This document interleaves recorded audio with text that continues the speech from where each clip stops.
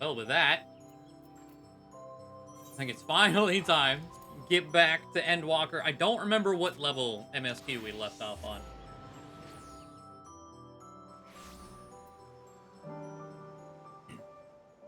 I want it. Are we at 87 yet, or still 86? 86. Okay. Eh,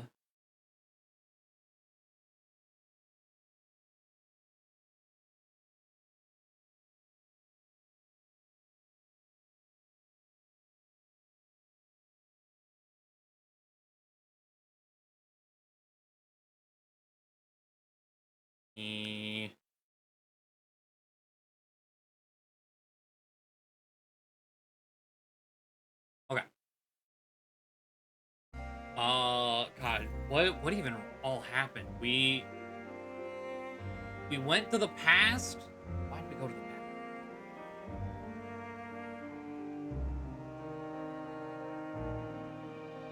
We were trying to find a way to stop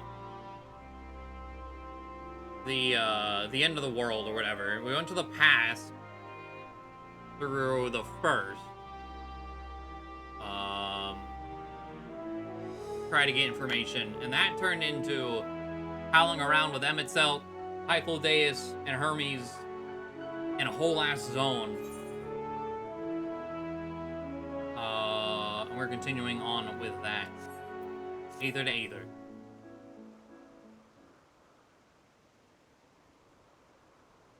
Tell me, Ravioli, in the course of watching me, have you learned aught of value? Nothing so far, but I'm hopeful that will change. Dynamis, the Dynamis seemed promising. Oh yeah. The Aether counterpart that is emotions that they call Dynamis. That seemed promising.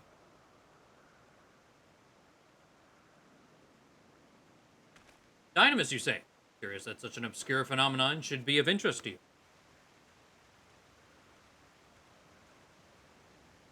Chief Hermes, what good fortune to find you here. Something the matter?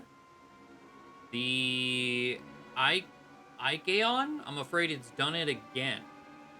No sooner did we release one for observation than it set upon the nearby... Oh god, the names of all the creatures here.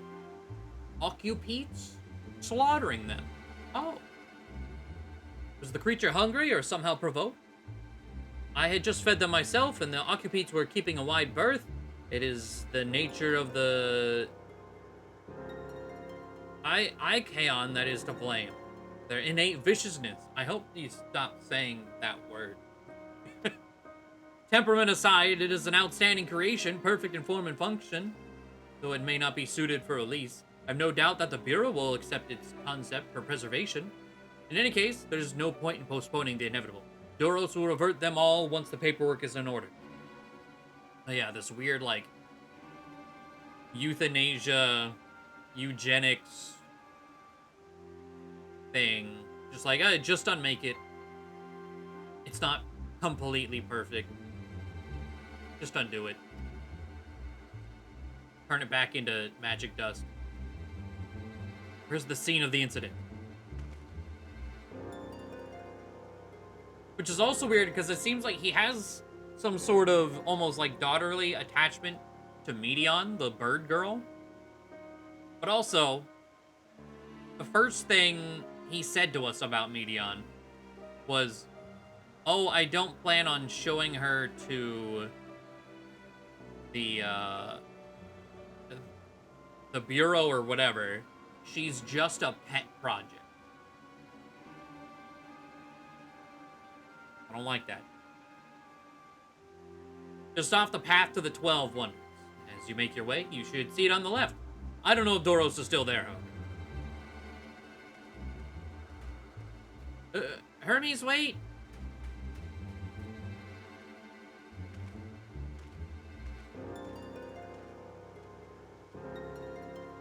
If this is part of his work, then I would observe we follow.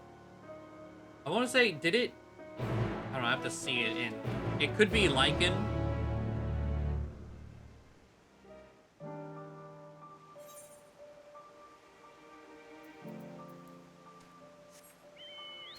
I go to the event. Did he start a sentence with it? Because he did. I thought he did. Oh, I guess because the first thing he said was the, and it seemed like, okay, well, it's a title. But no, it's probably a lowercase l. So the Lyceon. Wolf thingy's probably right.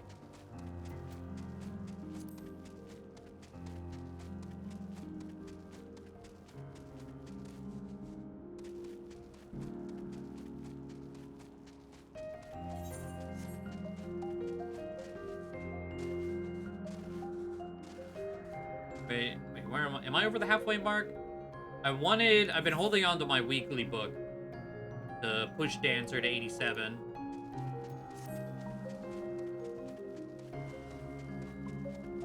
Away from the tree. Might take a pit stop after we finish this quest step. Get the experience. The lacerations and burns are unmistakable. Yeah. The lichen was indeed responsible. But the creature's nowhere to be seen.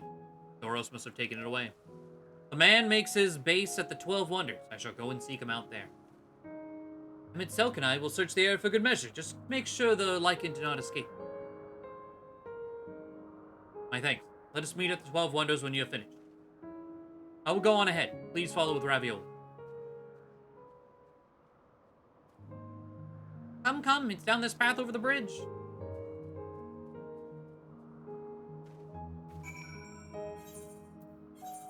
I do already have the thing for it. I was doing some fate stuff.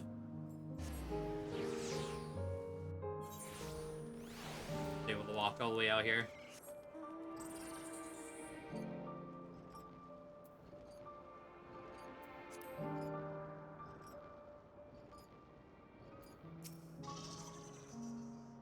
There it is, the 12 Wonders. Hermes looking for Doros. Let's look for Doros too. He's a man with long blonde hair, I think. I'll know him when I see him. Okay, so she's following us.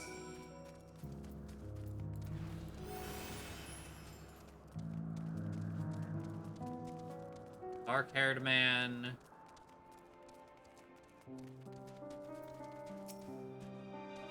To get back and record today's results, I should finally be able to put that report to bed. Not Doros. His hair is long, but color is wrong.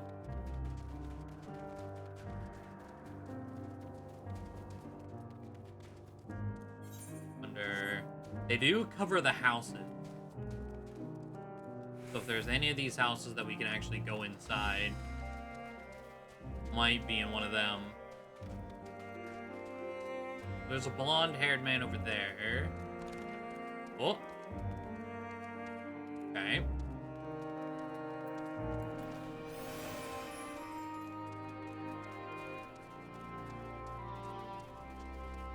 Does have long hair too. Doros, that's Doros! Well now, visit Meteon. What brings you here?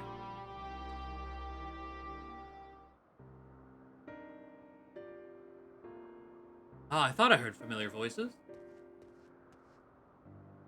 I didn't realize you two had decided to help me search for Doros. Thank you. You're in charge of the Lycanos, I believe. Where are they now? Out in the fields in restraints. Frenzied as they were, I couldn't well return them to... Tissus? Is it like a silent K? Tissus? Once I've submitted my report, I'll see them reverted without delay. It's as he says, the beasts are indeed quite ferocious. You're one of the 14. What brings you here? Nothing you need concern yourself with, as you were. Heard the news that a lichen slaughtered occupites. As the observer in charge, you are of the opinion that they are not fit to be released? I am. Their abnormal aggression and exceptional strength makes for a highly problematic combination. It matters not where they are released. Lichens would threaten other species and upset the natural order. Could it be that the specimens observed are an outlier? Highly unlikely. We've created a good many of them. All exhibited the same tendencies. Even when we used Kairos to begin with a fresh slate, their behavior was unchanged. Kairos, a memory reconfiguration system. The chief himself created it. And this is all like, okay, you're playing with creation and tampering with memories. It allows us to erase or alter memories. Yeah, I'm sure that's fine. That we may observe creations in different environmental conditions without needing to remake them from scratch.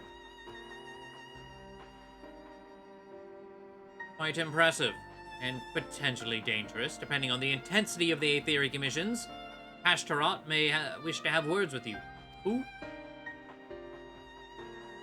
Rest assured, I've kept all values within prescribed limits. To prevent misuse, its applications are limited to those authorized by the Chief Overseer. Do not misunderstand. To manipulate a subject's memories is an intrusive act I deeply abhor, but it is still preferable to execution. Okay, well, at least they recognize as such. Come now, Chief, let's not be so melodramatic. What was born of Ether is simply being reduced to its original state.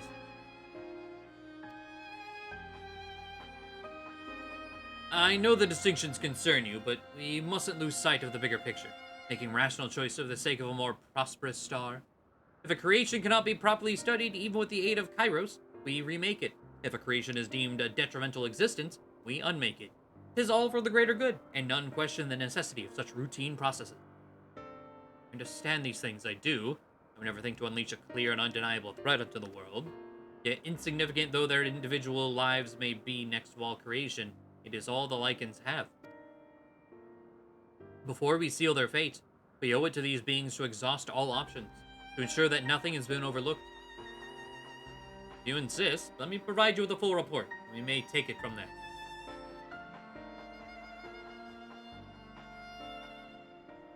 Would it be possible for us to attend the discussion, that Emmett Selk may better carry out his duties? By all means. Pray show them to the meeting.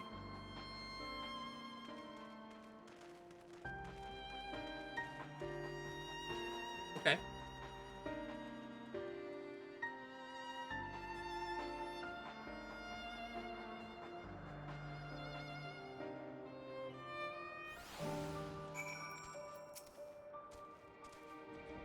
Command, other beings are just beings. Be used and controlled like magic. That's what Hermes told me once. Yeah? Real quick. We interrupt this program for 2 seconds to go level up. Right next to an aetherite. Not too bad. I mean, the whole council essentially are, I guess, are in.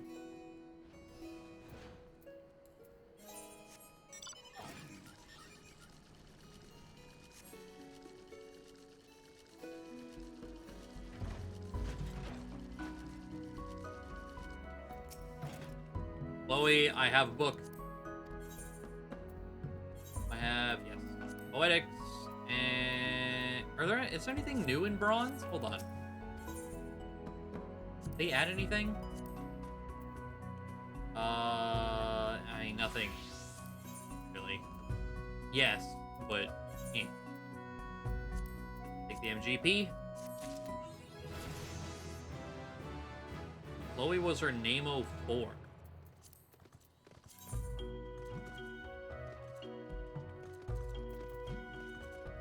Oh, for 20. Dang. Okay. Cool. One for 30, 40, all the way up to 50. Chloe's best friend. Okay. Cool. What's my Reaper? Yeah, we'll go back to Reaper. For MSQ.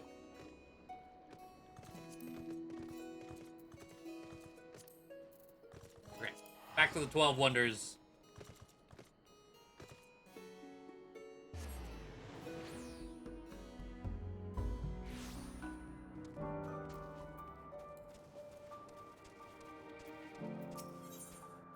A sentimental gift. I fear this discussion may take a while, during which time... Medion, are you feeling unwell? It's not me, Hermes, it's you. I won't go to the meeting. I'll stay with Ravioli. Although I am to impose, may I leave Medion in your care again? Okay. I'm in your debt, if you'll excuse me.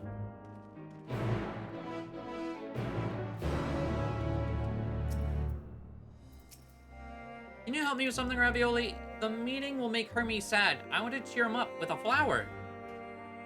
Hermes likes flowers the most of all the creations in Elpis. Most creations are expected to be interesting or beautiful or strong, better in some way, but flowers are different. They're designed to suit our emotions, what we feel and want to convey. Hermes likes that. I can't make flowers, so I'll search for one. And I want you to search with me. Let's start here, at the 12 Wonders. Okay.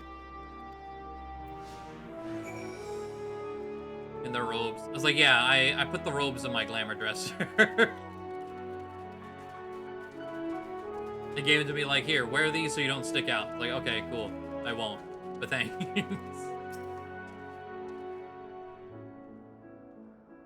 Green and blue.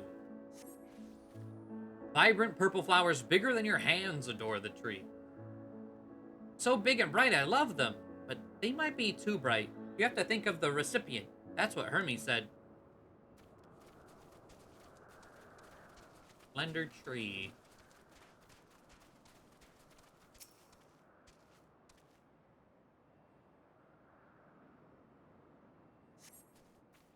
A tall, slender tree rises before you. You crane your neck to look for flowers.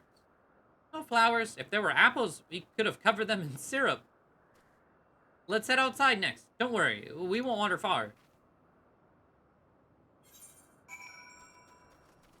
Like, I guess that's what candied apples are. I don't know. Is melted sugar by definition syrup? The fact that she's calling candied apples apples covered in syrup is just weird to me, because I'm just thinking of apples caked in, like, maple syrup. Which probably works, but it's still, like, still weird to me.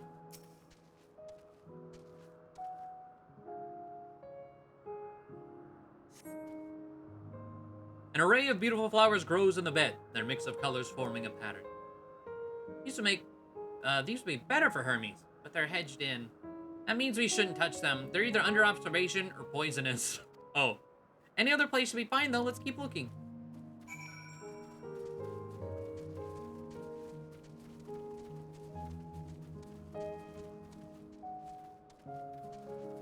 Never mind the fact that we could just walk over them. Familiar plant. Set on a tall, thin stalk, the oddly shaped flower is mesmerizing in its undulation. Oh, a conian! A flower that can move. When Hermes wasn't looking, I shot seeds at him. Not a good gift, maybe. But you're good, Ravioli, at spotting flowers. We'll find something soon.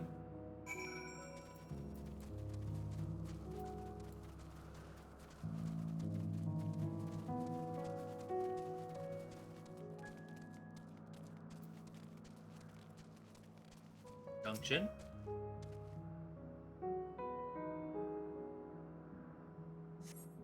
You spy nothing promising nearby. At best, common-looking grasses with some few tiny flowers.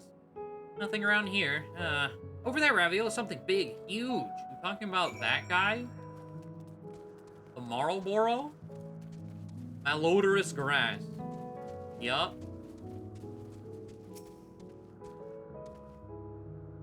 This is fine. A terrible stench reminiscent of sodden old boots pervades the air. Without a doubt, the culprit is this Morble-like creature before you. It's an Adonis. The things around its mouth look like petals, but the flowers are the orbs on its head. When Hermes inspected it, it swallowed him up. He didn't leave his room for days. What do you think, Ravioli? Would he like it? I don't... Probably not the good sort of memory. Not this one either. Finding good flower, it's harder than I thought. I'm sorry, Ravioli, but could we search a little more? Maybe as far as the fields over there. I'll pick something after that, I promise.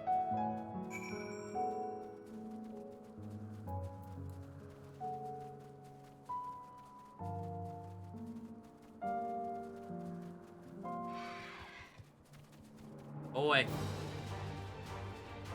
Oh, but you're right next to the thing. Okay. Then die.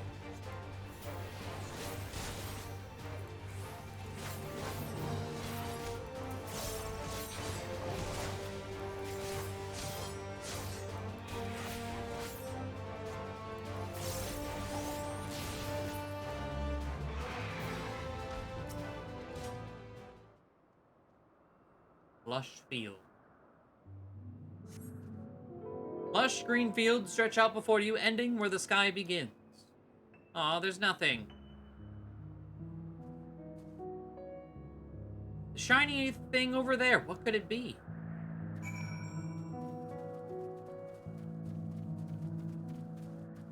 I figured this is what we were gonna end up with. Makes sense.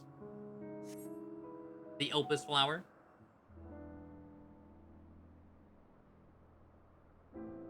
Ooh, Elpis flowers, they're here too. Hermes likes and dislikes them at the same time. Oh? Like me, they're intellecties. Like me, they feel his pain and turn dark. Oh, okay. That's only for Hermes though. For others, they're always white and bright.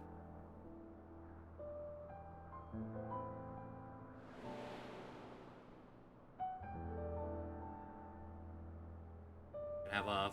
yeah. Okay.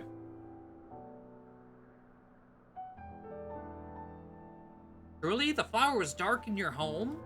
Then, do you have it too? A dark emotion? I've known the pain and sorrow of loss. I felt great fury and frustration. I've been plagued by doubt and anxiety. I dare say I have a few.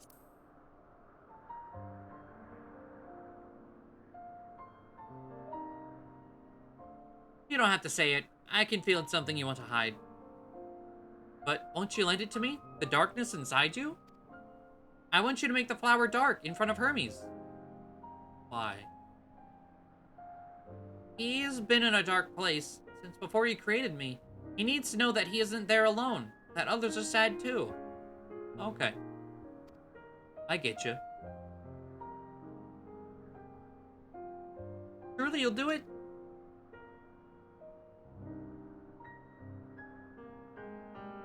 Thank you, Ravioli. Thank you. It means more to me than I can say. I wait to see how Hermes reacts. Let's go back and fetch him.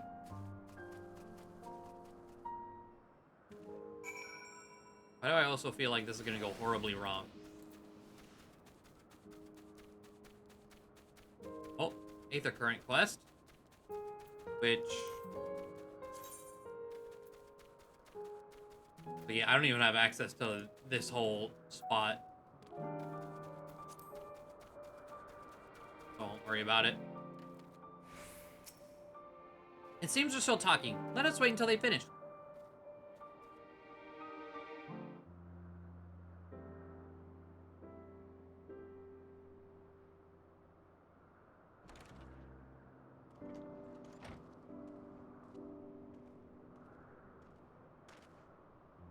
Hermes!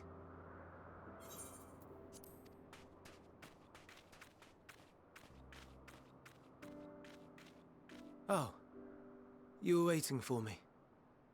Yeah. You've finished talking? Yes, we've come to a decision. My thanks for keeping Meteon company. Emmett Selk and Hythlodaeus have already retired to their rooms. There is room for you too, if you would follow me. Wait! I want to show you something first.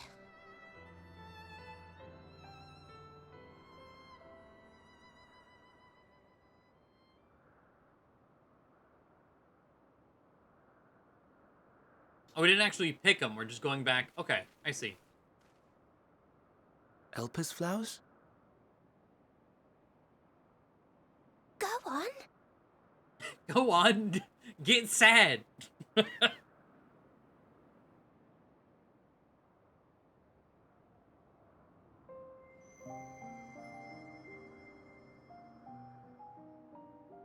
Ah, You're not the only one, Hermes. Others feel sad too. You're not alone.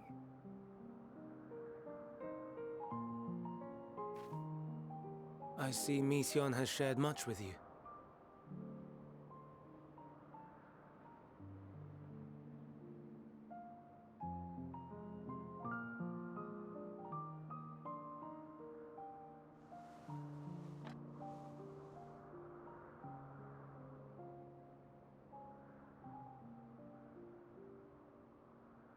May we talk a moment?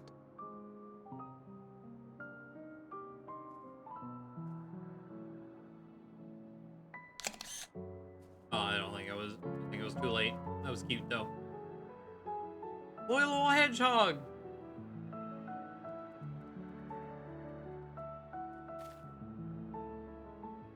I do not think it wrong that we live for the star, that we strive to make it a better place. And yet, in carrying out my duties here, there are times when I am plagued by doubt. Do you recall what Hythlodaeus said when we first spoke of my nomination? Death is the privilege of those who have fulfilled their purpose, a choice they embrace of their own free will, and when they depart, it is always beautiful. Perhaps it is, but only for man. Uh-huh. Creations that he deems useless are discarded with nary a second thought. Some scarcely born into the world, afforded a handful of breaths before life and potential are abruptly extinguished. We make an effort to spare them the pain, but they sense what awaits. Rage and anguish and cower and fear, and it is not beautiful. Yet no one cares. No one. So fixated are we upon the duty that we do not pause to question the method. Pain and suffering, confusion and despair, writ plain in the eyes of those poor creatures.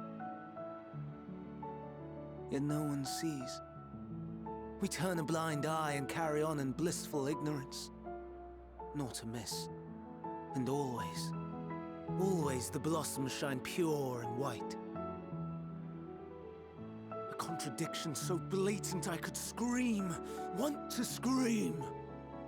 How can you all accept this aberration? Then I wonder, am I the aberration for thinking thus? And I am filled with dread. But now I know I'm not alone. Not the only one for whom the flowers weep. I won't ask what you thought as you kneeled beside the Elpis, or if you only did it at Meteion's insistence. Nevertheless, I thank you. To know that you too have experienced suffering is a comfort.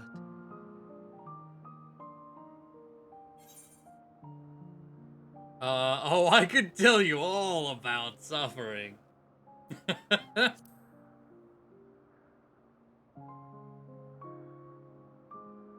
Lest you misunderstand, I derive no pleasure from your pain. It's just the fact that you are still here in spite of your suffering gives me heart.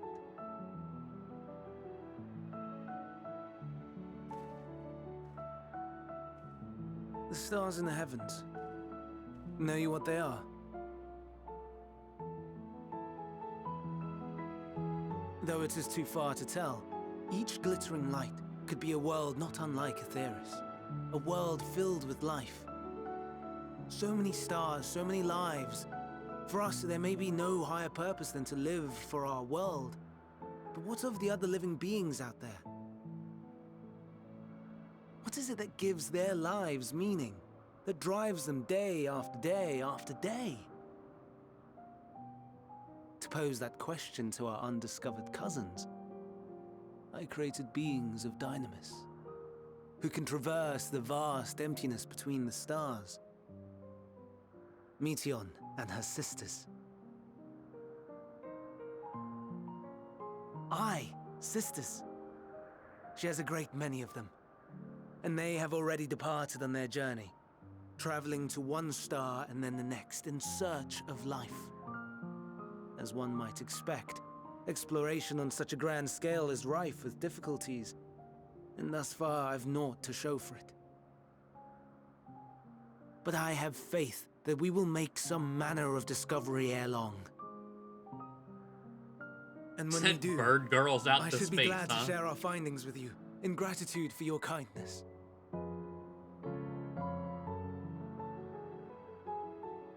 It's getting rather late. We had best find our beds. It would not do for both of us to be sleep-deprived on the morrow. Come, Meteon. Let us head back. All right.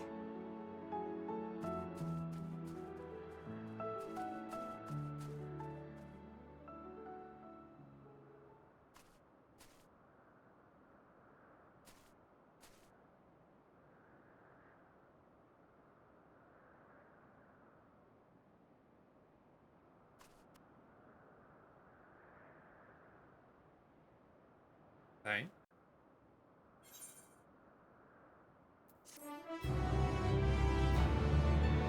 I like that dog. That was good.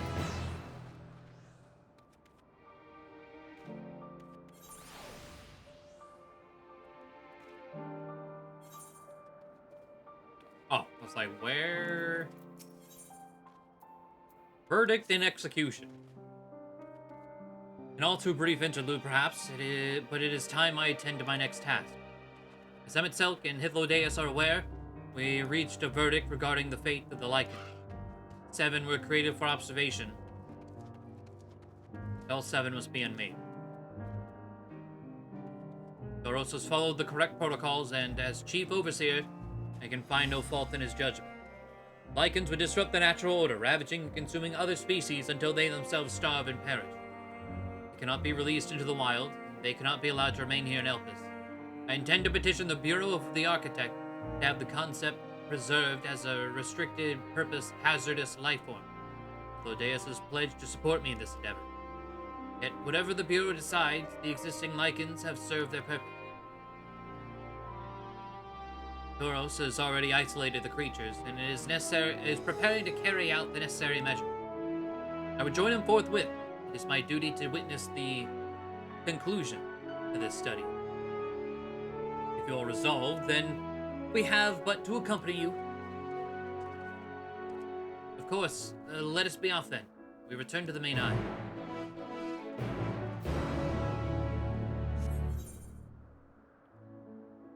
Oh, not quite all the way there? Okay.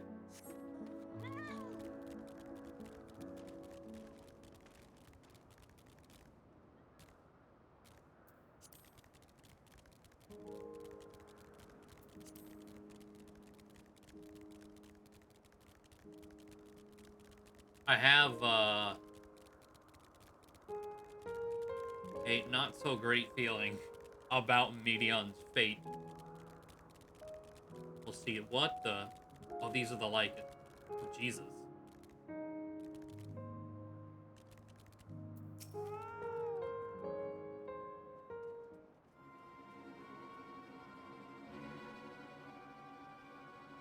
Thoros, are you hurt? What happened here? They caught me off guard. I had them bound with ethereal shackles, but they became frenzied, even more so than usual, and broke free. I was able to stop 4. The other 3 escaped.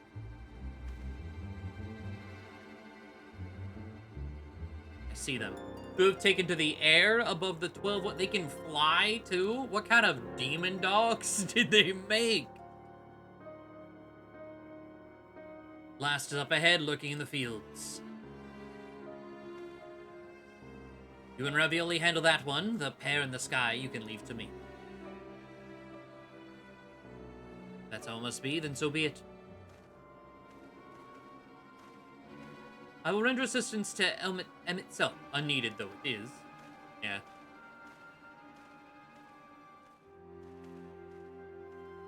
Medion, you are to stay here with Dora. But Hermes, the Lycans must be reverted. I would spare you their pain and mine. This is my burden, not yours. But if you are intent on helping, then please follow my lead.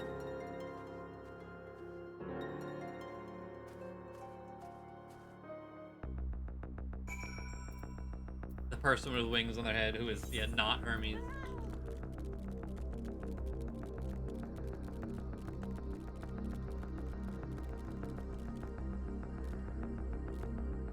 Oh.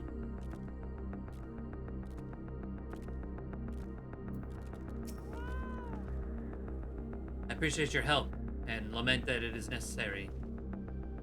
There it is, our quarry, within striking distance at present, but if it feels threatened, it may well flee beyond our reach. Here's the plan. You'll approach slowly, in full view, and draw the Lycan's attention. Now I warn you, its abilities are as fiery as its temperament. Once it spots you, it will unleash orbs of flame. But fear not, by my measure, you are more than equal to the task. Withstand the onslaught for a few brief moments. That will give me time to catch it unawares. Ready? Then let us begin.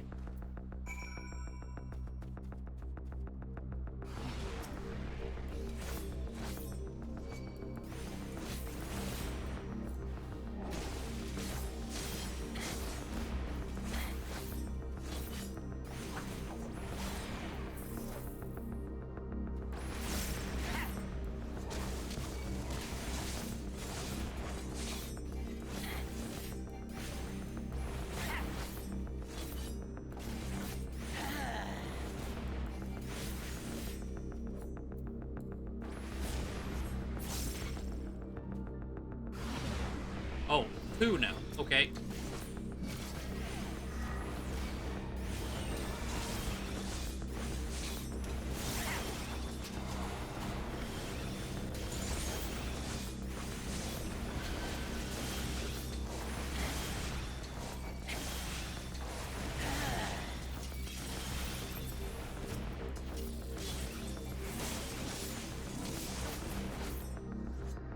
Okay.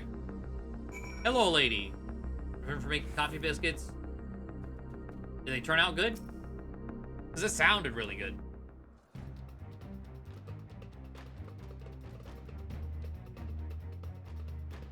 Now.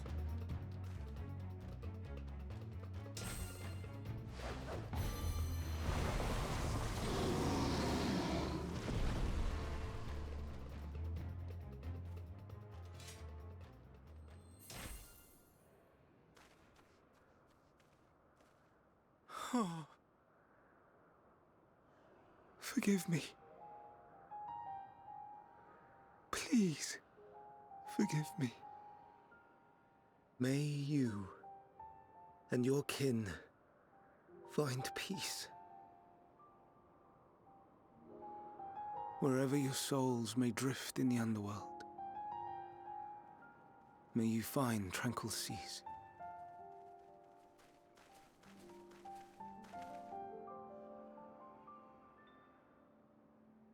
Be not forgotten, in concept endure, to reclaim form and one day live again. Serve not the star, or any purpose save your own. Live again, if that be your desire.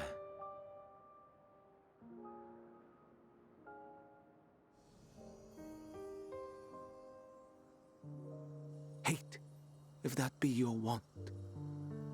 We are worthy. But leave your suffering behind. Lay down your burdens, be born anew. Fly high, fly free.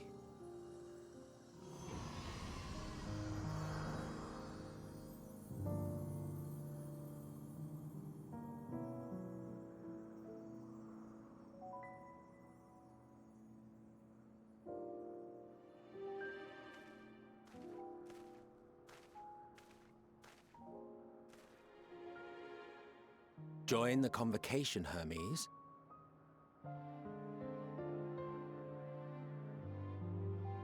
You do not belong here. leave to replace another. To be replaced. It changes nothing. Tell me, do you think it right that we sacrifice all these lives for the sake of the star? And when the star has reached perfection, what then? If all who are satisfied choose to die, shall we all die in satisfaction?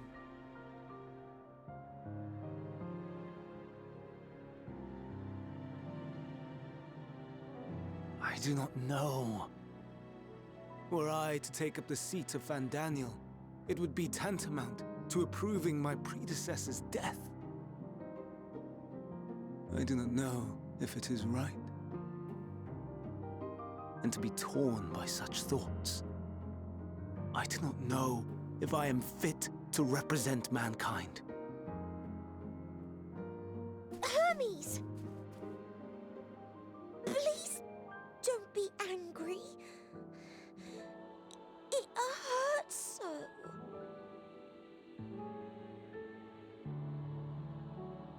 Forgive me.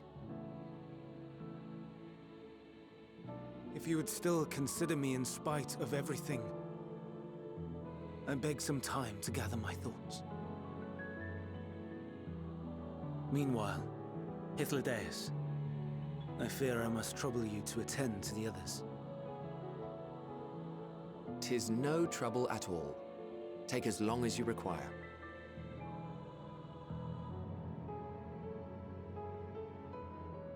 And you, my friend, I pray you find that which you seek.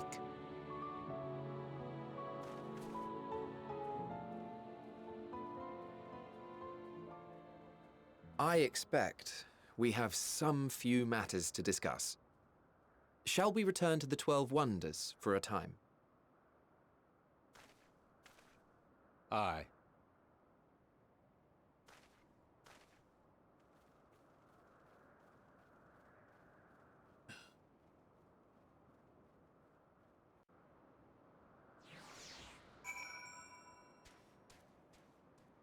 Damn. Let's see. I think they did. My one critique is the recipe recommends baking them for too long. 20 minutes to 16. They came out overbaked. 14 was much better.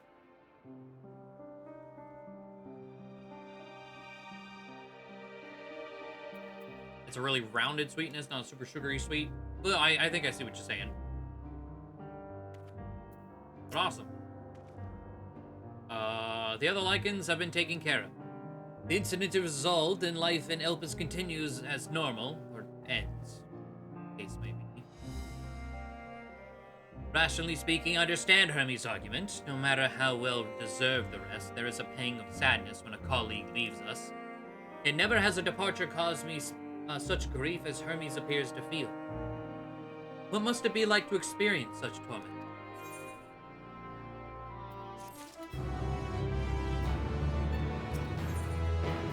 Oh. And we're already at 87.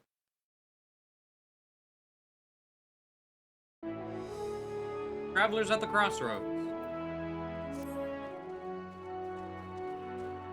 Where to now? Is there anywhere you would like to visit before we leave? I should be glad to show you the way.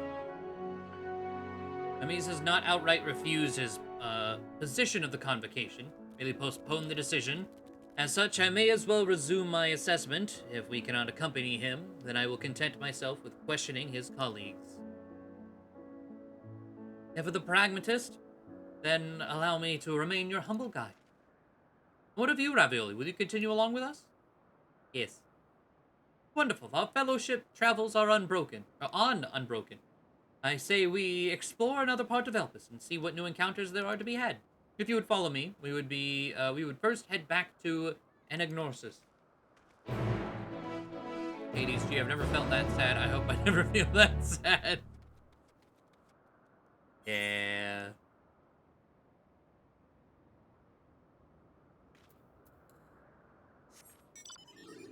Let me snag this while I'm sitting here, I guess.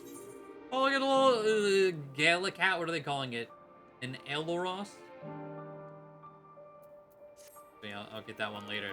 I don't want to. know what about.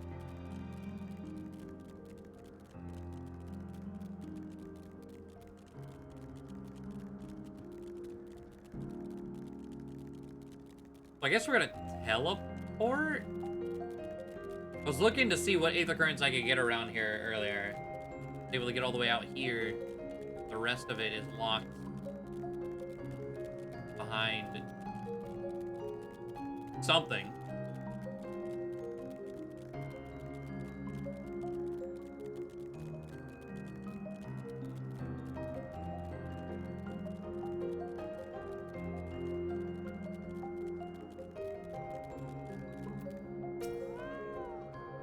From here, we follow the path northwards to Notnews.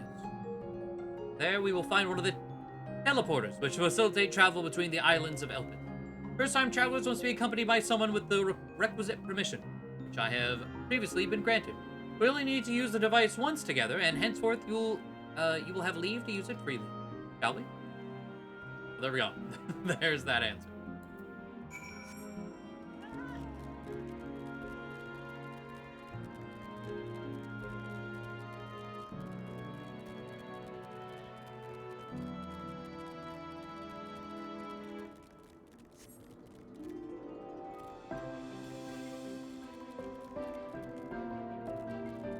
There's an Aether Current like right here. If I came out here, like if I pop my compass, like 76 to the west, it came all the way out here and was just sad because it's actually up there and not right here. Here we are, Natonius. The teleporter will take us to Calamelios Zephyros. Jesus, the Western Island. That's it right there, looming large over us. Step this way, and we can soon admire the view from above.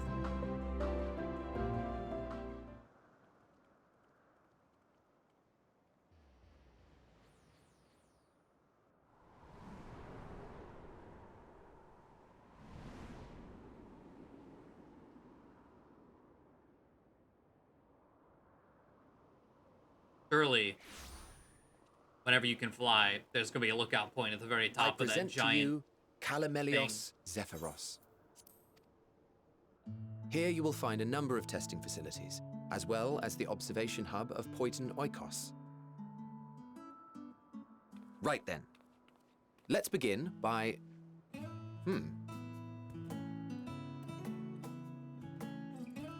Friggin' Well, an Arrayus.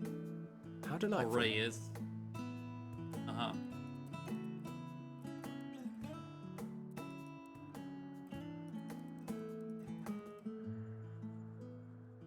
And what, pray tell, is that? Ah, that's a new species of shark. We approved the concept but a few days ago. Sharks are among the most popular sea creatures. Rare is the day when someone does not submit a new concept. At first, they were largely orthodox, consideration given to such things as size and environmental impact, and then a whimsical someone thought to bestow it with flight, another superior intelligence.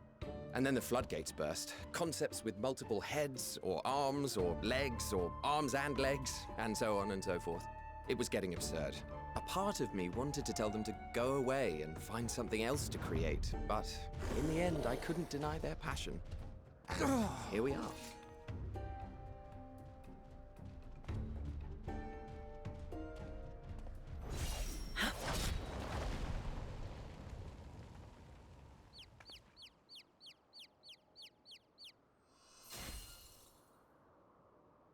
Ma'am? That was too close. Are you unharmed? Well now, if it isn't a pair of familiar faces. Banar, that we should meet you here.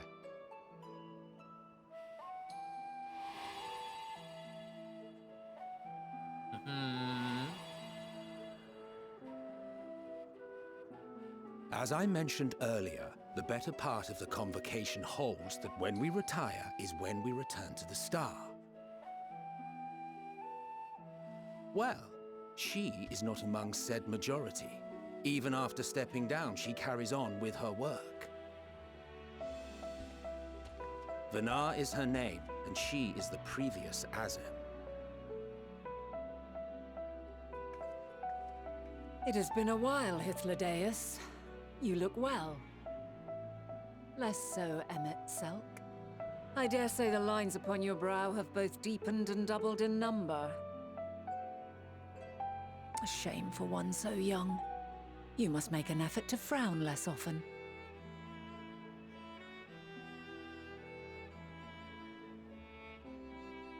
Easier said than done, thanks to your unruly successor. How is he, if I may ask? Incorrigible as ever. Rushed headlong into a volcano on the brink of eruption just the other day. I should be glad to share the tale in its entirety later, if you're so inclined. Oh, you know I am. Now then, you are?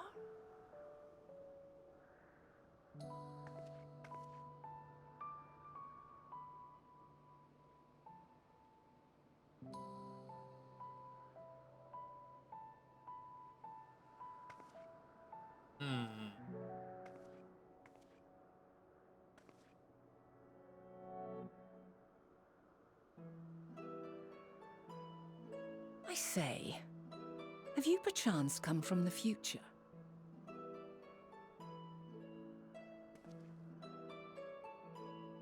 Is it the I do maid not dress? believe we have ever met, yet I sense my magic upon you. Oh. Therefore, if I wove the enchantment, I could only have done so at a later point in time.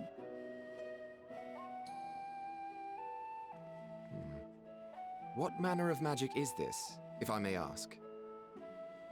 A traveler's ward, of course. It prevents the corruption of one's ether.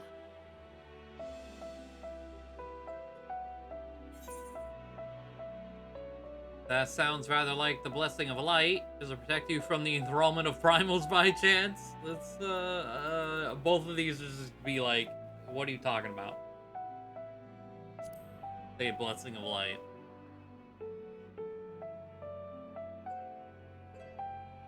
I see you are not ignorant to its presence. And while there are many protective spells, the one you bear is unmistakably mine.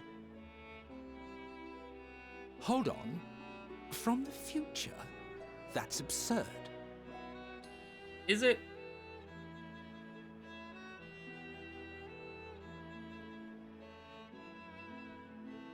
What is it? Are you unable to speak of the matter?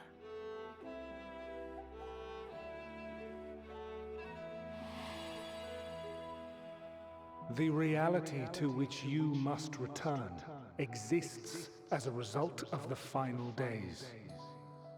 You cannot reshape the past to undo the tragedies of the present.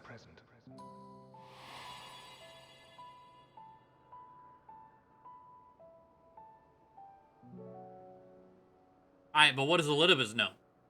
Well, you just kill her anyway. That'll show them. So, your actions here will not change your history, but they may yet affect the course of ours. How very exciting! I'm quite fond of delving into the unknown, and there's naught more unknown than the future. Until a moment finally arrives, we cannot know for certain what will come to pass, regardless of our supposed foreknowledge, so you needn't worry for us. More importantly, that you should go to such great lengths as to travel unto the past bespeaks the gravity of your quest. Will you not reveal it to us? Mayhap we can be of aid to your cause.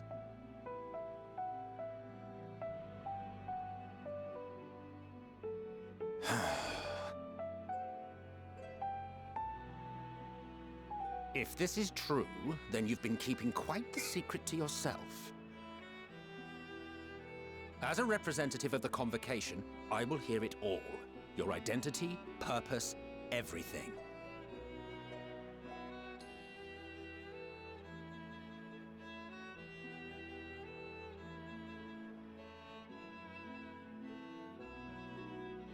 Why don't we move to a place more conducive to calm conversation?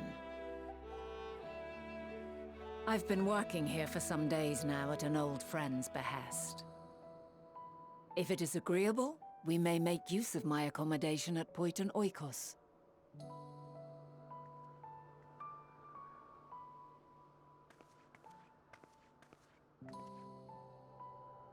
We were meant to meet. I am certain of it. Else I wouldn't have marked you so clearly, and sent you unto myself in the past. It's precisely the sort of mischief I would get up to, and quite inspired, if I do say so myself.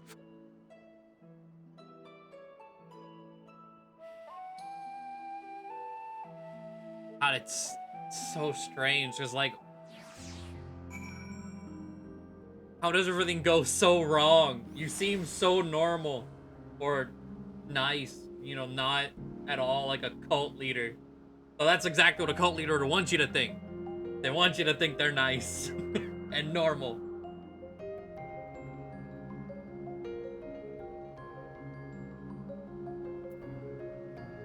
But I'm thinking that conversation, like, Emmett asking me, I guess we'll see. But I'm thinking about some of the, like, vague things he said at the end of Shadowbringers. Where I just thought he was talking about Azim.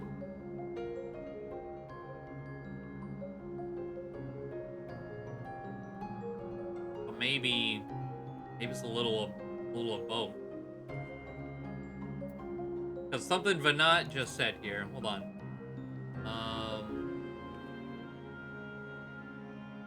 Your actions here will not change our history, but they may yet affect the course of theirs.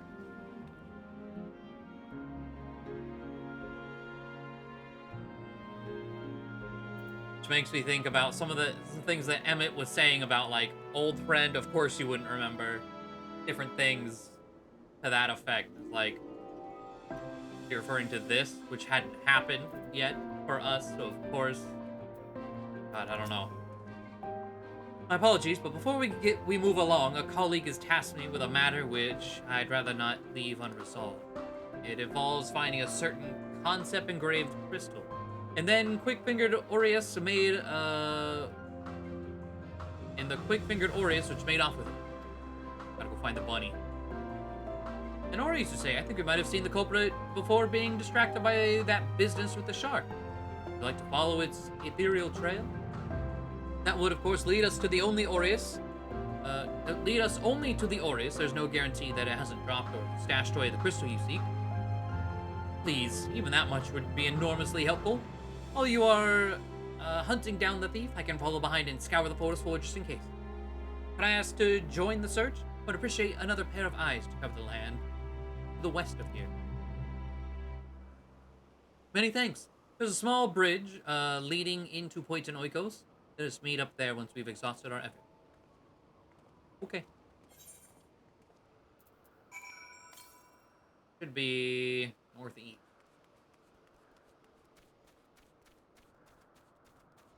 Those are big dudes. What flavor of Kool-Aid does the light make?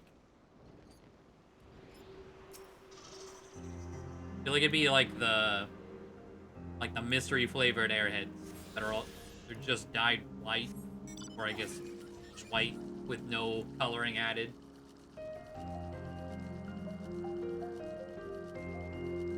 Which, for most of my life, I thought they were pineapple. But, what the fuck are you here? Nah, kill it. No. You're not allowed.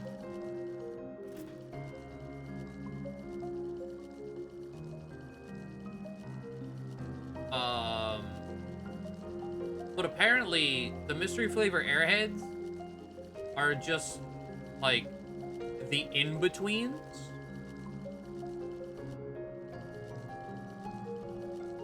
Like, whenever they're switching from one flavor to the next in their machine, whatever is between the flavors, like, blending, they just don't dye those ones and package them as mystery. Dum Dums does the same thing, too, which is why they're, like, always weird colors that you'll never see again. Because those ones are pre-dyed.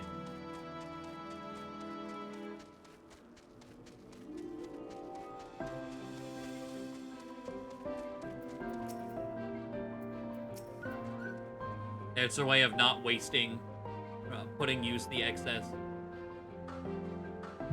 Our last researcher returns. I'm afraid the Aureus no longer had the crystal, nor was I able to find it as I followed in its wake. I don't suppose you fared any better. Here you go.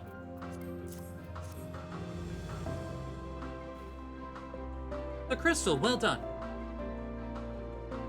Wonderful. Now I can focus on your tale without that missing concept nagging at my mind. Have you always had a knack for finding things? Yeah.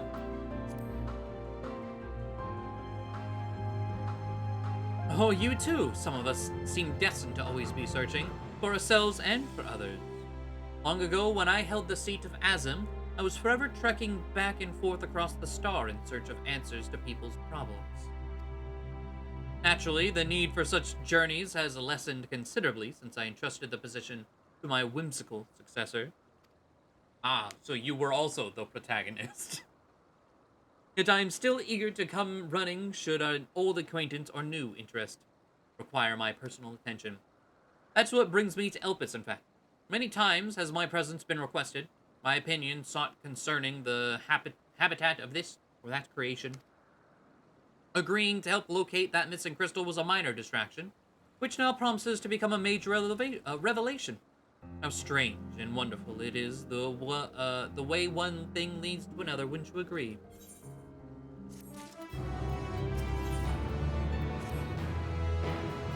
Thank you again for your timely help. Now then, it's time I return this stolen property. If you would go on ahead to my accommodation, I would join you as soon as I have attended to that task. Follow the path straight ahead to the building at the top of the slope. I have the entire place to myself, so we can speak without fear of being disturbed or overheard. Fine.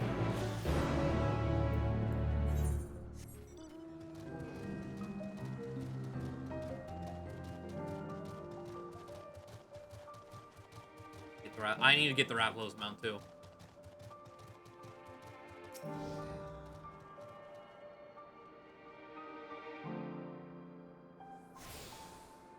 I was like, the fight's cool. I just have not done the high rank version of it. I do like that instead of calling it an extreme, they call it high rank in Monster Hunter fashion. That's the one. Gotta grind. For the gives you what the Poogie gives you a bunch of stuff. Grind out the Poogie minion, the I get to you. The dyeable versions of the Rathalos armor. Of course, the Rathalos mount itself.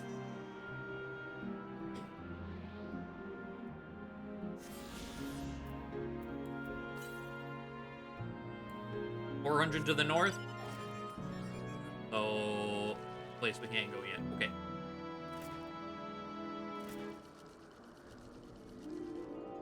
I do. Oh, wrong way. Okay, what time is it? 9:20.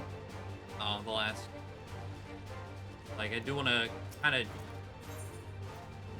Oh, I okay. Didn't remember tuning to it. I've set up a ping for one of the new world bosses. Which, when I was walking around, what's that place called?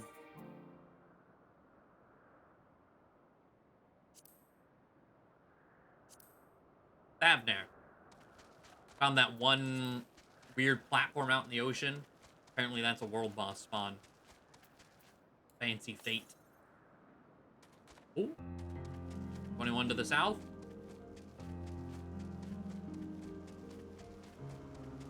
there it is.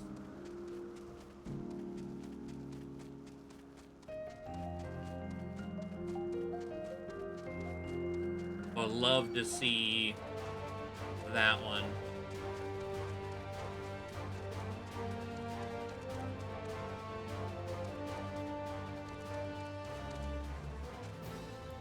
But there we go.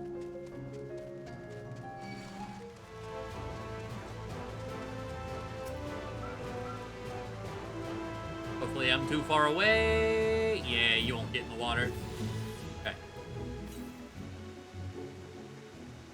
Oh, south still. Okay. Southeast, 350.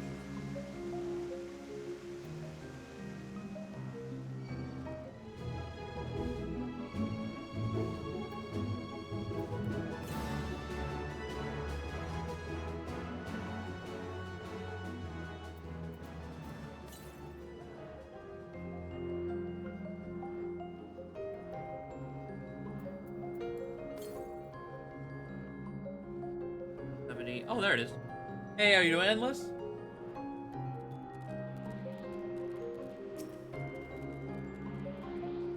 Oh, your car blow up? New engine? Oh, thanks. Goddamn.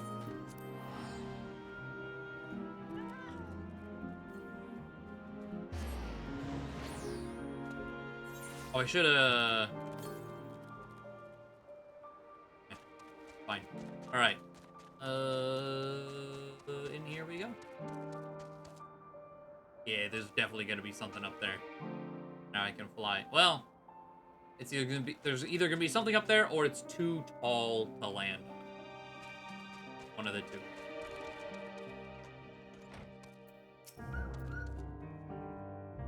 Welcome to my temporary abode. Please make yourself at home while I put on some tea.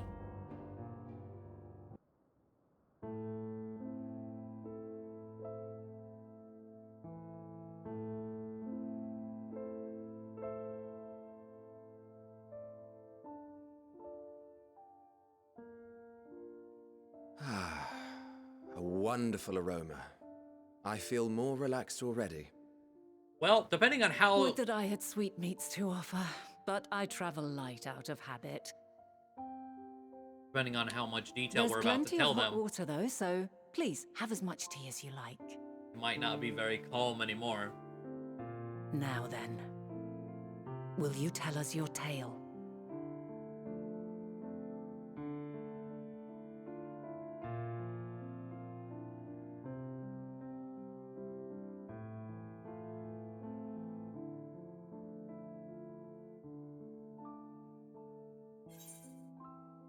A calamity called the final days has befallen the world. The world has been sundered, broken into shards. Mankind is being forced to flee the star.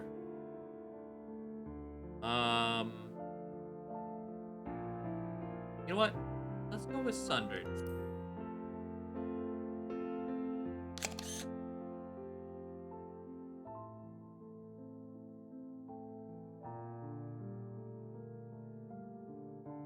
Why don't you start from the beginning? Oh boy.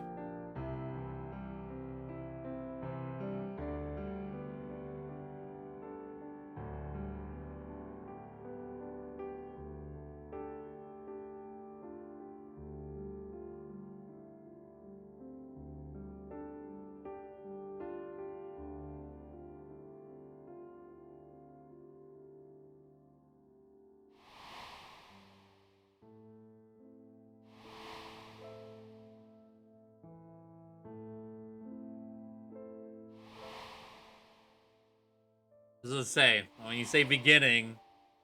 Uh-huh.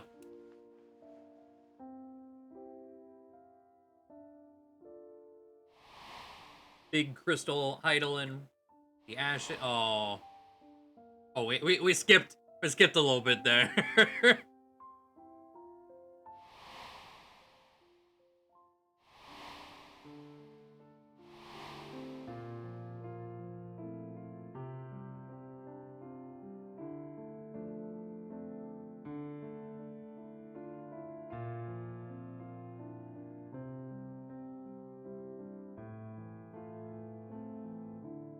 Preposterous. Utterly preposterous. While not the words I would have chosen, I too have my doubts. Much of it borders on the incredulous. What of you, Vanar?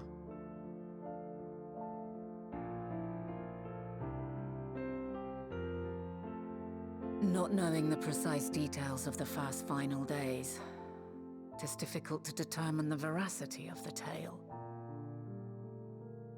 Supposing it is all true, I must ask myself why I would do what I did. Yeah? Why would I feel I had no recourse but to oppose the 14 and create this Hydaelyn? Circumstances change, of course, but it would not have been an easy decision regardless. No, there must have been a reason. One compelling enough to force me to take such drastic measures. Then there is the Elpis Flower, which I said would serve as a guide. That it's of import to your mission is plain, but your presence here leads me to believe that this place also holds significance. But what could it be? What are we meant to accomplish? Might it not be simply thus? In the future whence he came, the final days could not be averted. Mankind has no choice but to flee the star.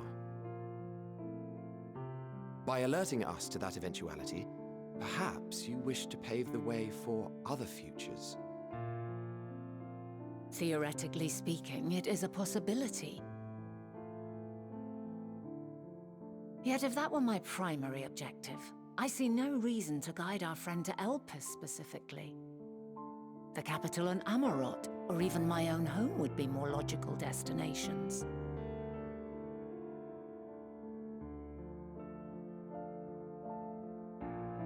True, true. I note also that Hydaelyn did not specify a point in time to which he must return. By this, it may be inferred that it was not critical that we should meet. Alternately, she had reason to believe that our paths would converge, coincidental though it may seem.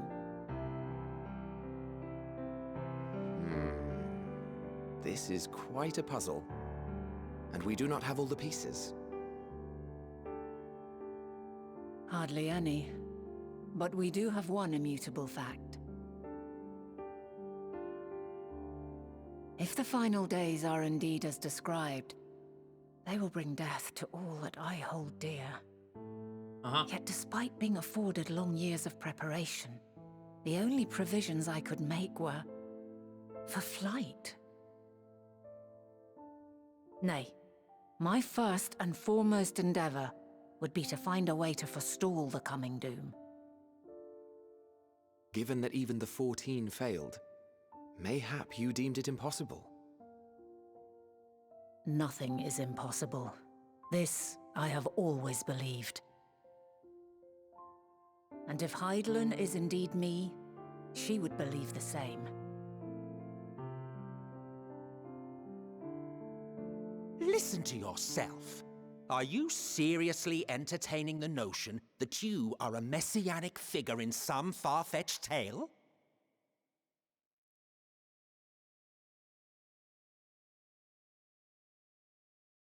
Well, I will not. I refuse to accept that our world could be undone by some unforeseen calamity. I also take offense to my portrayal as a megalomaniacal madman. To sacrifice oneself for the star is a noble act, and I would hold those who gave themselves to this zodiac in the highest esteem. Yet, you claim I recreated Amarot and populated it with phantoms of our people? A bizarre indulgence that would be insulting to their memory. Worse still, I even invited you there. Literally invited my own downfall. Why would I do something so idiotic and inexplicable?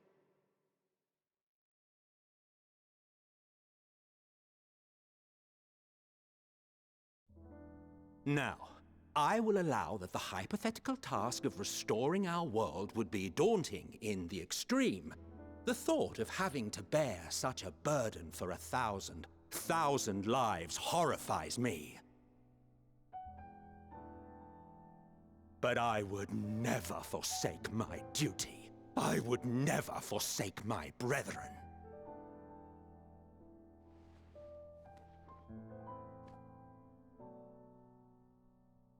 You do not know me.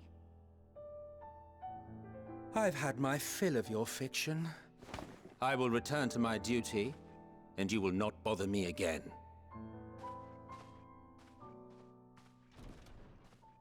Emmett Selk!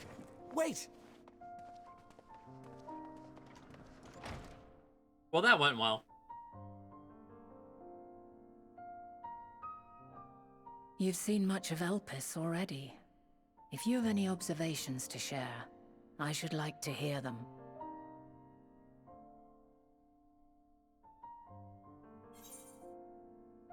Dynamis are the key to all this. Hermes and Medion are somehow involved. Both correct. I'm still trying to make sense of it all.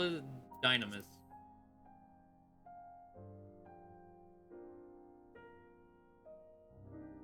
Ah yes, the energy distinct from ether. Though not my field, I have a basic understanding of Dynamis.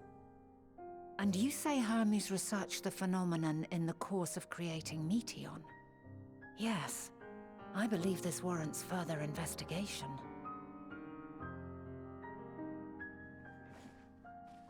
With that settled, 'tis time for action. The missing pieces of the puzzle are here, I'm certain of it. And when you find them, the picture my future self has painted will be complete, and you will have your answer. Yeah, hopefully. Now suffice it to say, I will aid you in your quest.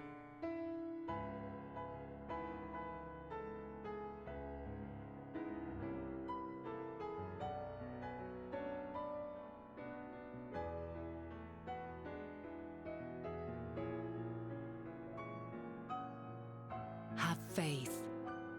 If Emmett Selk is the man Azam described to me, we've not seen the last of him.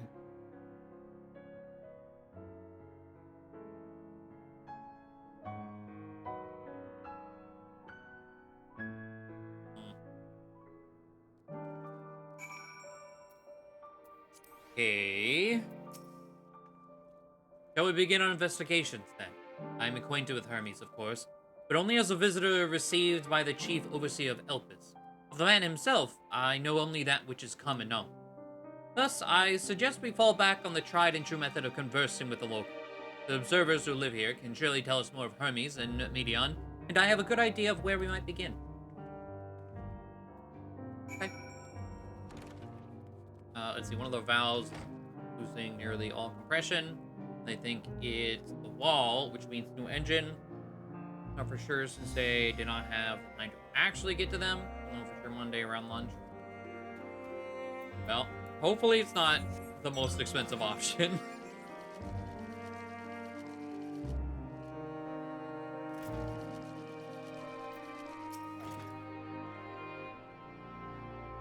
See you the woman standing in front of yonder building. Her name is Ismene.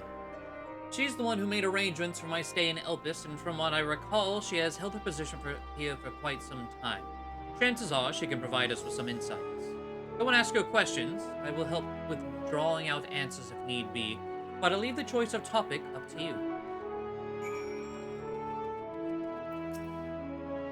Questions for me? Well, I suppose I have no other pressing duties at the moment. Following cannot be skipped. Okay. Begin asking questions. Sure.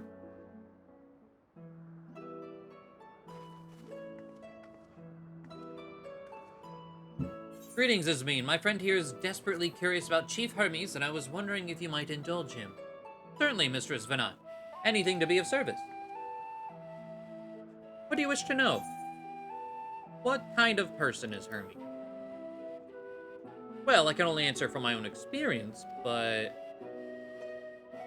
I would describe him as a quiet man, reserved you might say, and occasionally somewhat poor with his choice of words. His reticence nature, however, does not prevent him from carrying out his duties as chief overseer. The man is a walking archive when it comes to life forms. He can discuss any species in incredible detail and is the leading authority on concepts with the power of flight. I hope that answers your question. Was there anything else? How long has Medion been here? I cannot rightly say. As the chief's personal creation, Medion has not been subjected to observation and study like other concepts. So one day she was simply there, and what do you make of her ability? I understand that she is a highly unusual familiar, able to read emotions and communicate directly with one's mind. Exactly how she was created with that talent, however, is a mystery to me.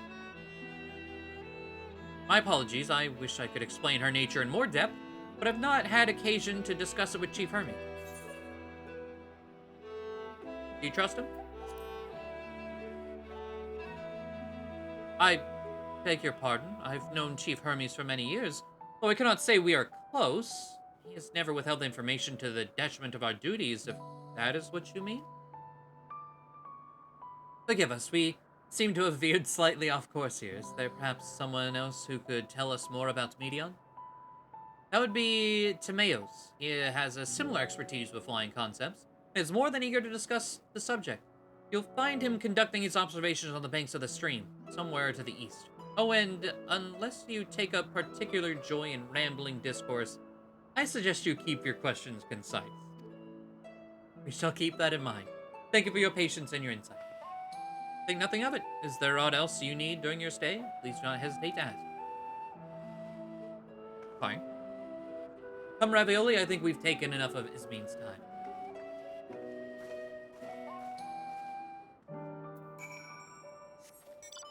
Oh, I thought okay. Right here first. Our investigation is off to a fine start, wouldn't you agree? From here, I propose that we split up. I shall continue making inquiries with the resident observers if you could track down the colleague Ismin mentioned. While I did feel compelled to interject once or twice during that previous conversation, you seem more than capable of drawing forth the answers you seek.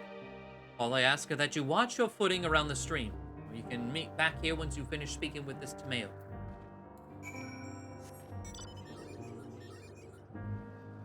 Fine. Oh, the fate right here that people are doing. King of the Hill. Jesus. It's just a pile of big boys.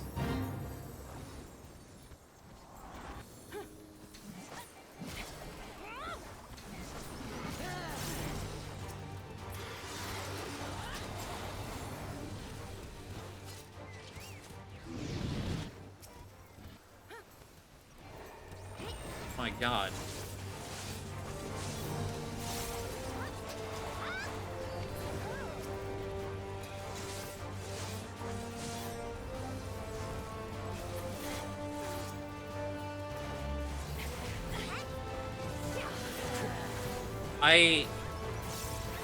With how big these are and how many there are, I have no idea what's going on.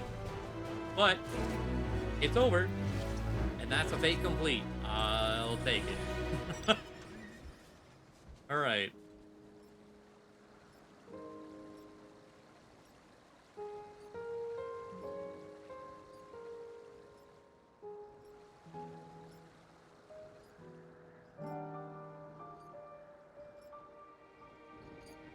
Oh, of course you're on the other side.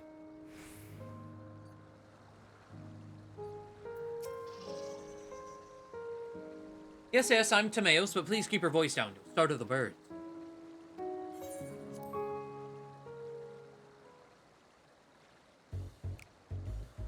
So, what is it you wish to speak about? Is it true that you're an expert on flying creations? What do you think of Chief Hermes' flying creation? Chief Hermes' work. A worthy subject indeed. Those beings which soar through the clouds, majestic and graceful, are ever a favorite of creators. Even now, with so many varieties in existence, the flood of newly imagined concepts continues unabated. What sets the chief's creations apart, however, is how they benefit from his boundless knowledge of the celestial realm. Birds that climb so high that they disappear from view, others which traverse the boundless sky in moments, and all without riding the current. I know of none save he who can conceive of such marvels, Even we who prize elegance of form above all else are dumbfounded by his genius. Medion too is a marvel then? My opinion on that matter would be superficial at best. Despite my admiration for Medion as a concept, I have never delved too deeply into the inner workings of her nature. I know that she has a gift for communicating via emotion, but otherwise, her abilities are a mystery to me. If Chief Hermes would choose to submit Medion's concept to the Bureau of the Architect, then will the design be registered for public scrutiny? Analyzing a colleague's creation before that step is frowned upon, to say the least. Makes sense. Of course, if he came to me, a fellow artisan, looking for advice, that'd be an entirely different story. Do you know of Dynamis and Entelechies? Dynamis and Entelechies. Those terms do sound vaguely familiar. Was there not a flower made here in Elpis which exhibit properties of one or the other? It must have been centuries since I last heard anyone speak of such things. Has there been a resurgence in interest? No? Then why bring up the subject? I'm flattered that you sought my insight, but I cannot afford to neglect my duties for the sake of idle chatter. No, I really must return to my observation. Surely you have your own tasks to attend to. Fine. Oh.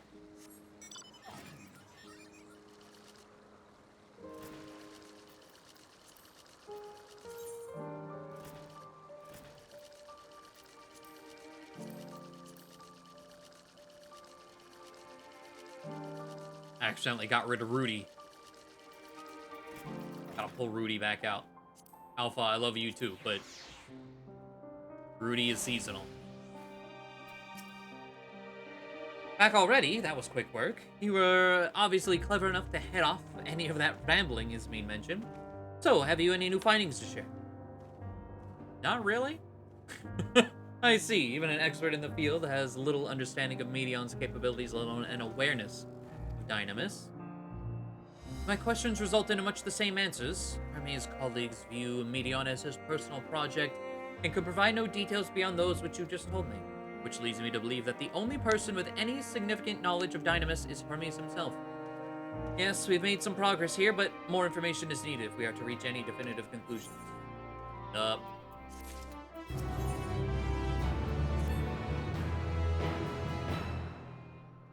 At present, the strongest link we have to the final days is the power of Dynamis, and the Entelechies which can control it. Yet most scholars are only vaguely aware of these terms, let alone study them in any depth, except for Hermes, it seems. Thus, I'm inclined to stay our current course, and learn all we can about the Chief Overseer and his familiar. And on that subject, was there aught else of note you can tell me about Medion, aside from her unorthodox method of communication? I was like, there have apparently been more of her. Yeah, sisters that are already out in space somewhere.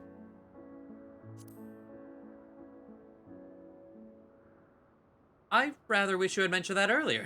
In any event, would you care to elaborate? Oh no, Rudy drops his present sometimes. Poor guy. Oh, I accidentally clicked through. What'd you say? So these siblings of hers now travel the great expanse in search of deeper meaning. Thank you. Though the mystery at hand remains unresolved, I feel you've touched upon a vital clue. One we should keep in mind as we continue. Next, I propose we take ourselves to Peripetia Crystalline, not far from here. Just follow the path to the west. Okay.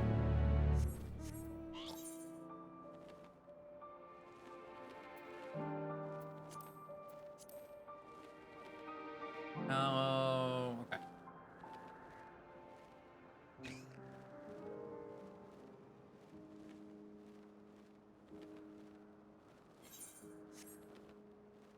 Are there any aether currents way off on this corner? No, 500 northeast. Still pointing to the island above. This tower and the one further along are both part of Peripetia Crystalline, the facility where they archive all of Elpis's observational and testing records. Despite how they appear from the outside, the interior is actually a vast area of magically interconnected spaces which, While fascinating, it's not the reason we're here, is it? I shall cut my architectural lesson short and see what those two archivists have to share. If you could find someone to speak with over at the other tower, I shall join you there anon.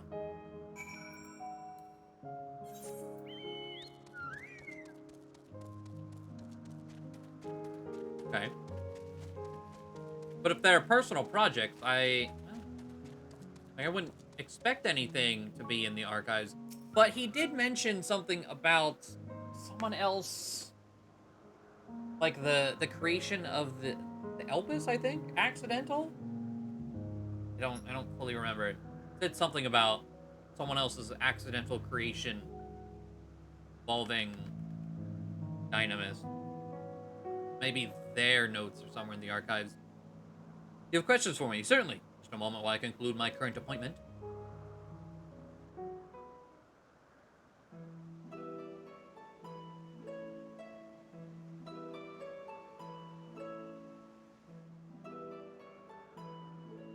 Indeed. So if you could provide a comprehensive log of those behaviors, we should then have sufficient data for our official records.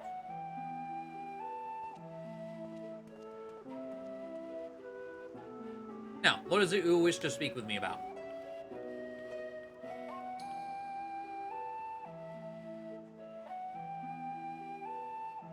The Chief Overseer's personal research project. And by that, I assume you mean Medion. Such undocumented studies are difficult to track. After all, hardly a day goes past without seeing a researcher trailed by one creation or another. I'm afraid I cannot tell you exactly when Medion appeared, only that she now spends much of her time at Chief Hermes' side.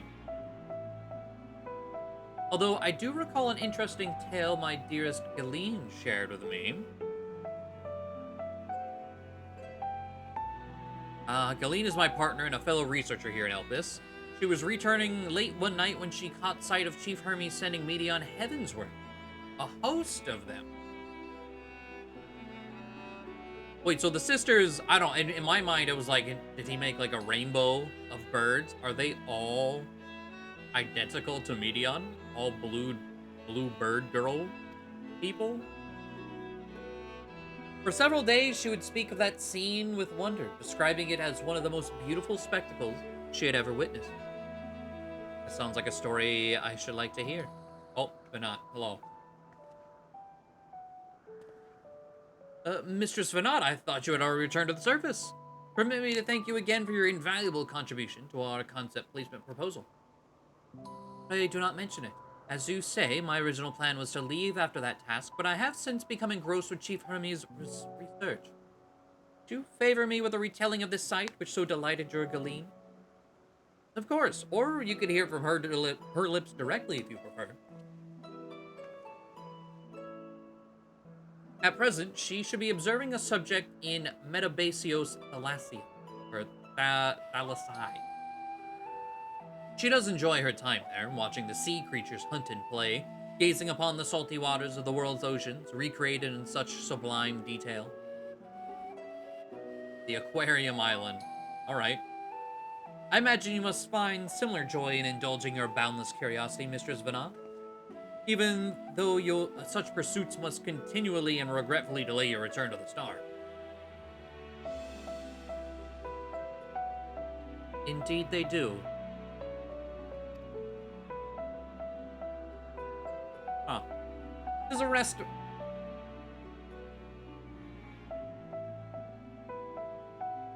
So do they all think, well, maybe it was her intention. Like, she stepped down, but didn't die like everyone else who normally steps down. So does everyone else just think, oh, she's just concluding something and then she'll just go die?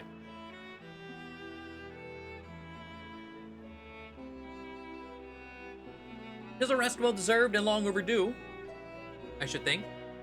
How greatly have we prospered for the wisdom you accumulated during your travels as Azam. And what would Elpis be without your earlier academic work? The theories you developed served as the basis of many techniques still in use today. Man is a creature of contemplation, but none embody that nature with as much enduring passion as you. I dare say there's not a soul alive more worthy of a return. I shall rejoice the day you depart on your final journey. I will be honored.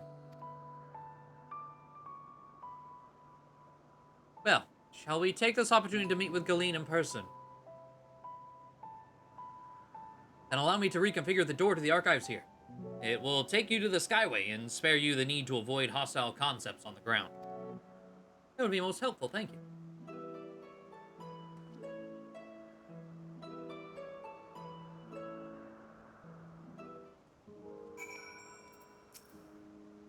I've opened the path to the Skyway. Once you pass through the door, simply walk straight across the next tower and ask for admittance to the upper tier. Upon arriving at the upper tier, walk straight across the Skyway, and you will find yourself at the entrance to Metabasios Thalassai. Galeen will be eager to share her tale with you, I'm sure.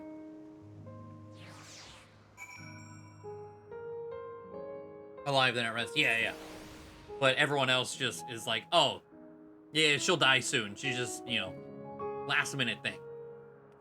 What it seems, especially around that conversation. Like, sure. Uh-huh.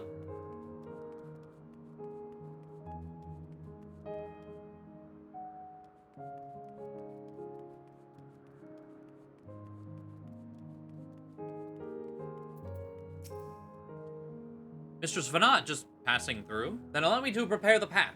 If you need further assistance, there is always an observer or two out on the upper Skyway.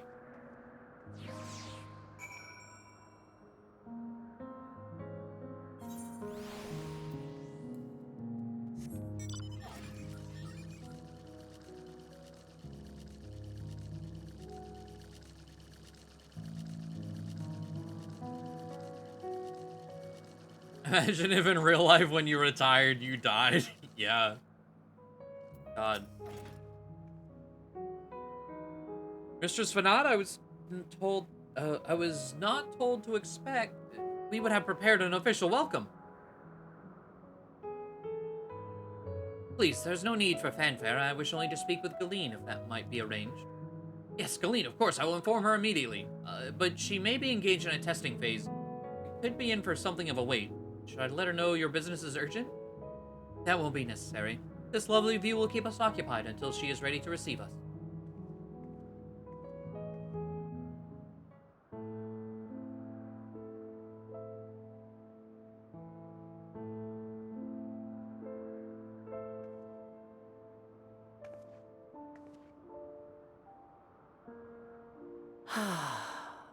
A delightful breeze and a breathtaking view.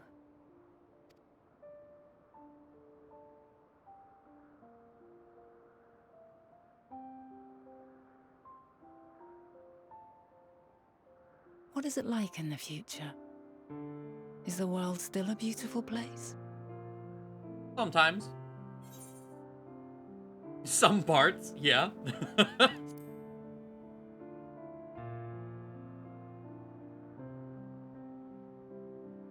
Dark, hidden places, rife with danger.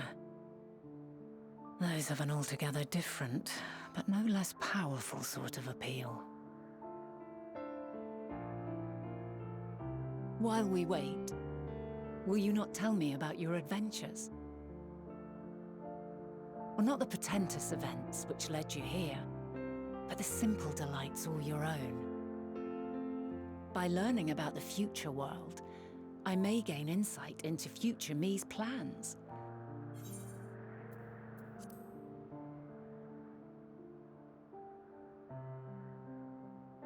Just had a thought. It's like we're talking to Vanat. We're trying to figure out this dynamis thing. That's about feelings and emotions. Maybe we need to recite, the Heidelin words. Hear, feel, and think. Maybe that'll spark But more something. than that, I have an interest simply as a fellow traveler. Short of going somewhere oneself, there's naught more stirring than hearing another's account.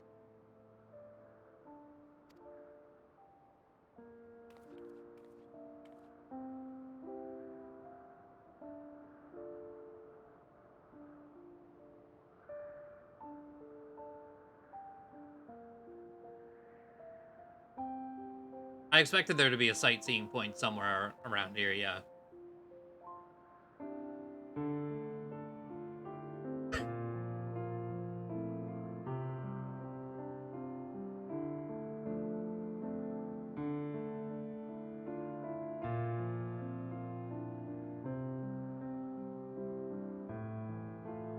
Incredible. Would that I could have been there to see it.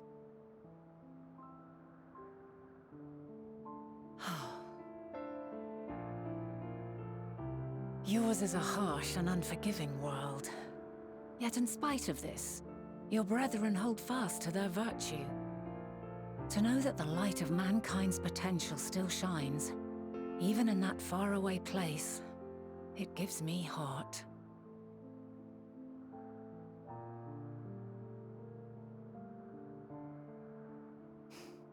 Thank you for regaling me with your tales. I will treasure every word.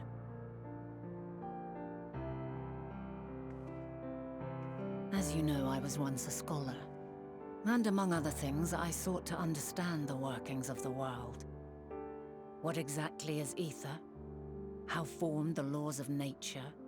Whence sprung mankind?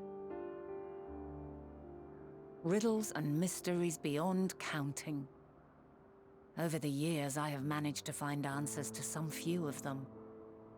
Yet rather than attain a sense of mastery, the more I understood, the more I came to hold the world and its miracles in awe. We too are miracles, each and every one of us, born of the warm breath of life that traverses the heavens, swirling through eternity. When I fully grasped the improbability of our existence, nothing felt impossible anymore. If it could be imagined, it could be done.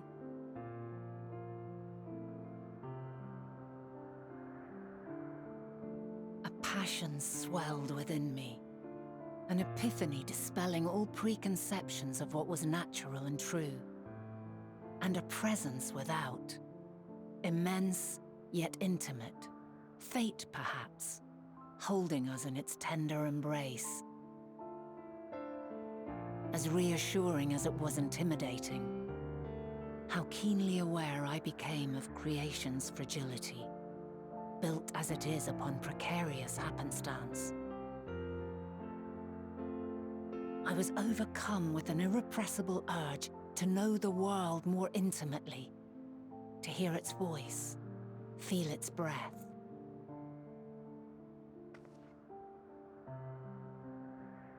I ventured forth on a journey that very day, so very long ago now. Oh, she said 2/3 of Freed it from there, kind presumption of. and prejudice, I saw the world through a newborn's eyes. Everything fresh and new, and so beautiful. Lands that stretched on forever. Skies one could drown in. The heartbeat of nature, silent yet strong. And amidst it all a people, beacons of light and life. Laughter that warmed my heart like naught else before. They are my meaning, and my purpose, my love. And so long as they need help, I cannot return to the star. Perhaps my future self is still waiting for it. A moment she can let go and walk unto the end. Safe in the knowledge that man will find his own way.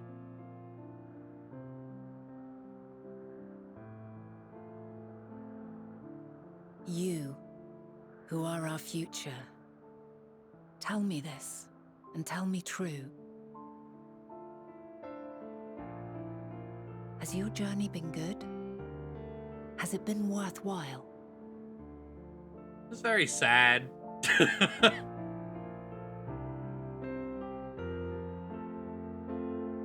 I guess.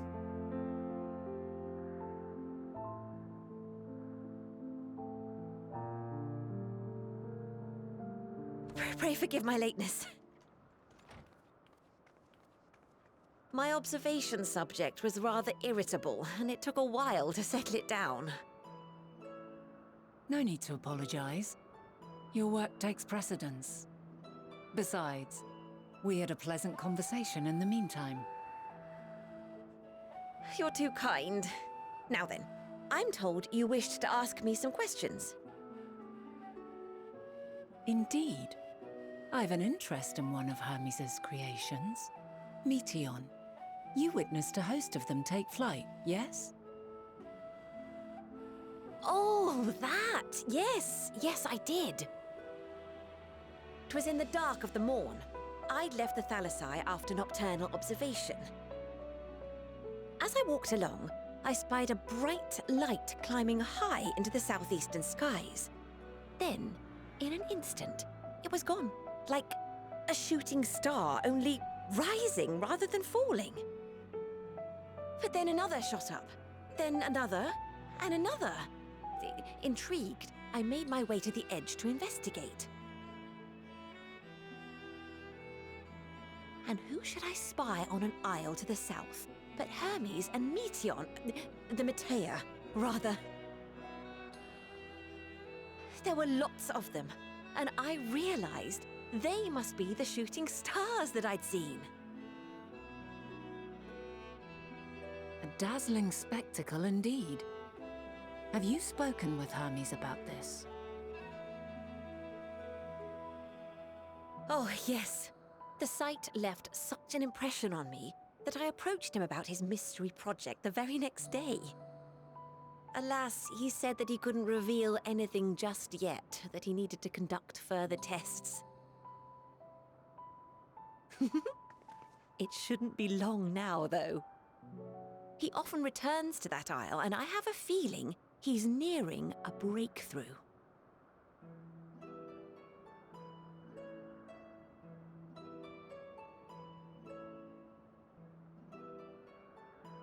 Splendid. We are likewise eager for the details. Well, that is all we wish to ask. Thank you for taking the time to indulge our curiosity. You're very welcome. It's always a pleasure to speak with other inquisitive souls. Oh, and will you be descending now? If so, I shall link the doors for you. Please.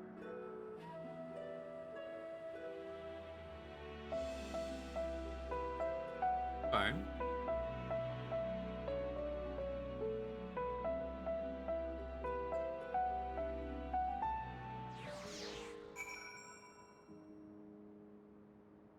You got all of them? All of them? Damn, I don't know how many there are. I've not bothered to do sightseeing log completion. I just, like, if I happen to pass by it, then, cool.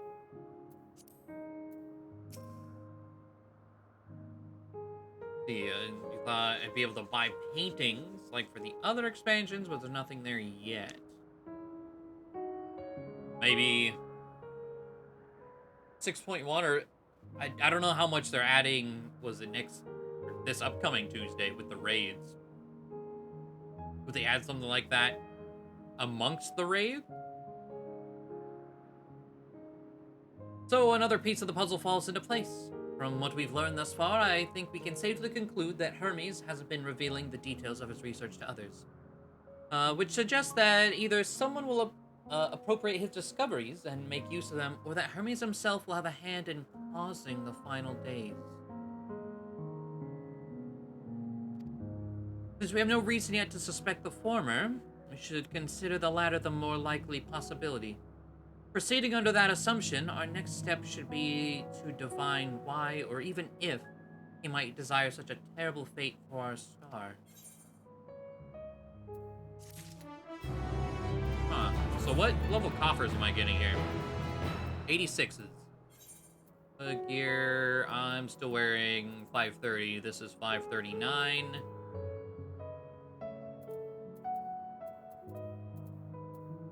Sure. Wonder what it looks like.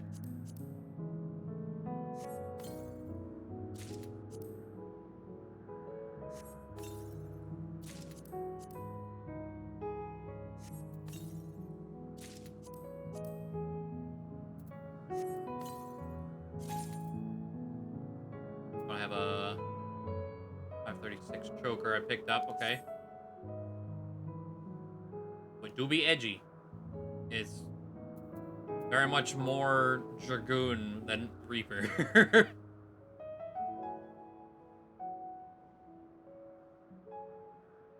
Wait, didn't I not pick up pants though?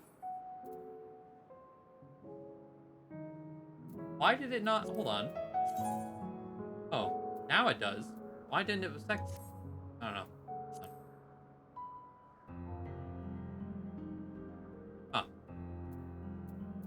Huh. Are you next to a thing? No, I'll take the time to do this. Very important. I don't know how many cutscenes we'll get. Oh wait, there are boots. 86.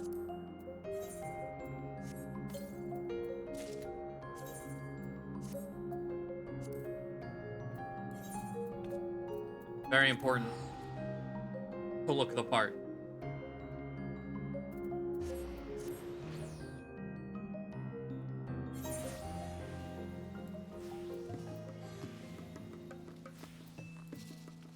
Oh, okay.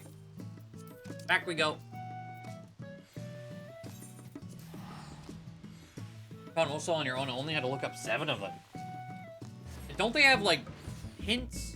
Let's say, damn, that's kind of insane, but aren't there... Again, like, I've never bothered to really attempt these, but don't they... To Ilmeg, I found myself pausing. Yeah, they have, like, little thingies, unless it's...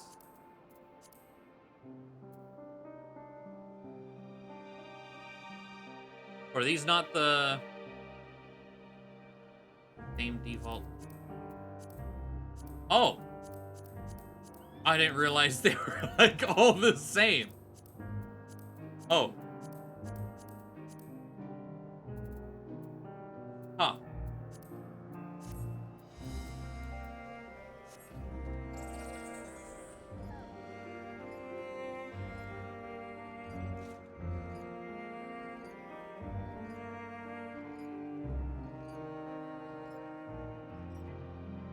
I was like, well, there's one right there. No, it's just a fancy crystal. Once they made them visible without having to solve a riddle, they stopped giving hints. Ah, okay. I should like to visit the site from which Hermes sent forth the Meteor. If we are fortunate, we might find some hint of what drives this research of his. I find it funny how many things that, like, in A Realm Reborn, the thing is like this. And everyone hated it. So now the rest are like this. There's so many systems like that.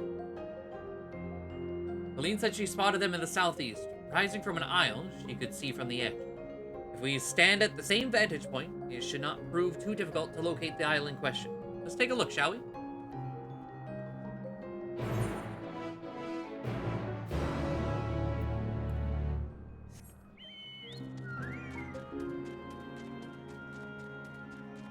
Holdovers for 1.0.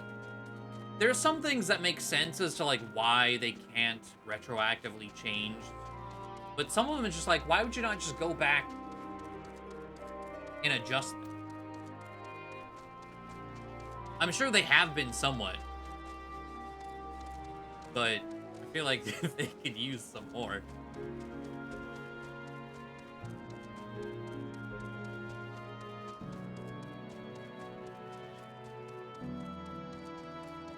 Things like Castrum and Praetorium, like, I get why they are what they are now. I've heard of what they were before, the horrors. But something like sightseeing, I don't know, I guess that one, I guess I could see why that they wouldn't change that. But then, like, beast tribes and shit, like, why not buff the Realm Reborn beast tribes to be on par with the rest that are feasibly progress them bit by bit and not want to die?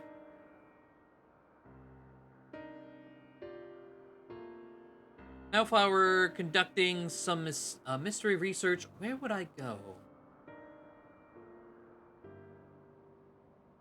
What about that one? Have you the means to fly? It's quite a distance away. No. Inconvenient, but hardly an insurmountable problem. Constantly look to new things as well. They do one small old thing, they'll get 20 questions to why these other things weren't done. That, yeah. That too. Inconvenient, but hardly an insurmountable problem. This is where we're gonna pull out your weird... Yeah.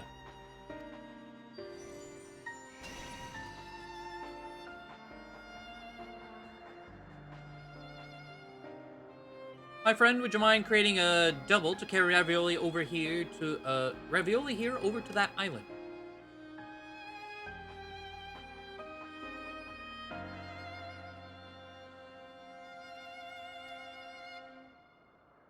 Stubborn creature, there's no place in this great star we have not together traveled, and still he remains obstinate in the presence of strangers. Argos has rather exacting standards, I'm afraid. Like, well, what changed? What? You've ridden him before. Your before, meaning my after. Not at all confusing, that.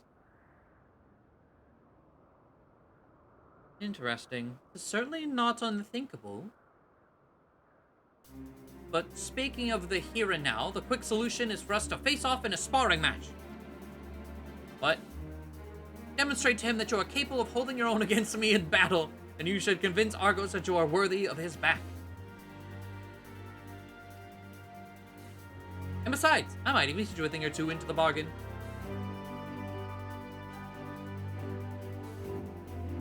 You seem doubtful, but useful lesson or not, it will certainly be a moment to remember, a memory of the distant past to cherish. What say you, traveler out of time?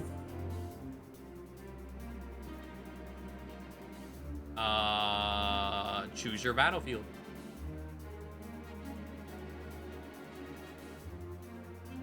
I admire your confidence. Clear your mind to prepare your weapons. I will await you at the clearing over yonder. Okay.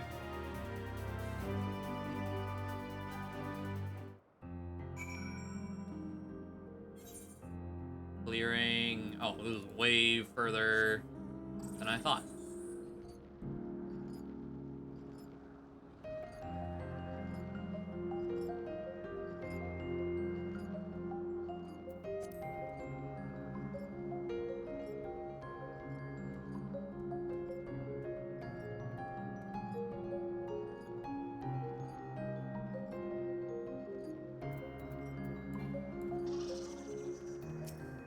Okay. Shall we begin? Be warned, I will not go easy on you. Okay.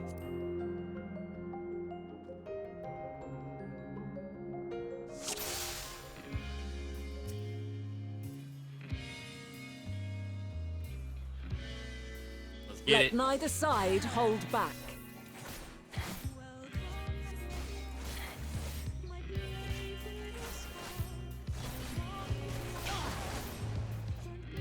Excuse me? My blade sings!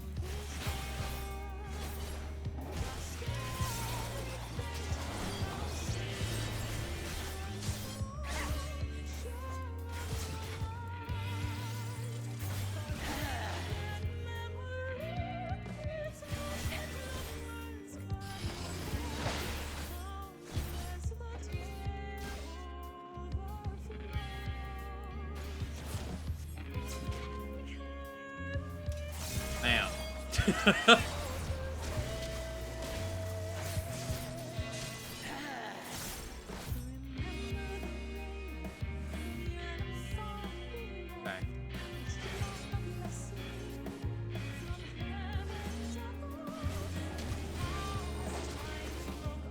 My blade sings!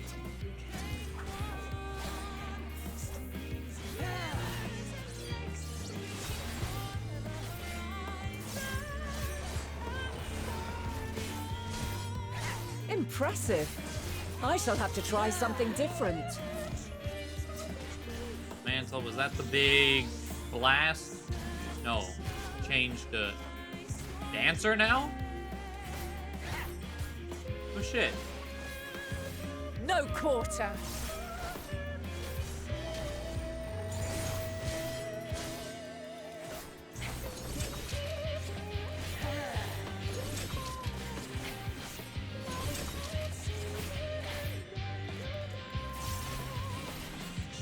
a taste. Ah!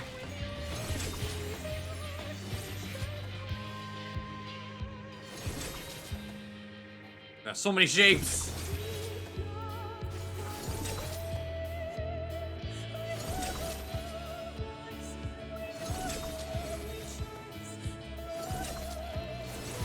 Are you done spinning? My brain doesn't like this one. It's like I've already lost which way it was spinning. I see you won't be easily overcome, but neither will I. Since the spinny cycle disappeared.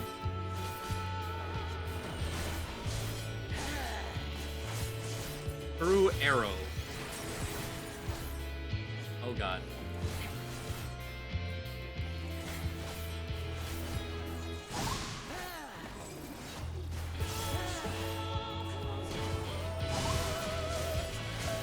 Prepare yourself. God damn it.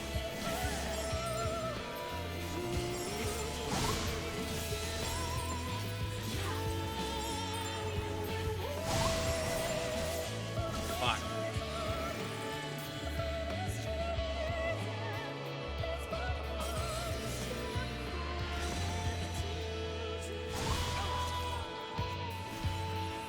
I have no idea where. Okay, I need to find somewhere I can get help. Jesus.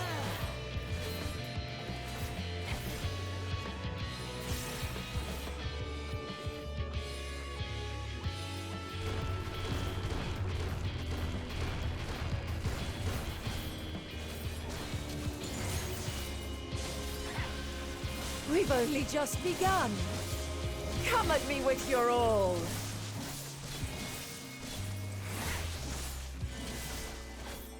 Alright.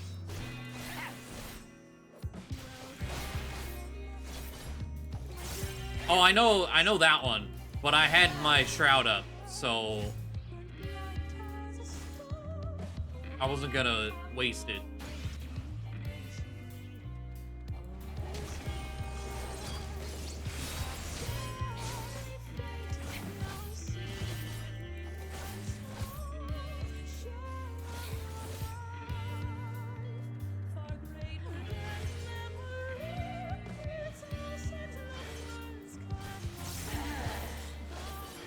Safe here.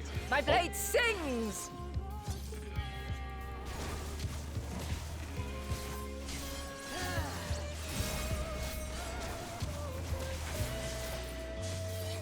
Very well.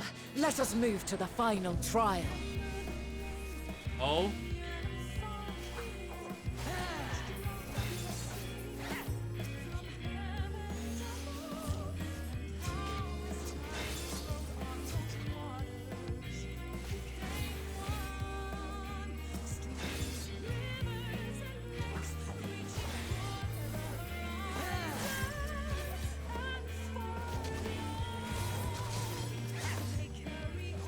Oh, there's more. Okay.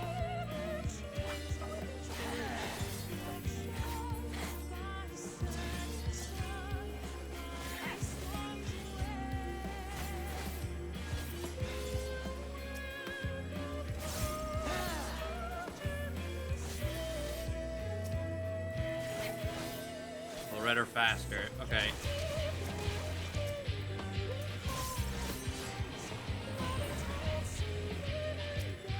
Oh god.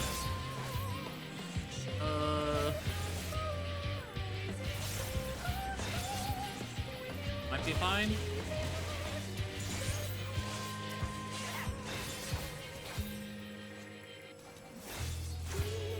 Maybe. What? Oh my god, there's more?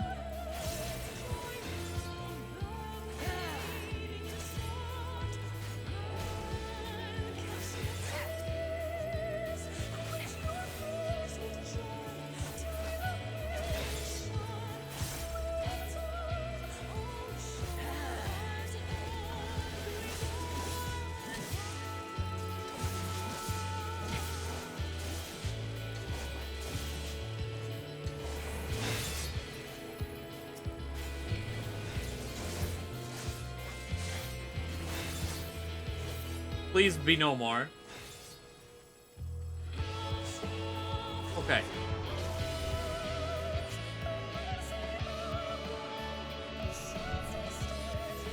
Break your chains, shed your burdens, and show me your strength of will! This a clicky boy?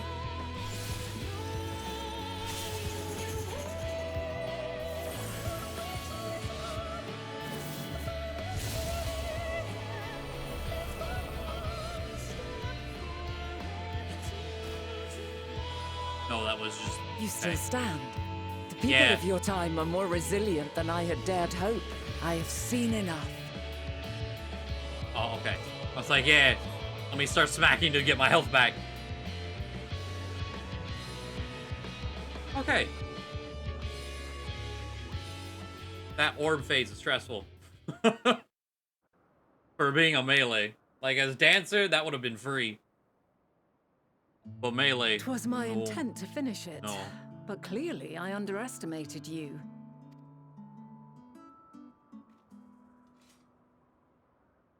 One would think I never learn.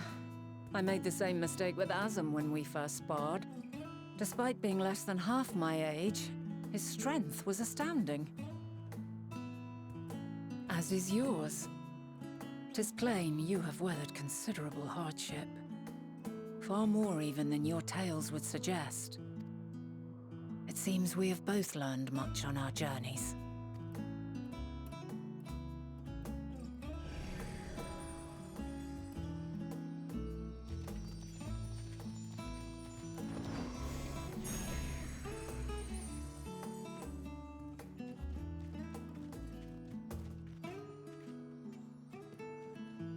Well now, I dare say he has warmed to you.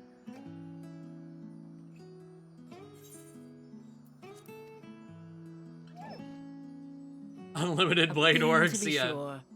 He never forgets his favorites, and is ever eager to come to their aid.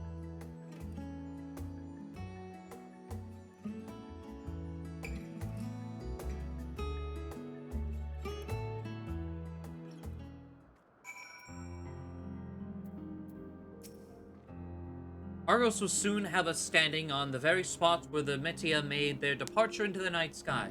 With luck, we will learn something of Hermes' intent. My hope is that we have no connection, no festering wish for oblivion. Then we might have Hermes and his considerable expertise working for us rather than against us. Flower upon your return. Let us move over the edge before mounting, shall we? Now, that will allow Argos to catch the currents rising up from below and give us a smooth ride over to the island.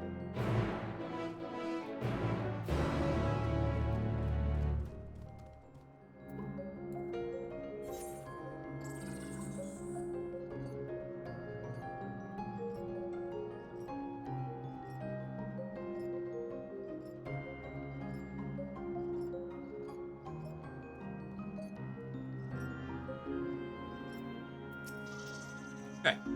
Argos motions on his back with his muzzle. You've been given the go-ahead to hop on.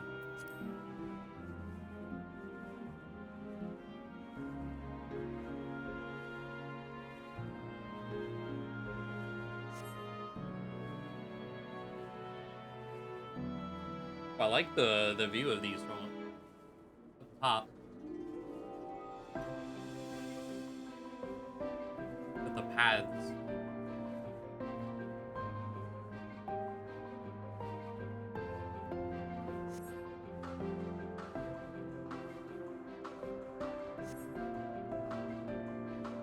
Oh, there's some blue trees way up there.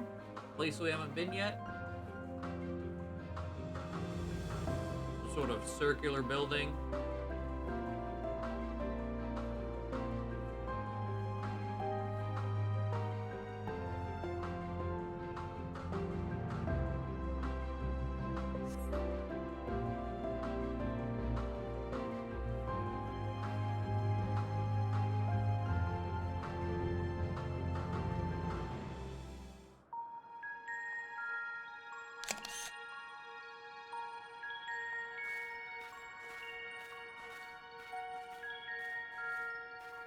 Quite a small place, lacking even the most basic equipment.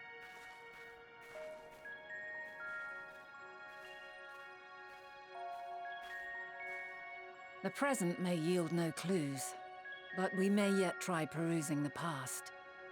Have you done this before? What?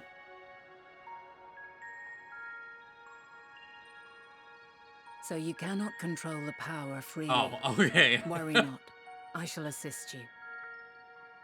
What? Come and stand before me.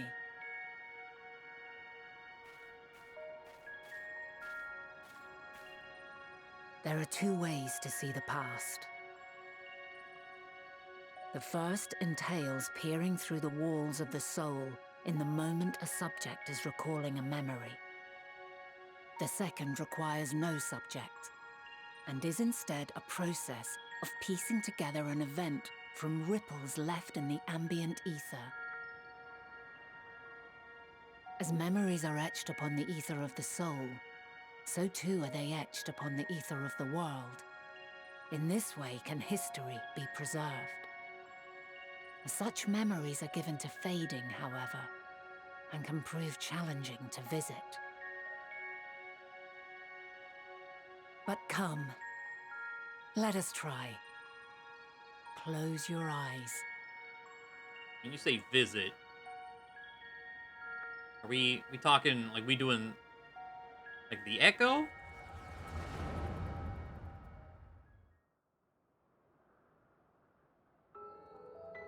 Yeah, pretty much. Okay. All units fully fuzzy. functional and proceeding on course towards their respective stars. Estimated time to completion of survey is 108 cycles. End of status report. Severing connection with shared consciousness.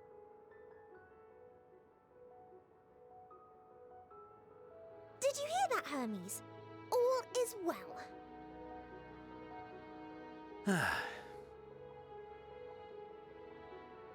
Yes. Good tidings at long last. Every Finally, step of the lore on way, how it actually I've works. been reminded how little we understand creation. How the universe defies imagination. But soon we won't need to speculate. We'll know the answers. What others live for. Indeed. And we'll owe it all to you and your sisters. I wonder what answers we will get. Whatever intelligent beings that exist out there are bound to be vastly different from us. Diverse in form and culture. Possessed of unique ways of thinking. Their conception of life and its purpose will be no exception. Completely and utterly unlike ours. Utterly unlike... how? I have no idea. Yet whatever answers we receive, I will not dismiss them out of hand. No, I will think earnestly on them all. And I will share them with our people, that together we may contemplate our own existence. Perhaps then our star will become a better place. Not only for man, but for all life.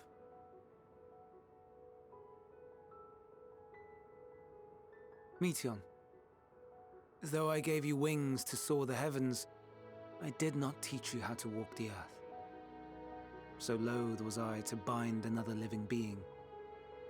In the course of your long journey, you will learn from those you meet, learn to walk and run and so much more. And when you return, older and wiser, we will have a celebration to mark your homecoming and coming of age both. Will there be apples? Covered in syrup? And how are you supposed to eat them? Rather than food, perhaps...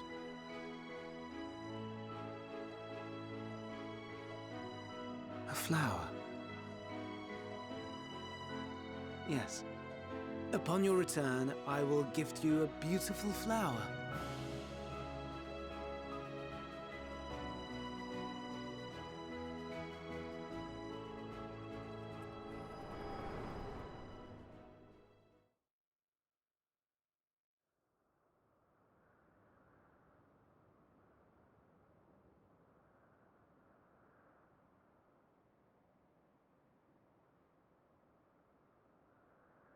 So, what is your opinion? I don't think he's the bringer of doomsday. Yeah. I don't think he would wish for the final days.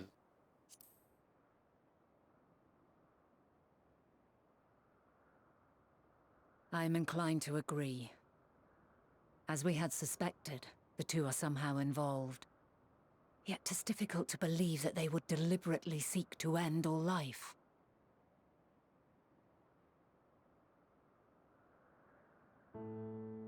In light of this, I propose that we reveal your tale to Hermes himself. If he does not wish for the final days, as we believe, he may well join us in pursuing a solution.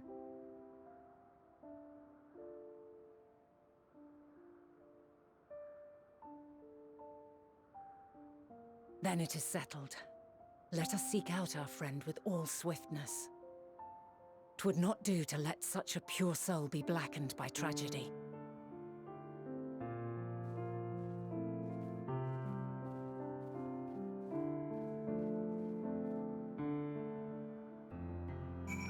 Fine. But there are any number of places where Hermes might be in Elpis. But we could do worse than to look in the Hyperborea, the largest facility. It stands in... God, why? The Northern Isle.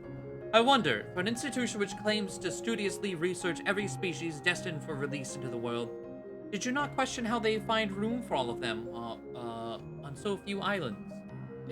Magic, dude. The answer lies within itself. I touched upon the practice before back at the archives, where a vast area is stitched together out of multiple conceptual spaces. The same holds true for the interior of this facility and its magically constructed environment. It is there, with those sprawling habitats, that the chief overseer and most of Elpis's observers conduct the bulk of their work.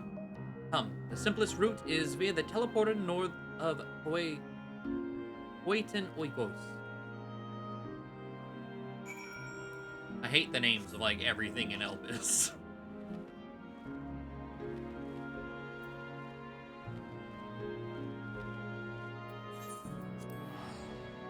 No more Aether Current quests.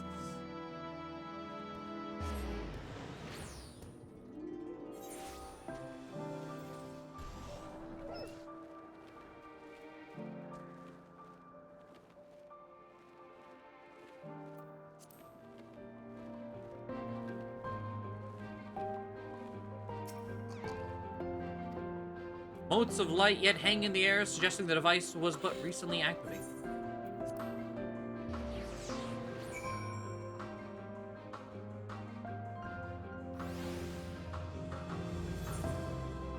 And another one. Still this one, though. Here. West, that way. Oh, good, the teleporter acknowledged you as my guest. You should now have the authority to use it as you wish. As for the way to the Hyperborea, we follow this path and turn left at the crossroads.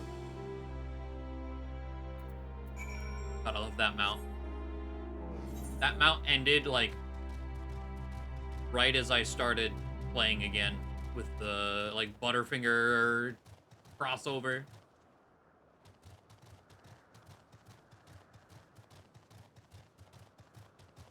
Rip.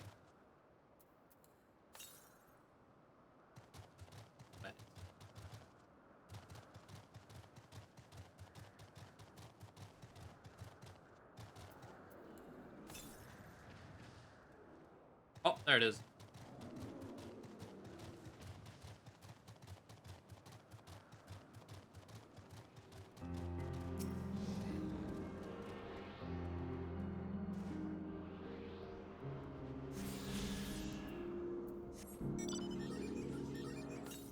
What else we got here? 1,000 to the south. Oh. So there's still something on this island that I didn't get, apparently.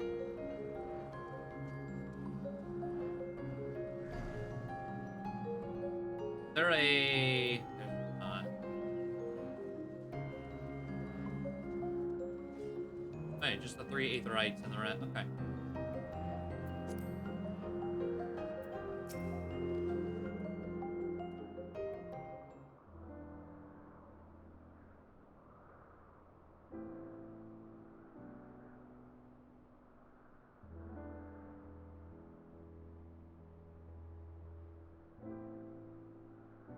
Here we are, the grandest research facility in Elpis.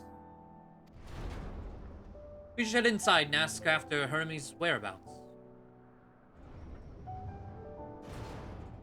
Hermes at another facility, as we have just discovered.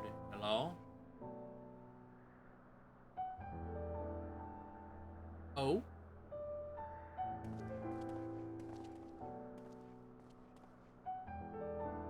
Furthermore, we've confirmed that his studies into Dynamis, as well as his creation of Meteon, were entirely private pursuits. No one else we spoke with appeared to possess the chief's depth of knowledge on the subject, and neither did we hear any tales of stolen research. It means that if Hermes himself harbors no desire to bring down an apocalypse, then he might be recruited to help prevent one. Or so saith the illustrious Emmett Selk.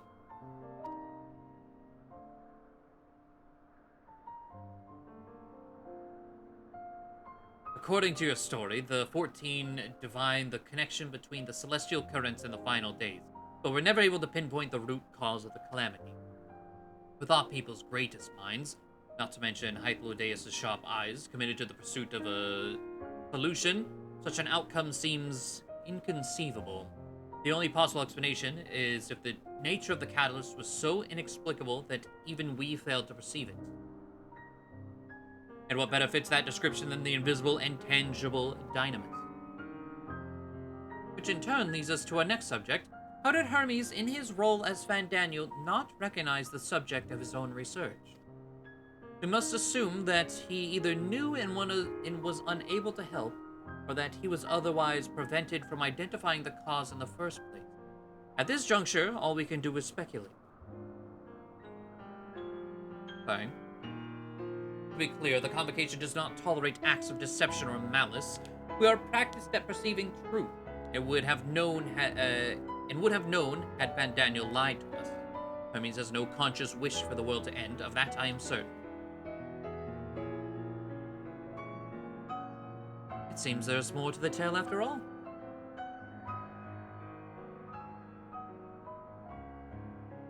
We conduct an investigation of our own, you see.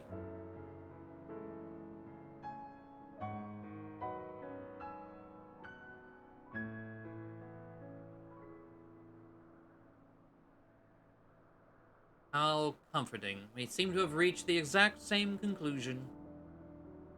I see no reason to delay further. It is time we brought Hermes into the fold, as it were. Thank you for understanding.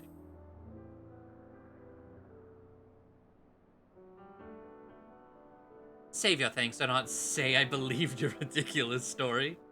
But as Emmett Self, I have a duty to examine any potential threat to our existence, no matter how ludicrous or personally offensive I may find it. Uh-huh. Thanks.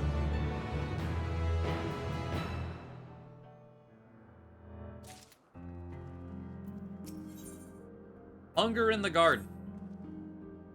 I think the time for leisurely exploration has passed. I might have a moment to adjust my vision. There he is, on the next aisle over. Meteon is with him. Hermes appears to be in the midst of an observational study, but I suggest we hurry over there before they venture elsewhere. Head straight down the path. We can teleport to Esopsis Euros from the device at the bottom of the slope.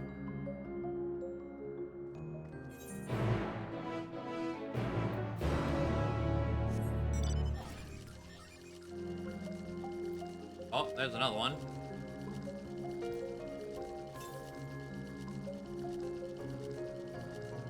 It's ones like that like there's a good chance I forget it. That I really wish there were like pins you can put on the map. Like multiple. Like I could mark just one. If I find another, then like rip.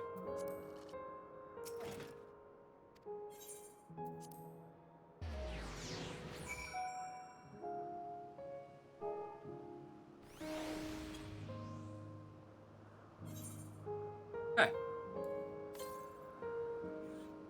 Another 1,000 to the south. God, of course, there was ones that were like, I was near, but because I was closer, the ones that I wasn't able to reach. And... They're close by within the Hungering Gardens. That would be the circular enclosure you see up ahead. Okay. Well then, Ravioli, make yourself useful and bring Hermes out here to us. If I were to go, he would assume I was only there to press him on the Fandaniel matter. Of all of us present, you stand the best chance of convincing him to put aside his work for the moment. But the creations in there are not exactly... You said hungering, I see giant claws. Yeah. Then again, perhaps Ravioli can handle them. He did survive a bout with Venat, after all. Off you go to find Hermes, but do be prepared to come to blows with the garden's denizens. Okay.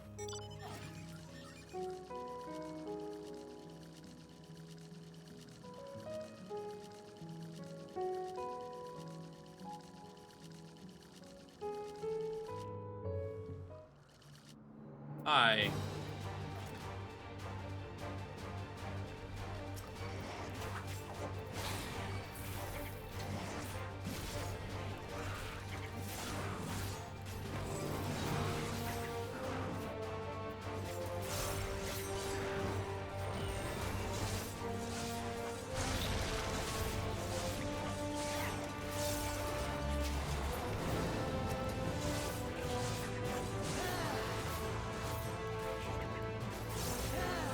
Oh, they're like covered in flowers. I didn't notice that.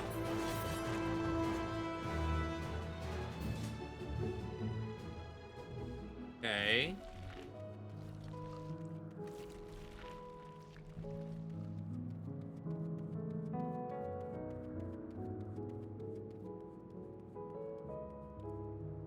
Blue mushroom. God damn it.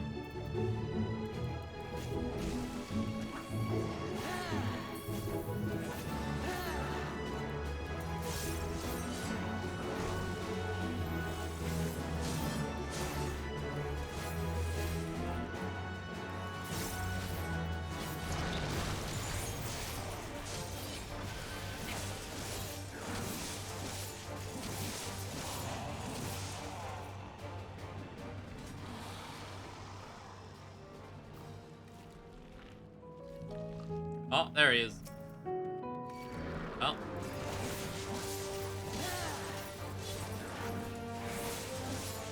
It's like, while I'm still enshrouded, might as well.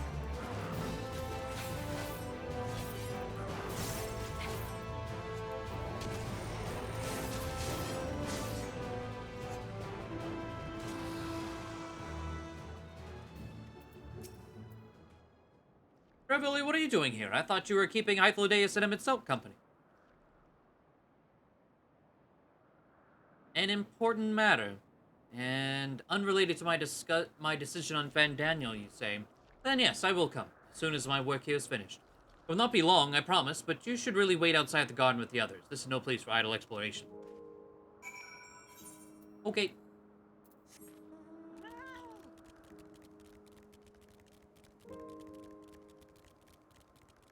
Get the map real quick. Oh, that's a big boy.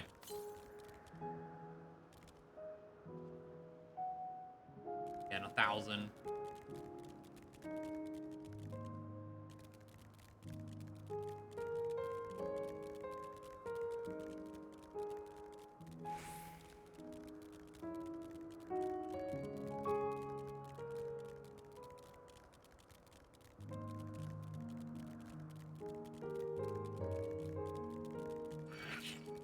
Oh, up.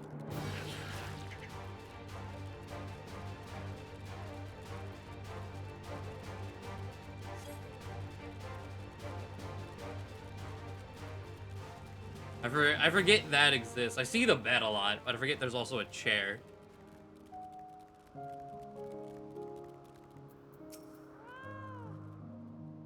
You spoke with Hermes then, and we're briefly entangled with the denizens of the Hungering Gardens as well, I see. Or should I say smell?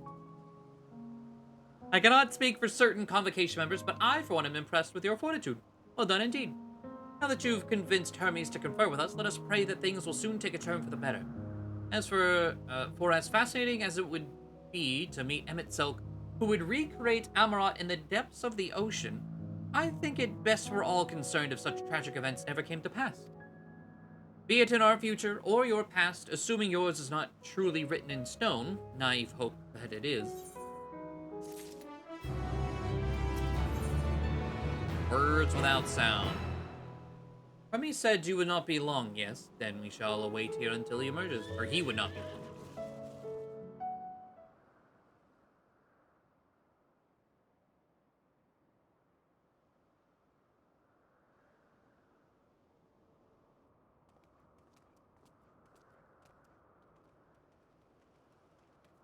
My apologies for keeping you waiting. I understand there is a matter you wish to discuss. Aye. A matter of the utmost gravity. If one can suspend disbelief. Go on then. Tell him what you told us. Who you are and why you came.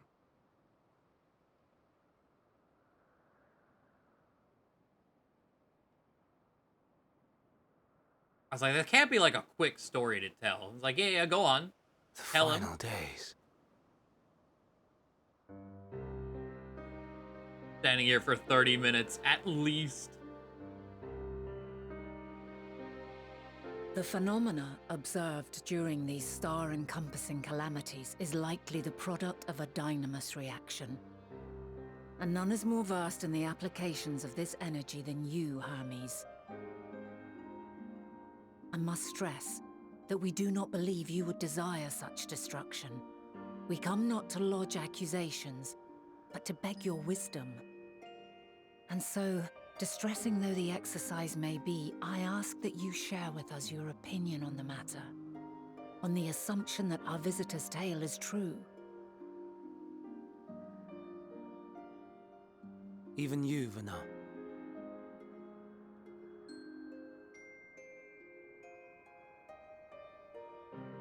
As you say, the phenomena observed in the two calamities may both be attributed to dynamis. Of note is the difference in its effect. In the first final days, it warped creation magics. In the second, it warped the people themselves. The key variable, I suspect, is the etheric density of the men of each age. As you know, ether, in essence, negates dynamis. Harboring high concentrations of ether, we ancients cannot readily manipulate dynamis, nor be manipulated by it. Therefore, rather than ourselves, the calamity affected our magics. I see. In contrast, having been sundered, the people of the future are composed of but a fraction of our ether. Thus are they susceptible to the influence of dynamis and its transformative potential. Makes sense. That would explain only the mechanism, not the cause. Though perhaps...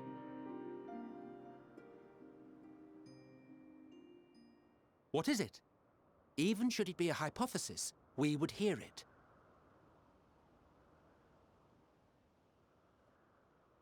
Dynamis is an energy put in motion by feelings.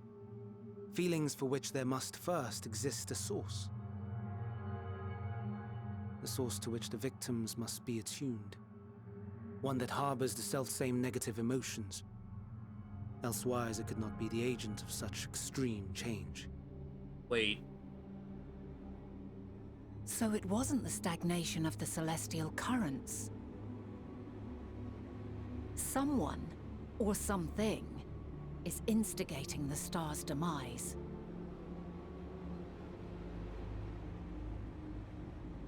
So, we've a villain on our hands after all. Any idea who or what it could be? The celestial currents comprise the outermost layer of the star's ether, encasing it like a protective sphere. According to your tale, it was where the currents were weakest that the phenomena first manifested. If the inciting factor came from without a Theris, then its effects would first be seen in those locations.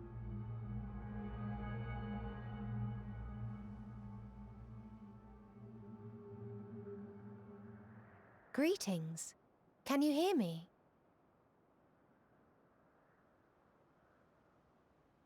Do not be alarmed. I mean you no harm. I wish only to hear your words, share your feelings, know your thoughts. May we please be friends? Meteon. What is it? Executing scheduled task, suspending individual self and connecting to shared consciousness. Connection established. Commencing status report.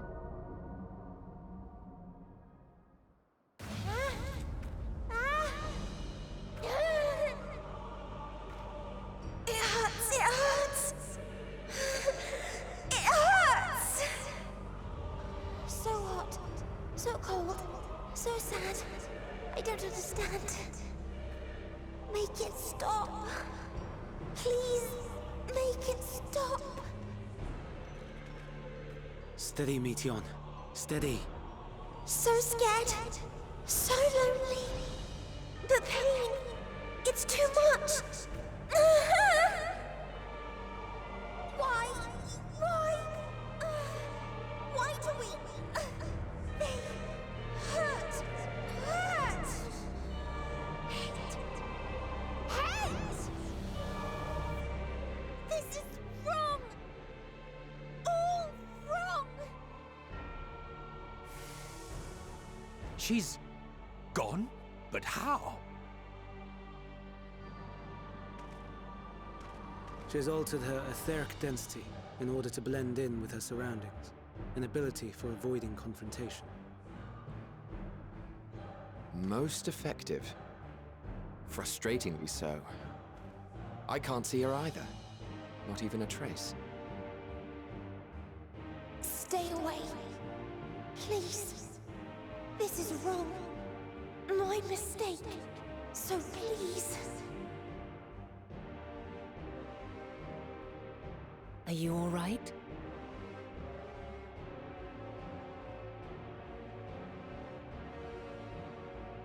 In your mind? No.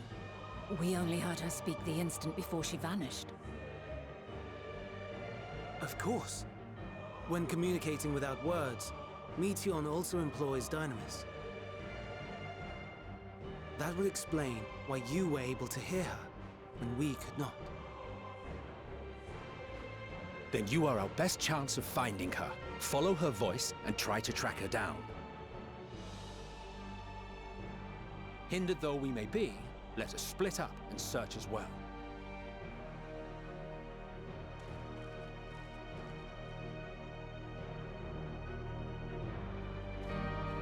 Well, that sure escalated. What the fuck? And then cheery quest music.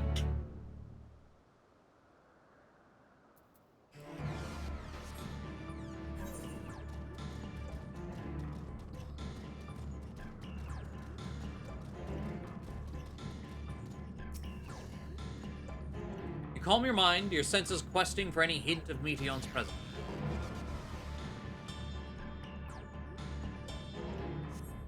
But you fail to hear her voice. Must be elsewhere.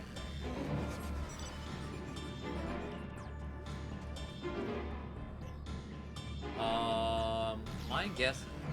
The fact that I can even walk down there in the first place. Is there anything sparkling over there?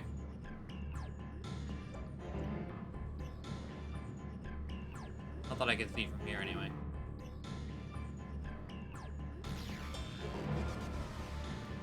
No. Fight you, aren't I? Oh.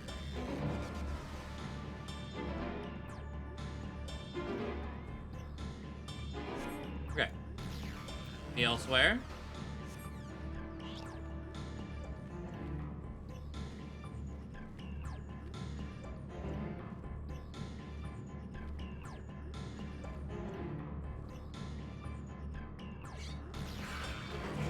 Don't.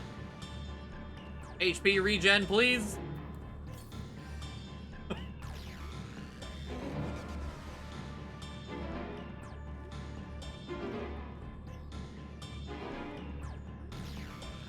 him go away.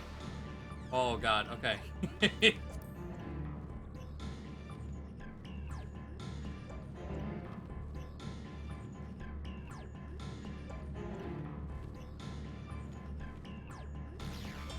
an up higher, huh?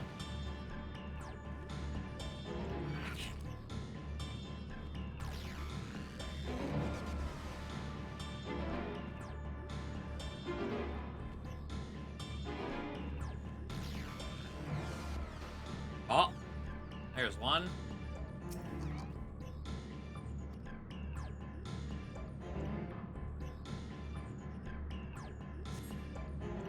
It seeps into my mind, our voices. Recording. No, Hermes mustn't hear them. I have to run, to hide. Medion's anguished voice grows distant as the source seems to flee down the slope. Now, down in there.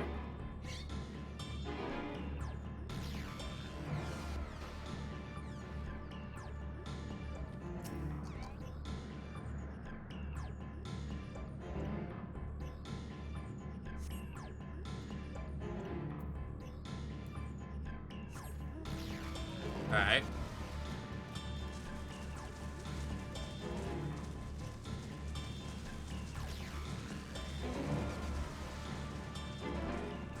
Oh.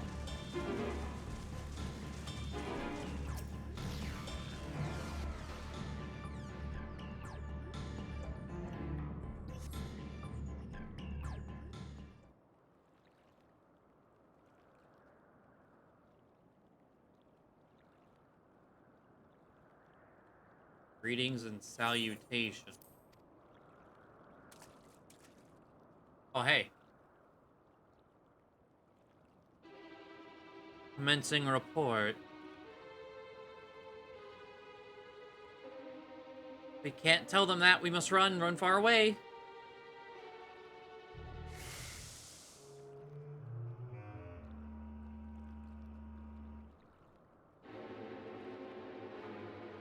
Please don't follow me. Medion's anguished voice fades as you sense her climbing to the top of the ridge.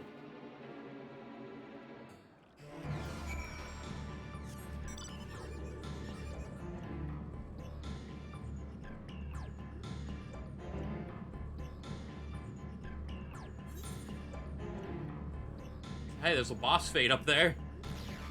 All bark, no bite.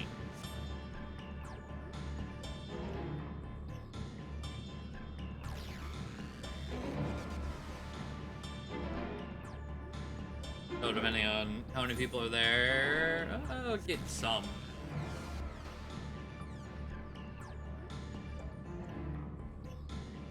Which I surely won't get gold, but I'll get a little bit.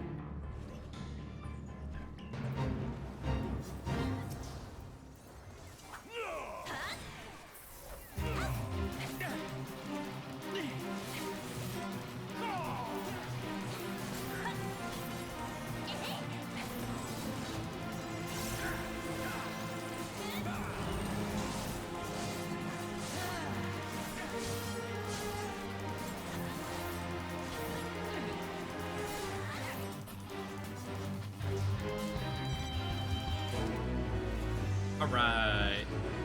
Still something.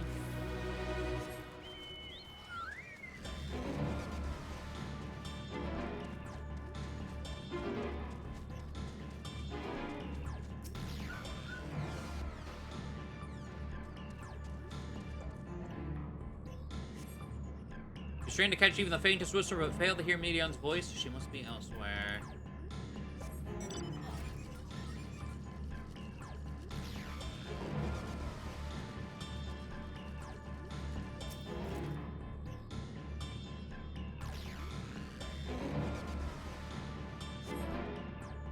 How did it come to this? Is this the reason we traveled to the stars? Why we sought out other life forms?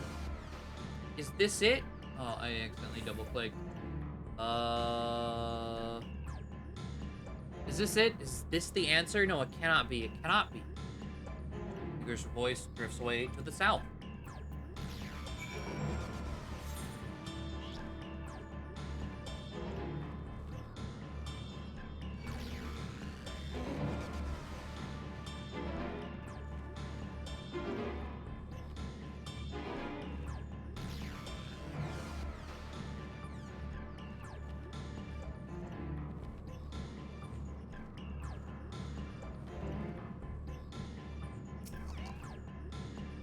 Surely won't be the first one we find out in the open. Never that easy, right? Oh. What are those?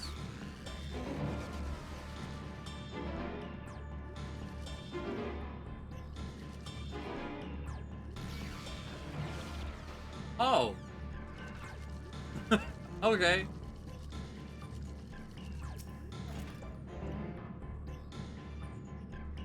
Don't mind me. Here we go.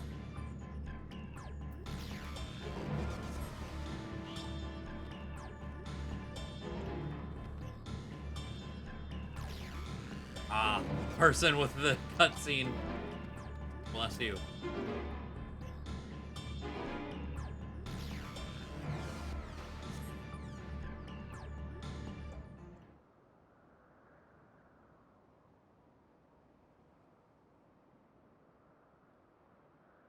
Compiling report for dissemination to Hermes and all peoples of Aetheris.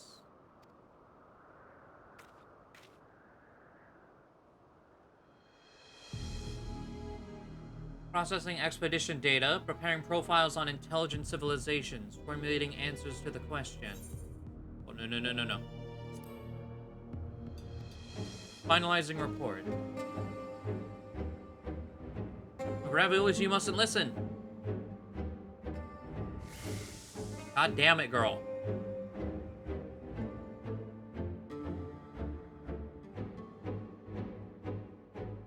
Wrong, it's all wrong. Please toward the lake.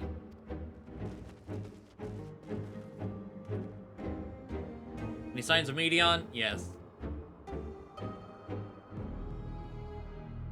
Panicked and confused, which will make it all the more difficult to predict her movements. Yeah? Hermes, what do you make of the situation? Meteo linked to a single mind, a shared consciousness with connects with them across any distance. I suspect something had happened which disrupted its usual harmony. How might we access this shared consciousness of theirs? Much as you would approach any sentient being, directly. In the media's case, that means speaking to any incarnation within physical reach. Unless we can track down Medion the Medion we just lost, we have no means to communicate with them. No way of knowing what befell her sisters. No way to provide directions or guidance. We had best set our musings aside and concentrate how we might find her.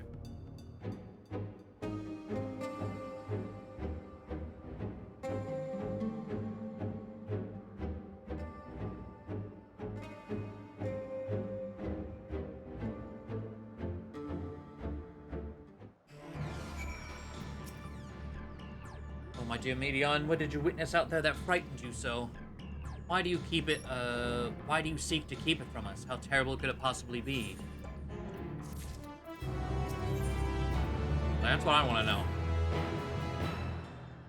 Like, all those searching steps was like one too many. Like, come on now. Give me the info.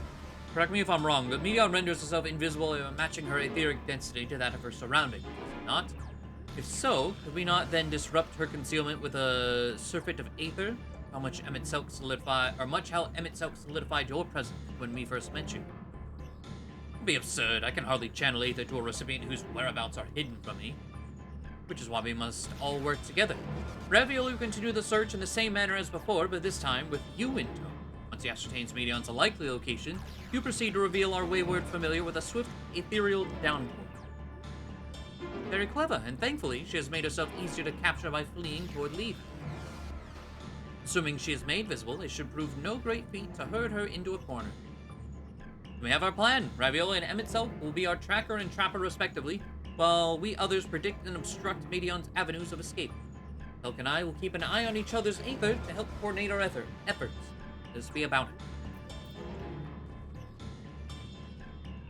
Well, it seems we are partners for the time being. Let us return to where we last saw Medion and pick up the trail from there. Keep myself in a state of preparedness, ready to rain down aether at a moment's notice, meaning it falls to you to keep the way clear. Okay.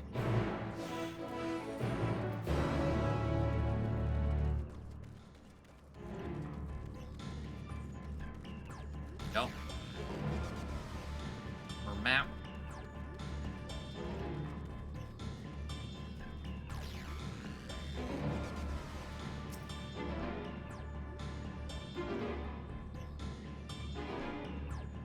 She here. What a surprise.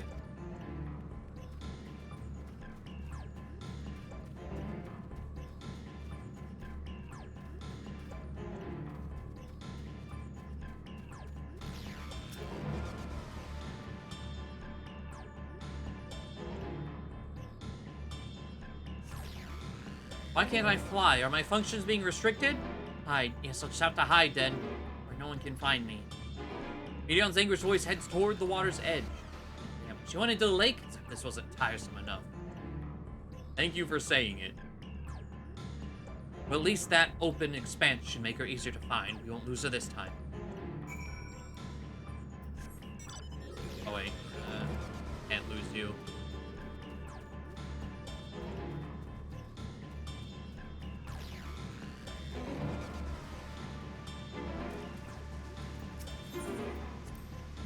You should be able to reach the bottom of this drop by climbing down the rocks at the water's edge. Don't even think of dragging me over the falls. Final days are know if I end up drenched from head to toe, I swear I will feed you to a remora. Well.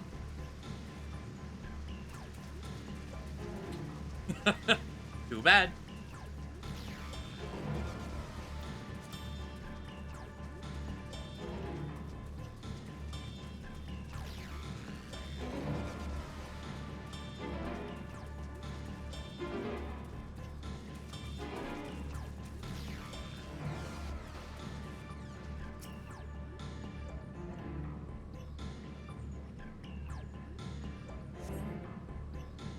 Okay.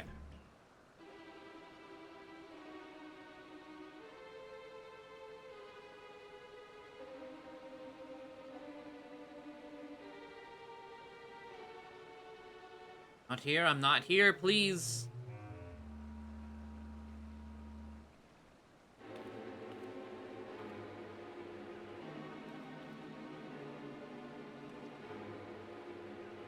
By that rock, is she? Very well.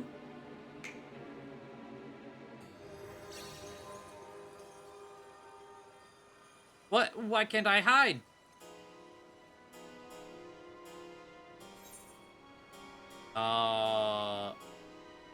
We will hear your report, good or bad. Yes, please.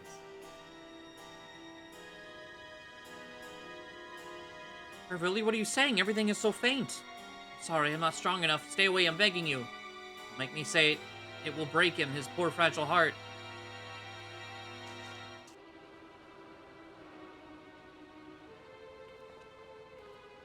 We have a chance. Once the others are in position, the two of us can herd her into their midst.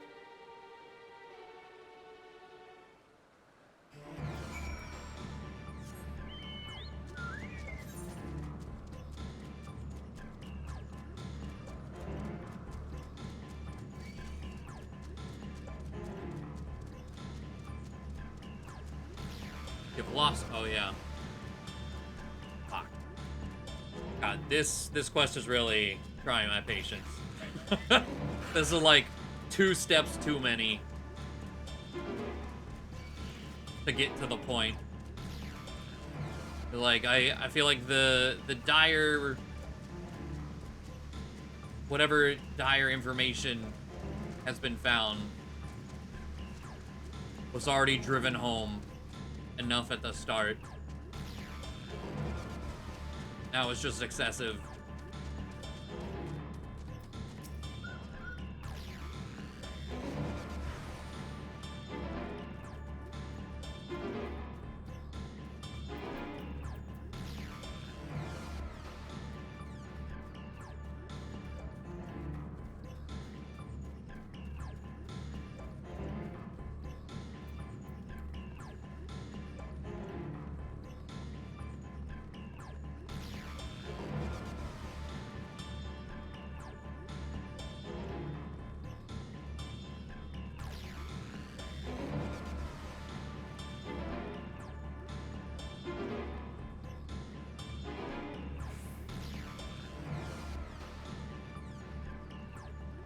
Interesting. There's another teleport thing over there.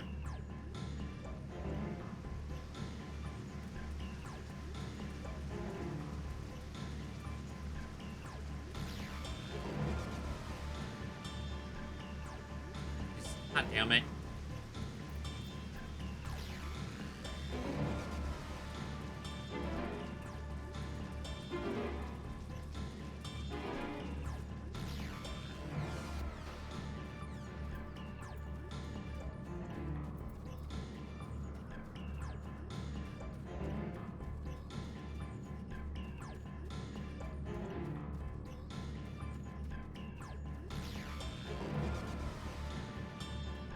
Might have been able to climb the rocks, maybe.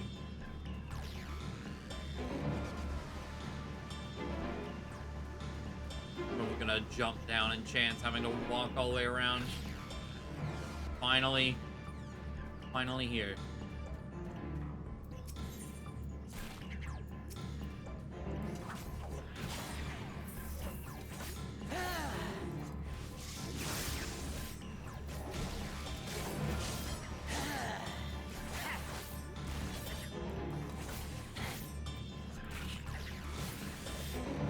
I don't need money.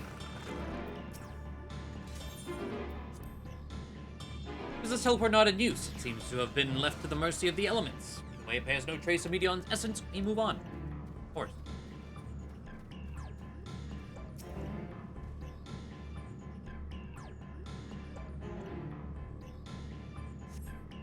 Thank God. Please be done with this.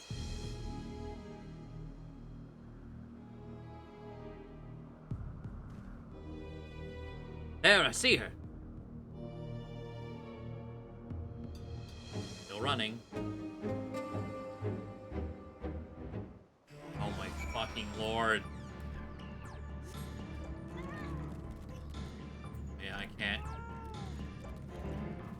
Come on.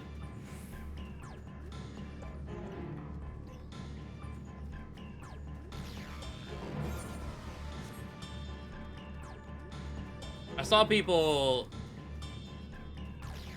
somewhere over here stuck in a cutscene. Presumably we have to wait until we reach that point. Yeah, right there. Sparkling by them. Hopefully, that's the end of this.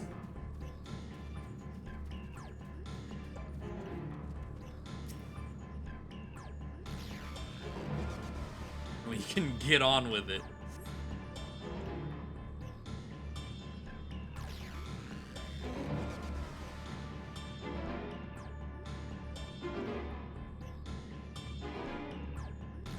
My God.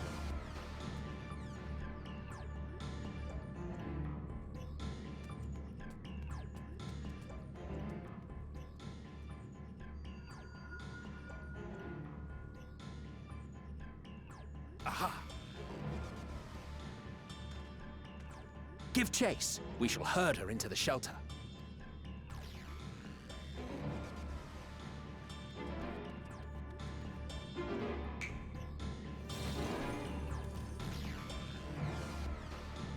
Okay, is this one at least automated?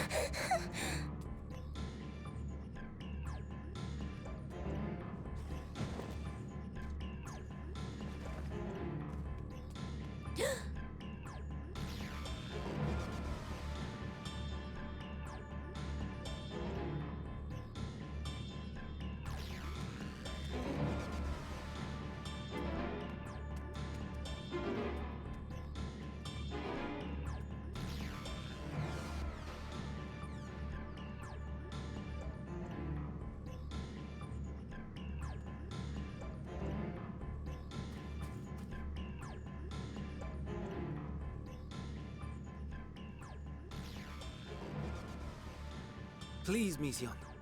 We must speak.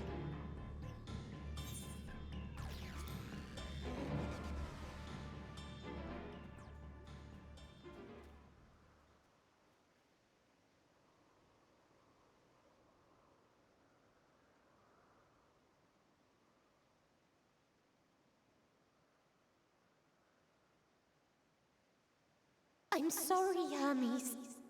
I'm so sorry.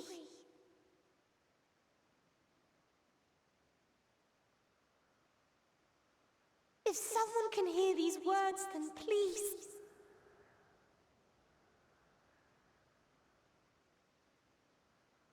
Please protect them.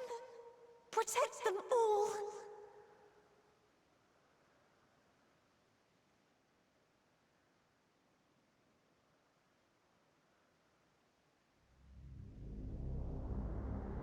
Individual self-suspended. Connection with shared consciousness stable. Our survey is complete.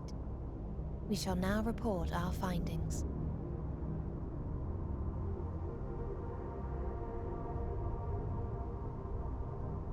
All units safely arrived at their respective destinations.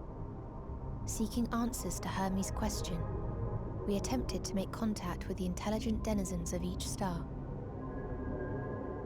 Results are as follows, in order of numerical code. Enna. Traces of civilization found. Structures believed to have served as domiciles. No extant life forms detected. Dio. Ruined remnants of buildings scattered across star, surface of which is encased in ice. Presence of life could not be verified. Tria. Evidence of large population centers, akin to cities recovered. No extant life forms found, only their lingering essence. Tessera. Edifices surmised to be abandoned residences found. No extant life forms detected. Deadly plague or extreme environmental degradation likely to have led to mass extinction.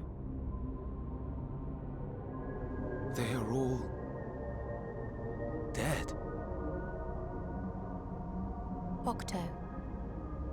Star found in state of violent conflict. Contact successfully made with inhabitants, but deployment of weapons of mass destruction resulted in total annihilation of local population shortly thereafter. Oh. Inea. Star is a barren desert. No identifiable flora found. Bones of living beings resembling men discovered beneath sands, but determination regarding their intelligence inconclusive.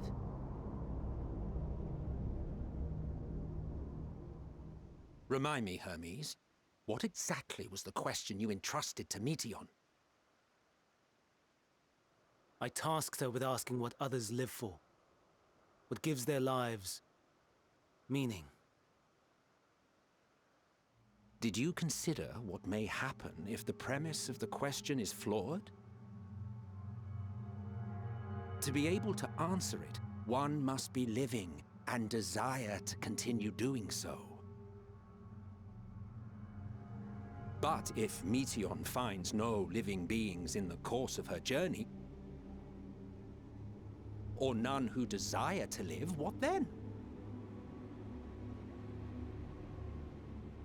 What answers would she derive from their silence?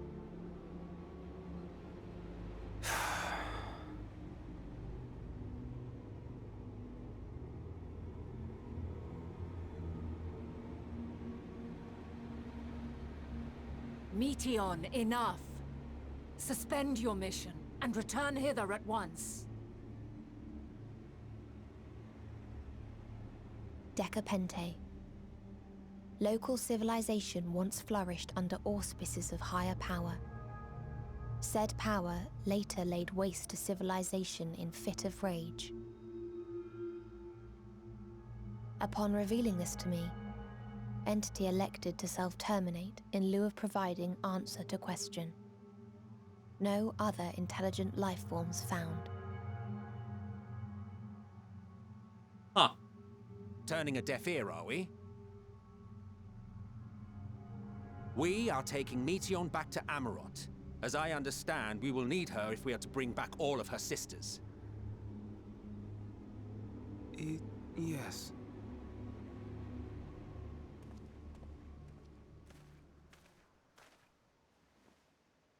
Meteon.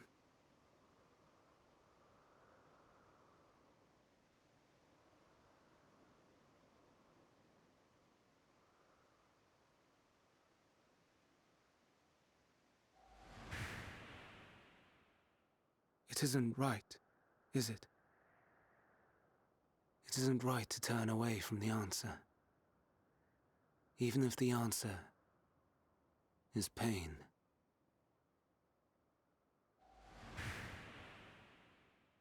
Even if we aberrations must scream ourselves hoarse to be heard.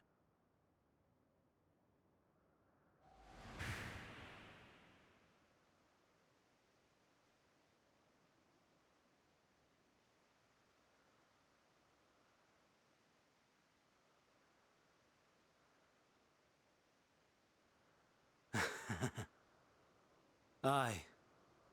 Whatever answers we find, I will not dismiss them out of hand. These words I said to you,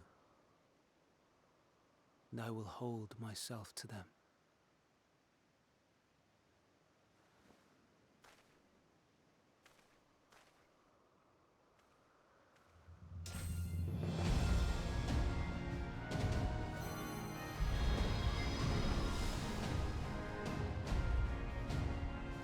What?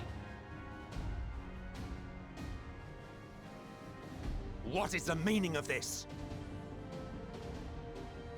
You cannot take Meteon, not until she has finished her report. All else must wait.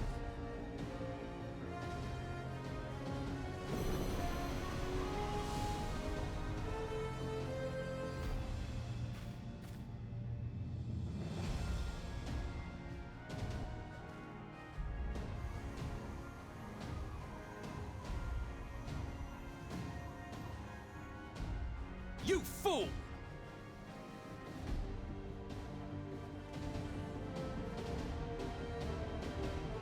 I was expecting something. I guess that's it. The amount of, I don't know, maybe I'm just jaded.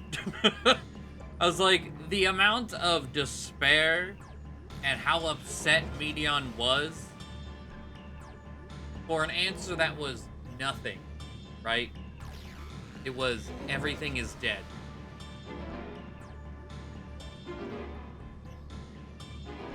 And maybe I'm still just like, I fucking hated that quest. Getting to this point was like pulling teeth. It was awful. I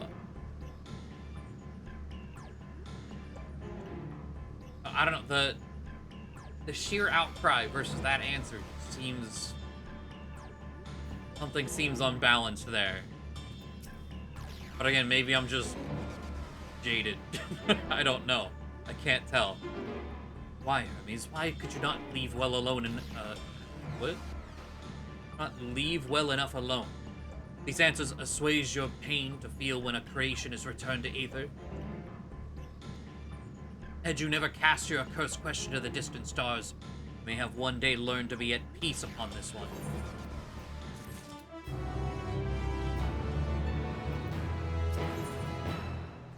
Paging the messenger. So that's...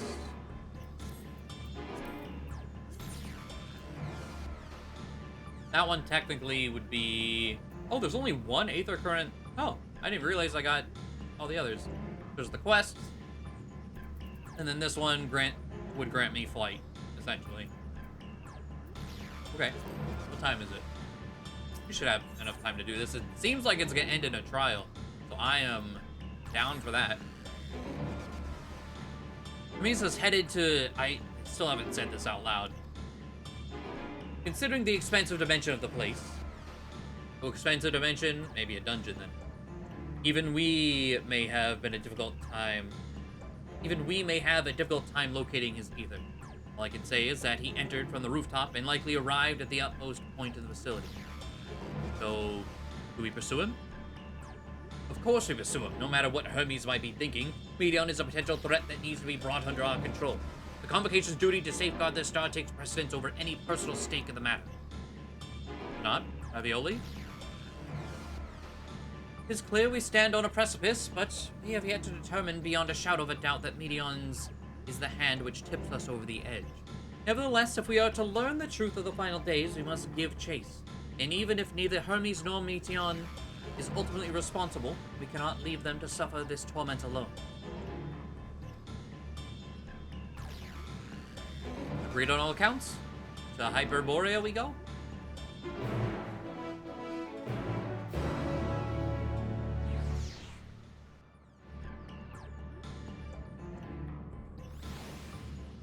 Where... Oh. Work me from, like, way over here. Oh, that's nice. There's not a...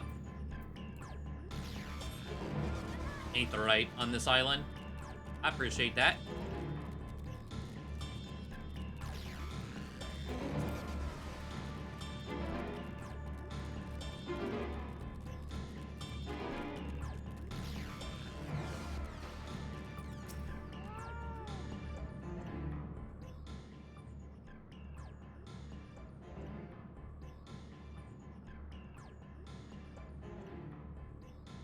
What have we here?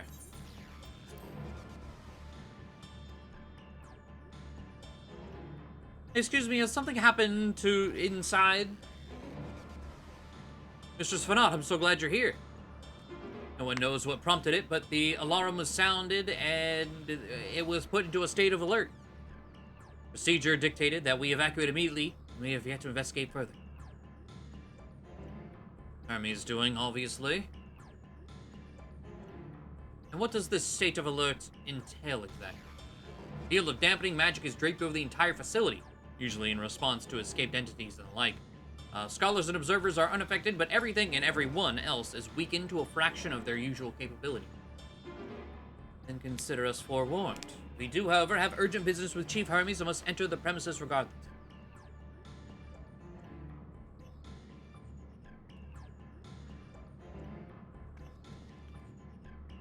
That said, if Hermes is willing to enact such measures, I wonder what other obstacles he has seen fit to drop in our path. With that enfeebling spell in place, we're not like to be at our fighting best. And I was hardly an effective combatant to begin with. I have little to offer beyond my ethereal vision. And you will put that talent of yours to good use. You are fairly skilled at spotting weakness, if I recall.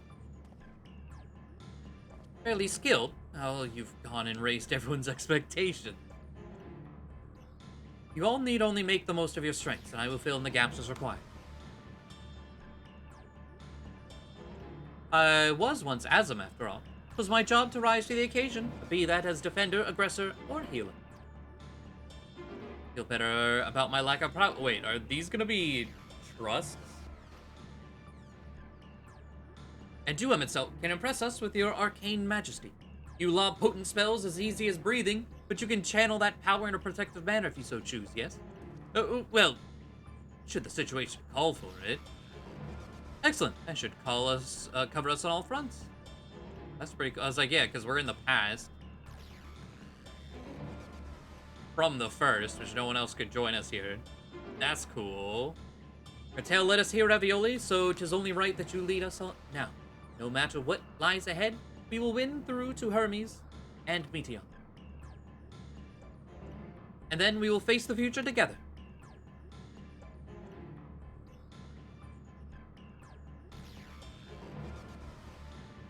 I think for an empath, in the most literal sense of the word, finding dead worlds or witnessing an entire world get wiped out, weapons of mass destruction would be very bad. The suicide one, sure. I was expecting something massive. Someone who is I don't know. Again, I feel like half of it is just because I'm a very jaded person.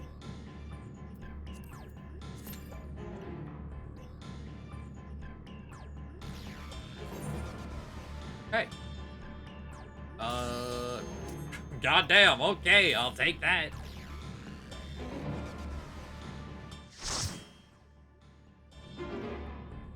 I was thinking with just the words alone, yeah, no visuals.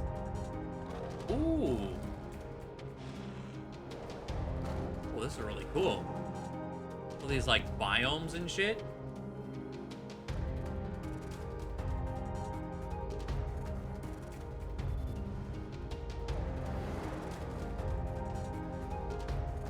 Fine. Moogle friend! Bless. My some cheese.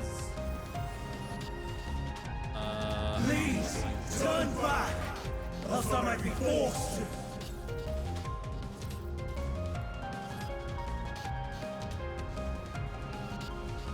Oh, there's lore here. They're not gonna. I'm not gonna bother. Let's see. Ever wondered whether your creation is a beneficial existence to the star? Wonder no more. For at Hyperborea, our mission is to determine the answer. From temperate plains to tropical jungles, from smoldering volcanoes. Okay, zoo books. We put creation to the proof in a wide range of meticulously recreated environments. Will your creation be able to survive in the wider world? Will it threaten the survival of other species? The answer is to such questions and more. How these trained staff will uncover. Okay, that's a lot of reading for a dungeon thing. They can deal with it. They're in a rush, clearly. You can very much tell the people who have done this before.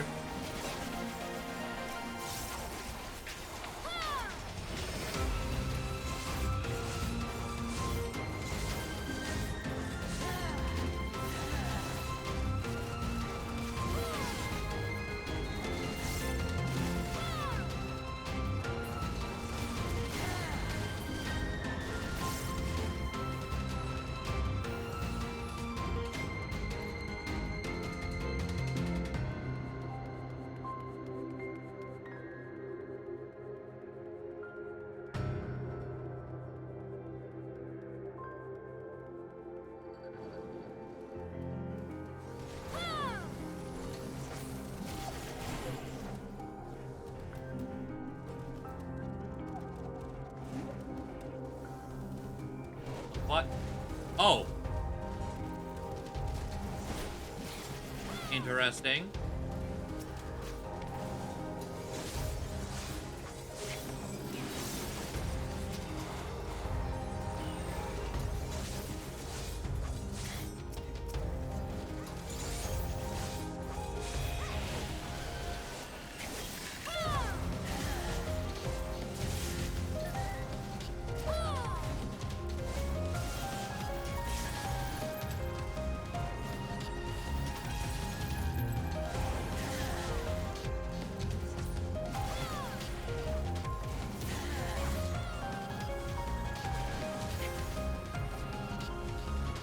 I can't tell if this guy is being bitchy because he's not died. Might have a wonderful individual with us. The man I love sages at my back. Don't know what he means by that.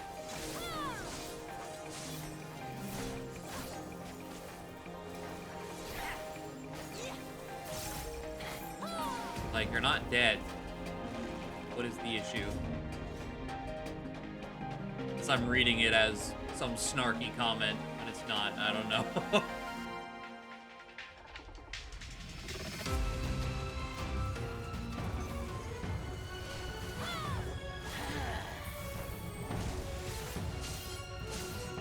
I like that you can do the dungeon and trust system with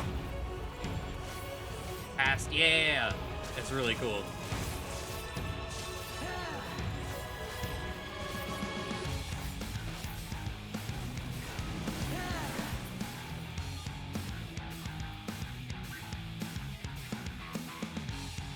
Running this way, why? Oh.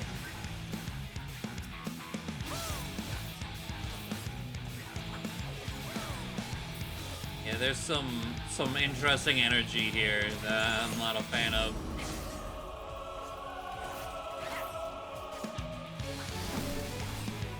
They're going back and forth in chat now. So I think it was a snarky comment. I love people. This is not a common thing either. But, you know.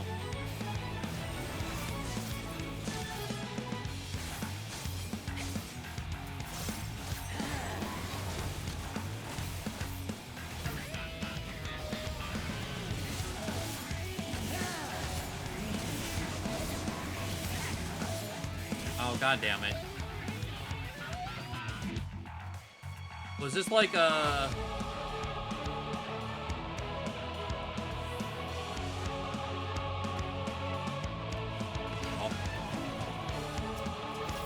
Oh. Okay, it reminds me of, what's her name? Priscilla. Dark Souls. The... Figuring out where they are from footsteps in the snow.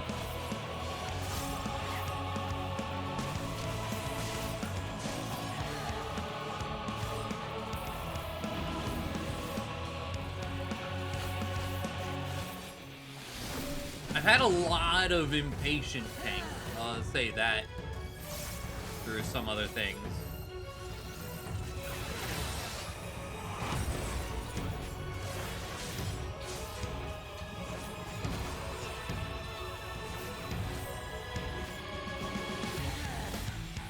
I still...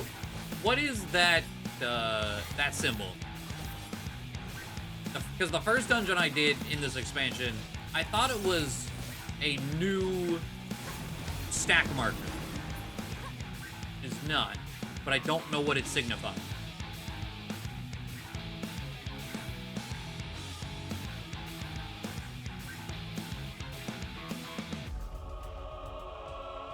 On the first instance, I was running to the tank, because it's always on the tank, I believe.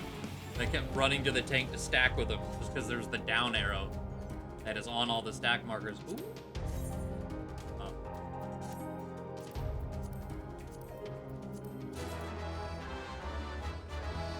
Oh, it's an actual symbol for Tank Buster instead of it just being a boss animation or whatnot. Okay, that's nice.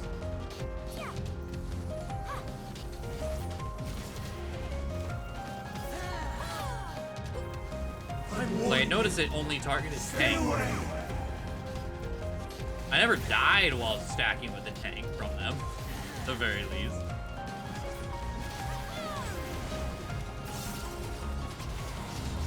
Introduce some near raids. I've not done those. I actually don't know where to start those either, but I want to get through Eden before doing another raid quest series.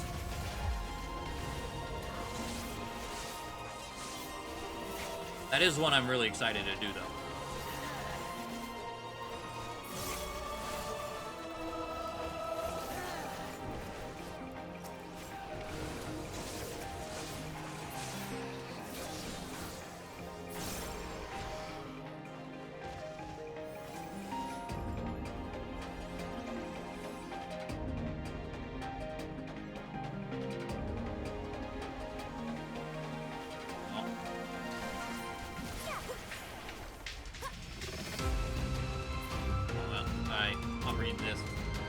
According to Mistress Alyssa, her creation is based on a concept for a bipedal wolf, and indeed it is impressively man-like in its gait.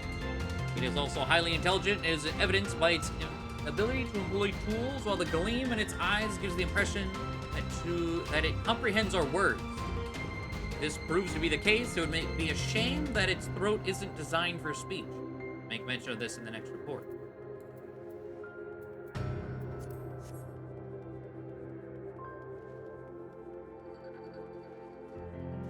For mitigations.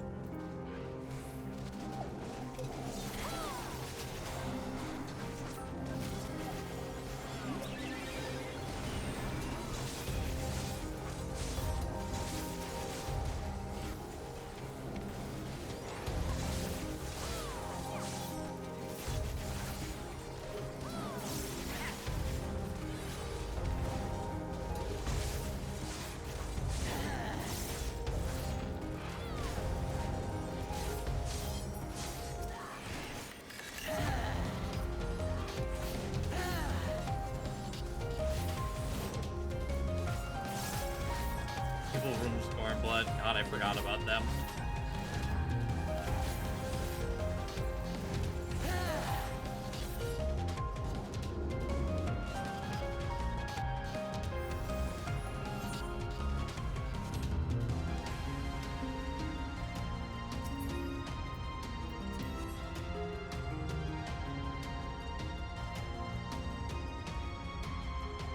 Why are you still... This guy is still talking about... He stopped talking in the middle of that fight and hasn't said a word since. And he just... God, this tank is... What a dick.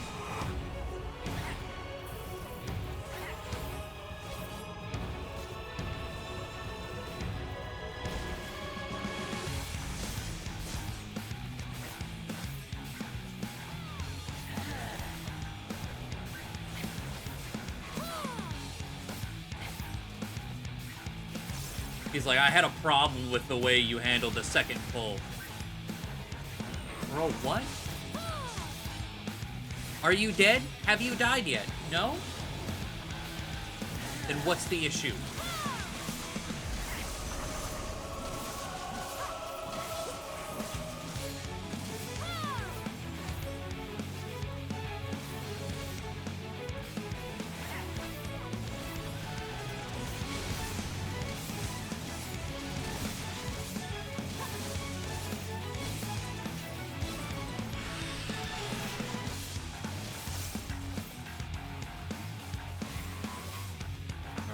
Here.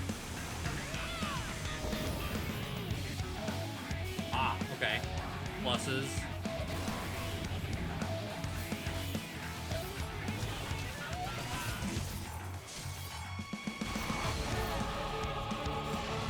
Okay, I need to do what I'm missing in this hell for that. Oh, that hurt.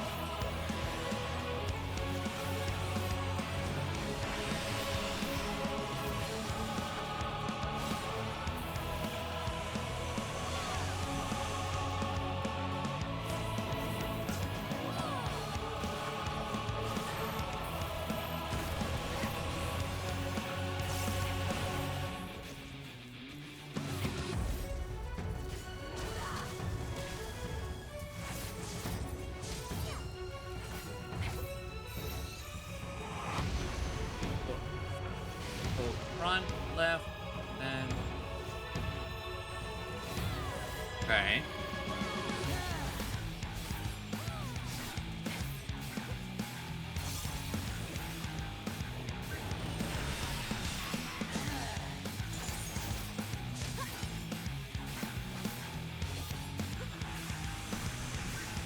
Safe right here?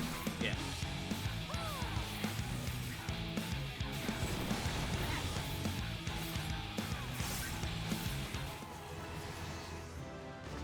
All right.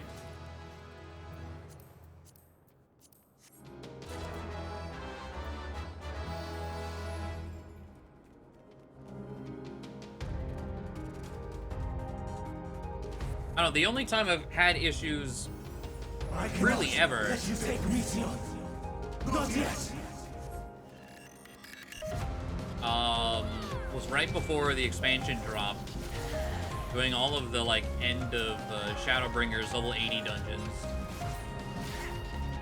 with a bunch of rude people, but everything else has been fine for the most part. So like low level dungeons while I'm leveling other people, doing dailies, been really impatient, rude tanks. And this guy, I don't understand what this guy's problem is.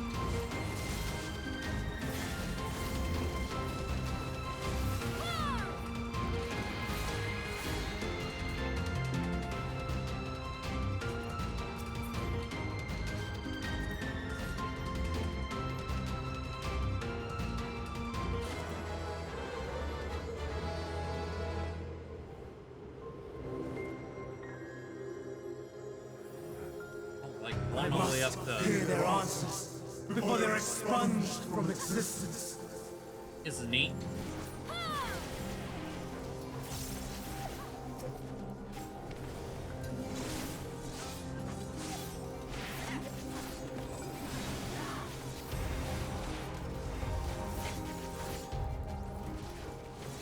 Oh wait, I was like, what is this? Plentiful harvest. Got a skill when I hit 88. Need to check that after this dungeon. I just saw something glowing. I was like, wait. I didn't even notice anything pop up when I hit. What doing, Kendrin?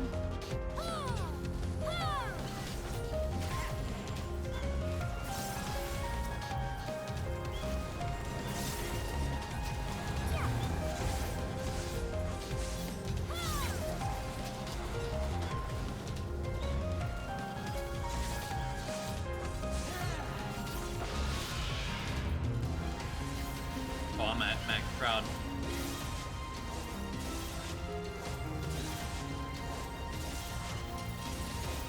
Oh, god damn it. Okay.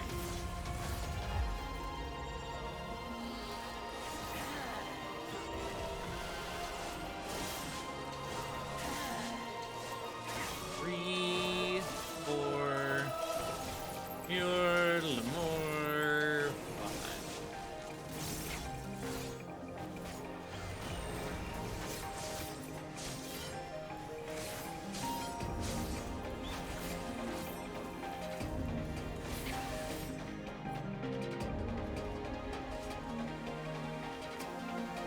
The successful creation of migratory birds which travel between continents with the seasons came as a breath of fresh air to the long stagnant realm of flying life forms.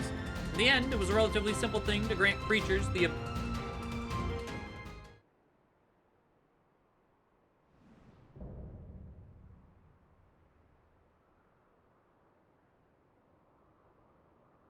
So, it comes to this.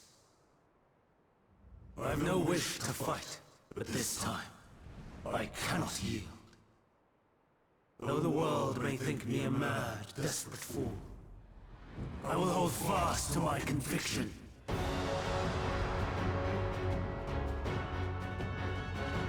Okay. Successful creation of migratory birds which travel between continents of the same within the seasons, gave us a breath of fresh air. Long stagnant realm of flying life forms. In the end, it was a relatively simple thing to grant creatures the ability to navigate by celestial bodies. This method lacked the precision needed to guide them to the same location each time, as would be vital to their survival. Breakthrough came in the form of magnetic fields, use of which was discovered by the incumbent Van Daniel during his tenure as chief overseer of Elpis. A truly inspired idea that has brought lasting benefits to the star. Alright. Van Daniel stuff.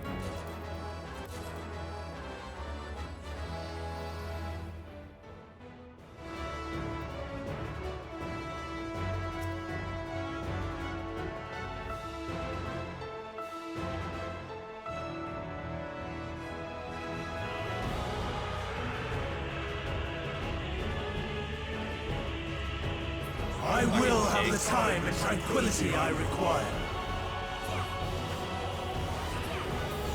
Gust and gale. Now annoyed gather that to I me. was gonna type, but like it's not worth the effort. I was annoyed that I was reading the lore. Ancient brand, unleash your power.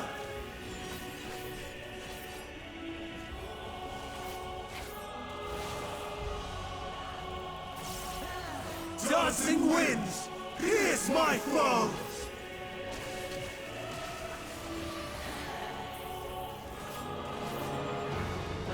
Stars on high, fall as rain!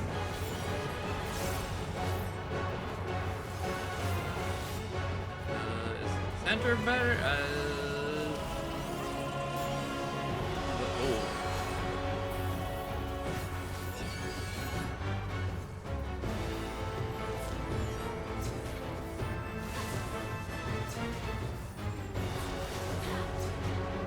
Oh, didn't see the other. Okay.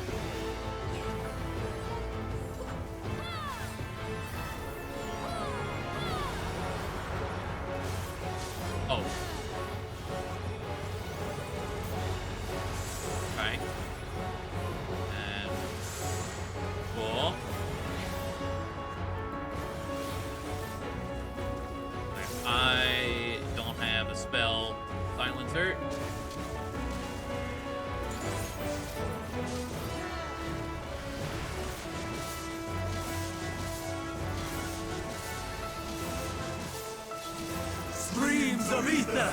Surge as one!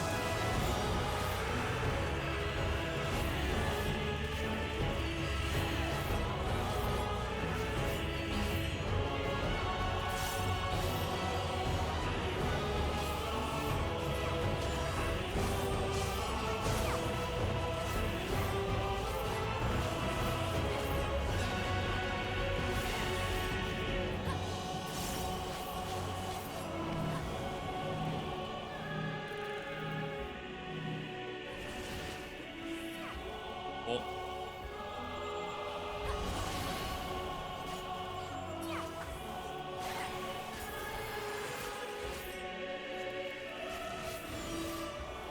Dancing winds! Is this a stealth? Pierce my foes!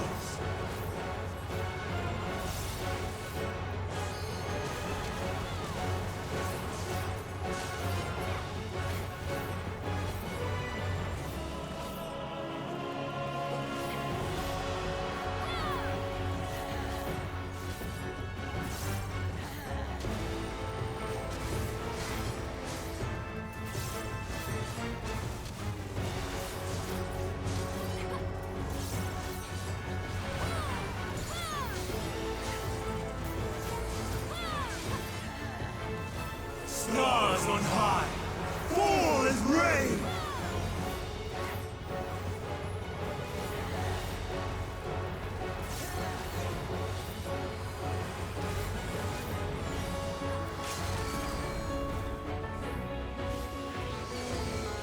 Even when transformed. But I am not finished yet.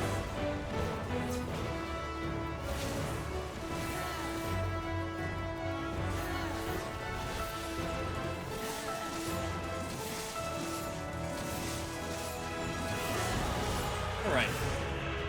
I thought I was gonna die for a limit breaking there. No! My power!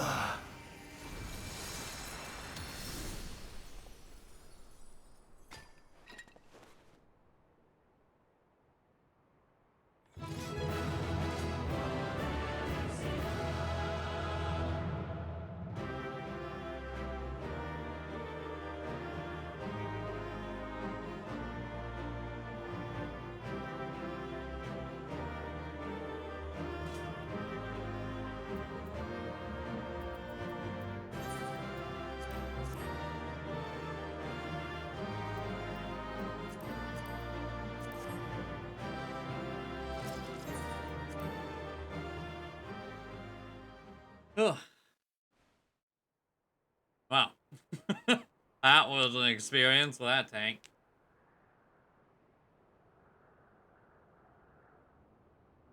It's over, Hermes.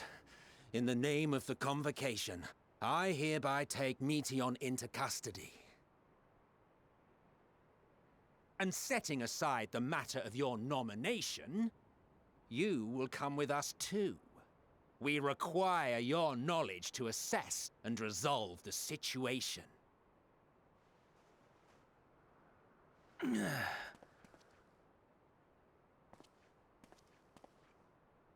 Meteion, I am so sorry.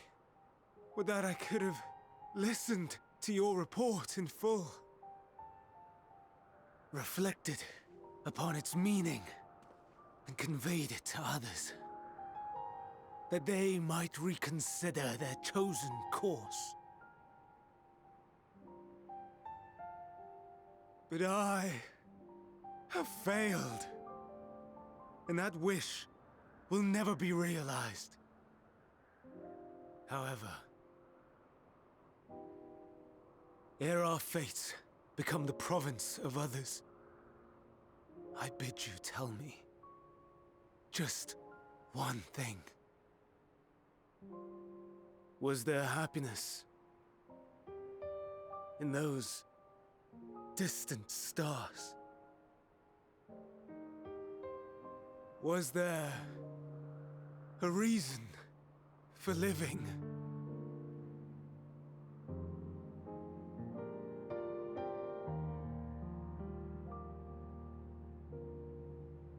We conducted our search as per your instructions.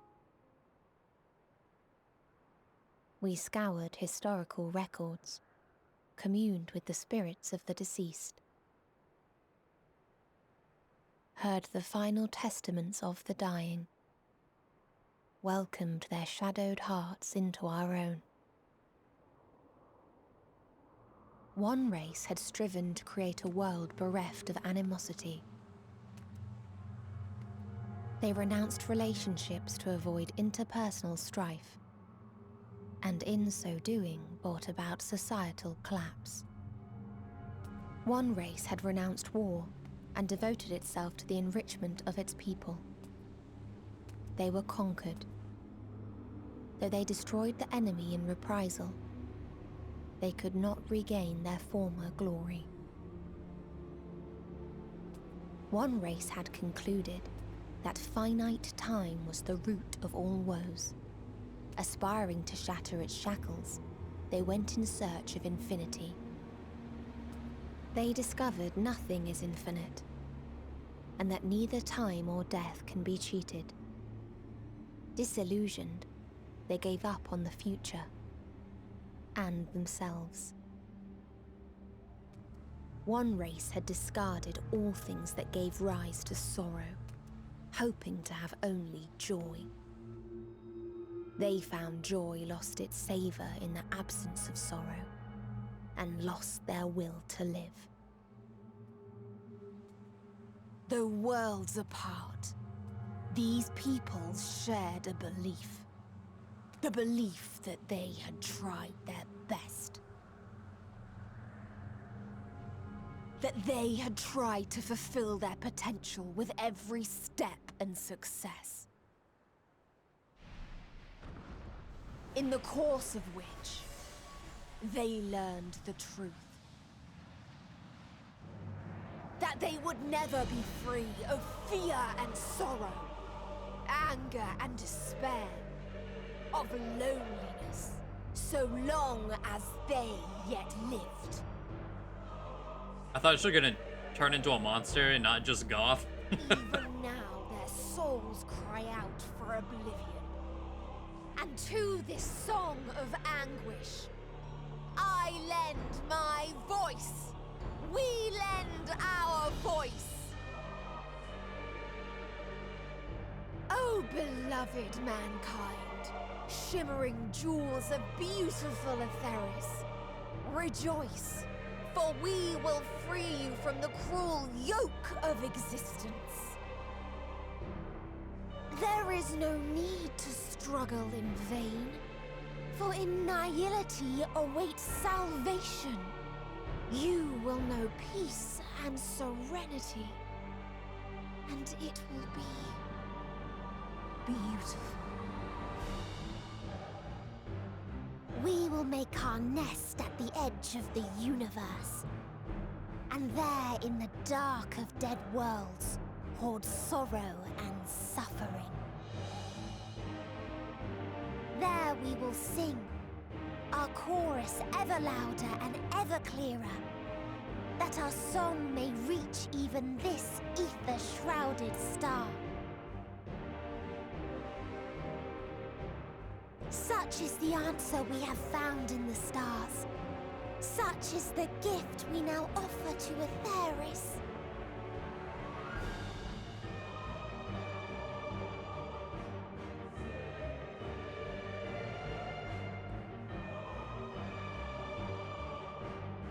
Who are you to decide our fate? To decree we live or die?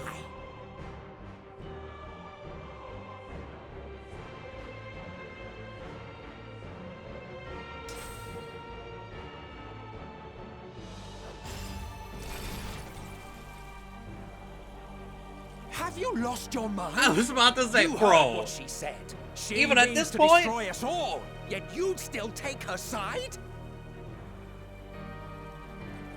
In the name of the star, we have discarded those creations that we deemed flawed. Yeah, which is fucked up.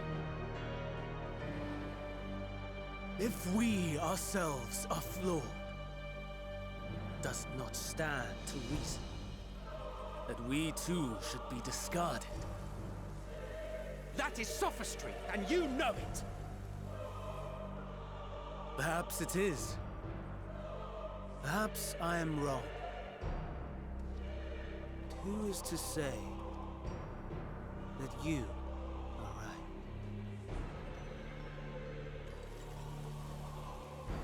Let us settle this with a determination. In my authority as Chief Overseer of Elpis, I will make a judgment on man's fitness to exist. If he can learn to value all life and retain his will to live, even should his end be justified, he will surely find a way to avert his demise. And that's the... If not, he will perish from the start. This is how... As with all determinations, provisions must be made to ensure fairness. Kairos! Awaken!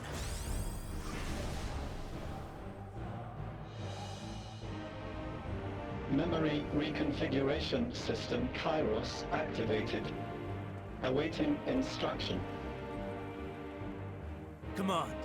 Universal memory alteration. Target area. Catesis Hyperborea. Starting point.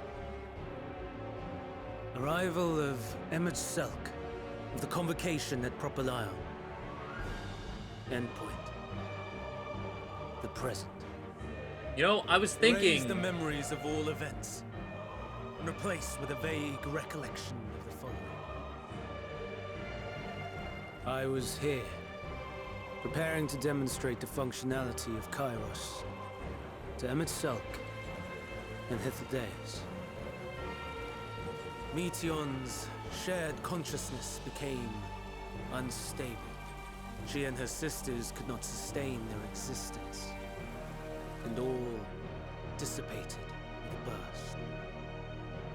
The resultant shockwave accidentally triggered Kairos, which erased several days of memories from all present. Execute. Command acknowledged. Initializing. 3 processes remaining to execution. I was thinking something about this was going to be used. Bravo. I dare say one would be hard-pressed to make it fairer. Everything that you told us, everything that has happened, the fact we've even met, it will all be gone.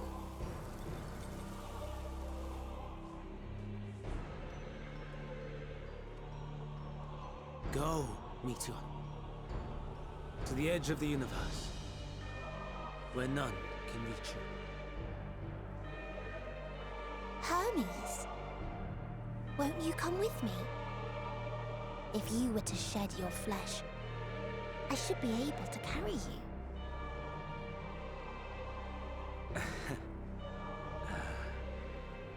I will remain. As a man, I will oppose the oblivion you bring. Silly fool. Had you said yes, I would have granted you the gentlest end.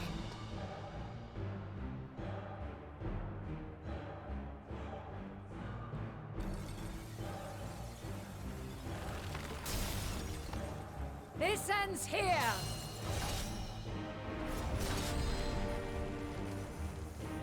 Fly, Meteion!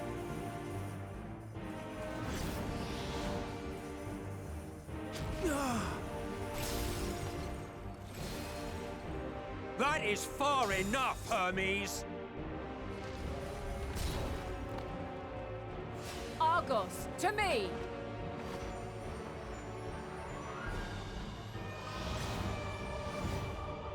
Okay, but we don't know how many sisters she had. First Like, process taking complete. this one out? 2 remaining Sure. to execution of memory reconfiguration. But there's As if we many. needed more pressure. No matter what, you cannot forget what happened today, for it is the key to saving your future, your world. This fight is our fight. What comes after, our problem to contend with, not yours. No. Your own struggle awaits, and no one else can take your place. You must flee this place with your memories intact, and I will see that you do. Now then, where is it? There you are, my little confluence.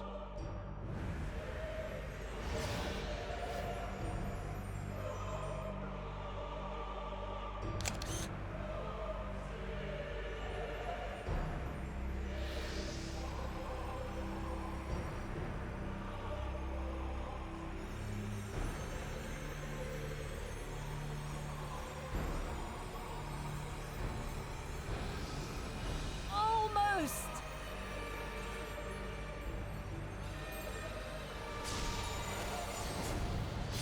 Oh! Very well, then. You may elude us this day, but not forever. Forever. Oh. Oh.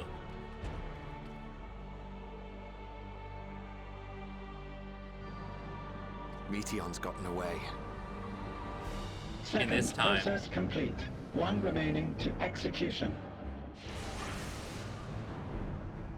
Ugh. No time for brooding. Listen well. Beyond lies a spatial confluence that connects the interior sections of this building. I will destroy the confluence and force open a way outside. When I do, you must jump through.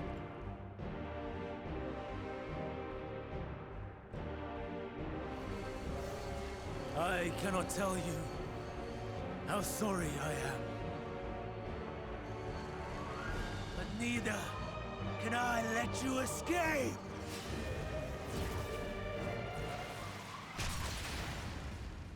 Oh.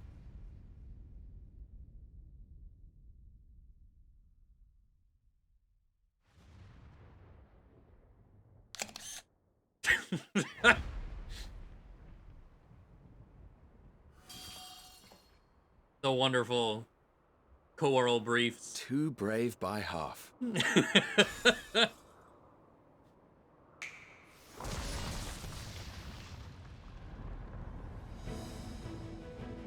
Exemplary work, as always, Selk. What? But how? I thought the confluence was... over... Over there? Yes. We were rather hoping you would. It was never anywhere but where it is now. The instant those two began making their way towards nothing, 'twas clear the plan was a diversion. I'm quite incapable of destroying a confluence, I must confess. A gambit brazen beyond words. Though we've grown accustomed to reckless improvision due to the antics of an incorrigible associate. Though, in the case of certain present company, incorrigible is an understatement. Honestly, I'm beginning to suspect it's a requirement for every Azen.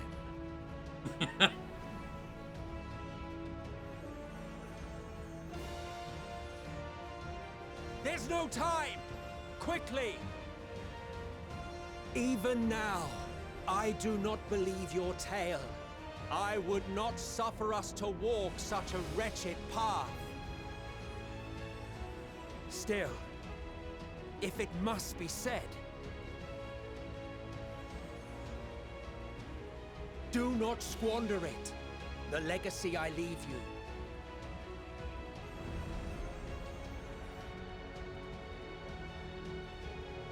Final process complete. Executing universal memory alteration. Wait, so the knot is... Go, Argos! Oh, how's this gonna work?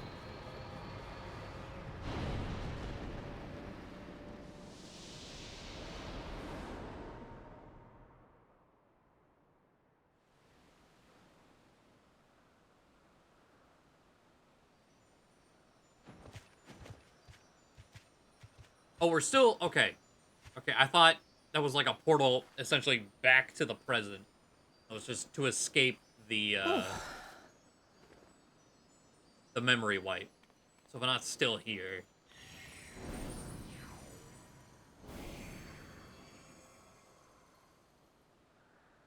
I'm fine. Just a little tired.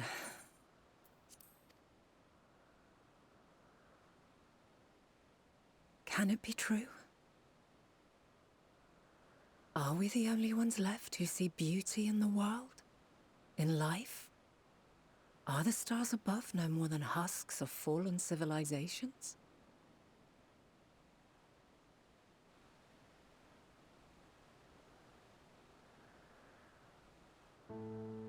And yet... Oh, okay, things are starting to click. The I reason feel for her. sundering the planet. Though she is unimaginably distant, I feel Meteon's presence.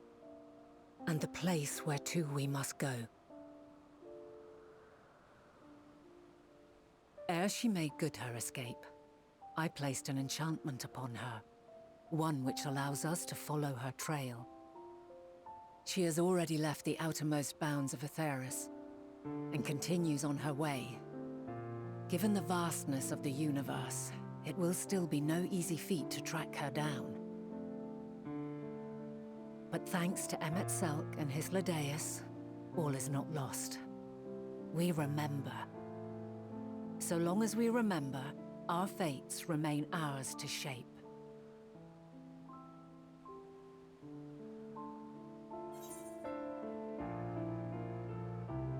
So what now? What indeed? Let us begin by ascertaining the situation at Catesis Hyperborea, where the others should still be. Thank you for finally saying that out loud. So it's not a silent K, it's Catesis. Given the likely state of their memories, however, it would be imprudent for us to approach them directly. In which case...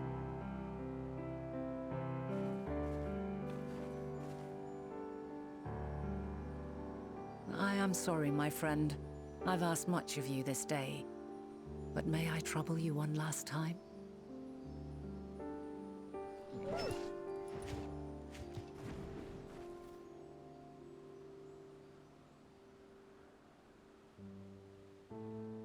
Argos will investigate in our stead. We will share in his consciousness and see and hear as if we were with him. Now, close your eyes and open your mind.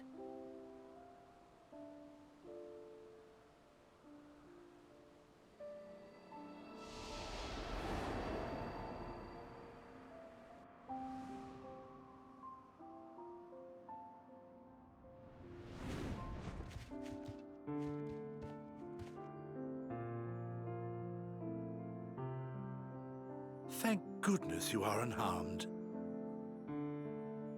Unharmed? There is a gaping hole in my memories. I can scarcely remember arriving here in Elpis. Forgive me.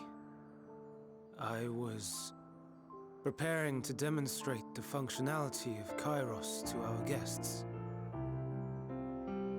But Meteon, her shared consciousness became unstable. And she...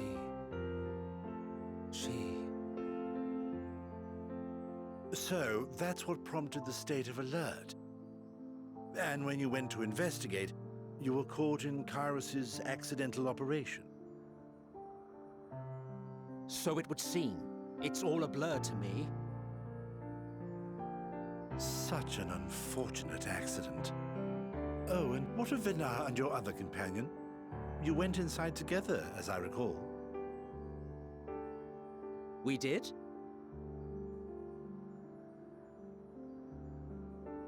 If Vinar was with us, I have no recollection of it. But that there is her familiar, is it not? The fellow seems happy enough, so I think it's safe to assume his mistress as well.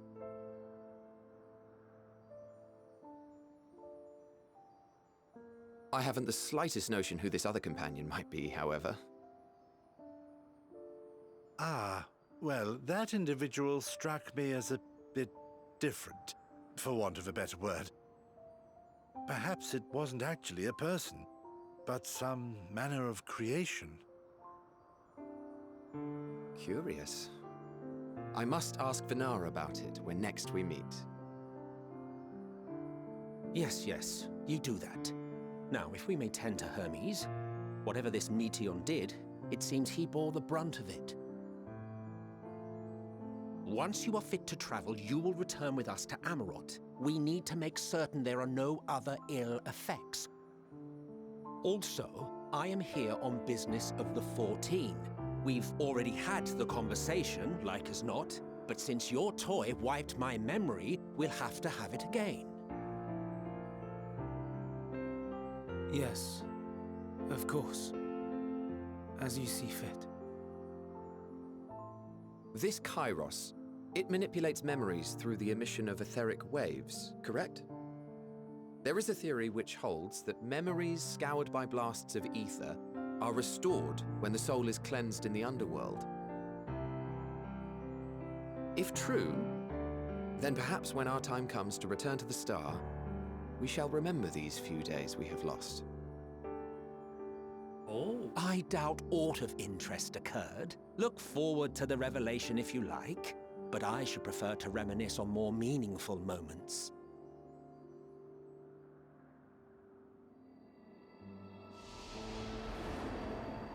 Well, questioning earlier, like, no, because of this mind wipe.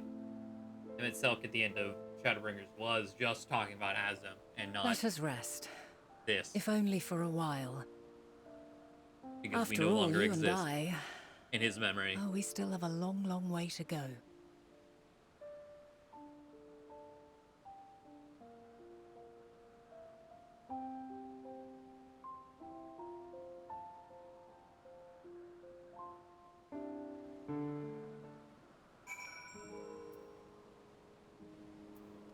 Well, are you feeling at all recovered? I understand that your exertions were more than purely physical, but resting one's body, if only for a moment, is never without merit. As for Hermes, I think it unlikely he will create more Entelechies. He poured much of himself into Meteion, and now that she and her sisters are gone, dissipated in his mind, the grief must be unbearable. He will blame himself. He will believe that.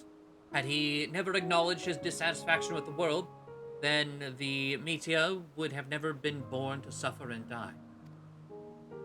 The offer to join the 14 will be a welcome distraction, and one day hence he will face the advent of the final days in role of Pandania. So did he not okay, hold on.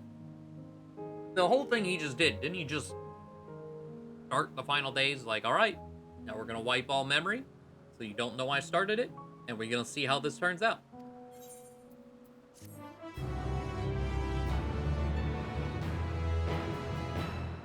We enter Hyperborea with a party of NPC avatars. Yes, yes.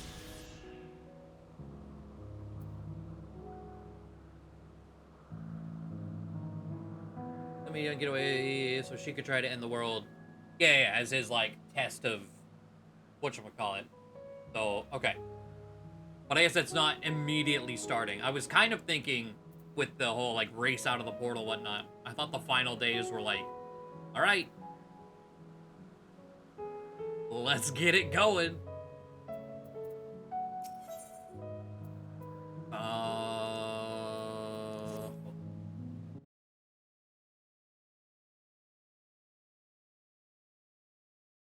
Like, given what time it is right now, yeah, we'll do this one. This ends the next section, and then we'll call it. Yeah, I wanted to look at the quest list to see where the, like, achievement pop-up is. It's on this one. That was live, die, and move. Ravioli, listen to me. Our duty now is not to denounce Hermes for his misguided determination, or to convince Emet-Selch and Hythlodaeus that they have been deceived.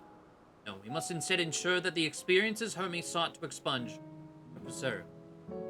What remains in our memories alone will be our weapon against the final day. You must fight this battle in your age, and I in mine. That's when she was just like, I couldn't imagine why I would oppose the convocation. Why would I summon Hydaelyn?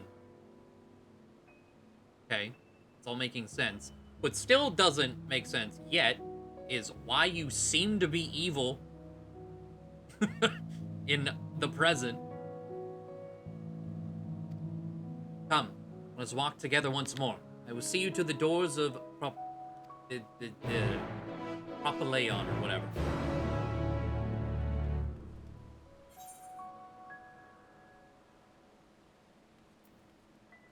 Okay.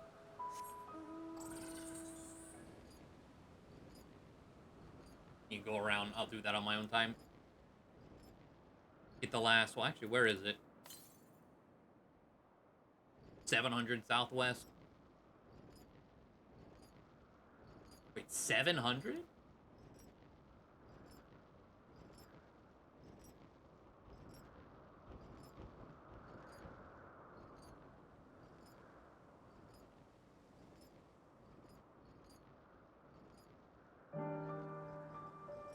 All we heard about past was through servants of Zodiac, who obviously believed her to be the bad guy. Oh, I see. Finally getting her side of the story. Okay, fair enough. 300 west? Way over there. I'll get it later.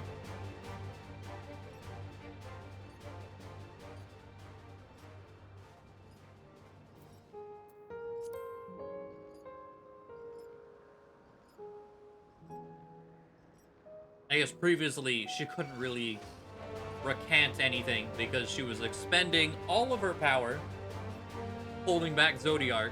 But I guess that's the other thing, like, Zodiark is free, so you would think maybe that's where we'll go next. With Zodiark free, and her not using all that energy to keep the shackles intact. She hadn't said anything to us till then, but maybe it'll finally come. Your time in this age is drawing to an end. Upon speaking to Vanas, several cutscenes will play in sequence. It is recommended that you set aside sufficient time. Sure.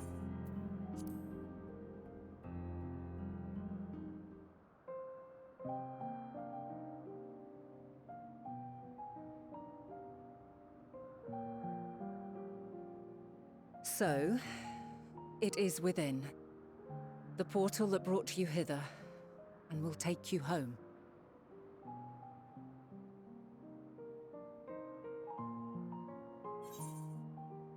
Where we part ways? Perhaps I should just stay and help. I think it was where we part ways.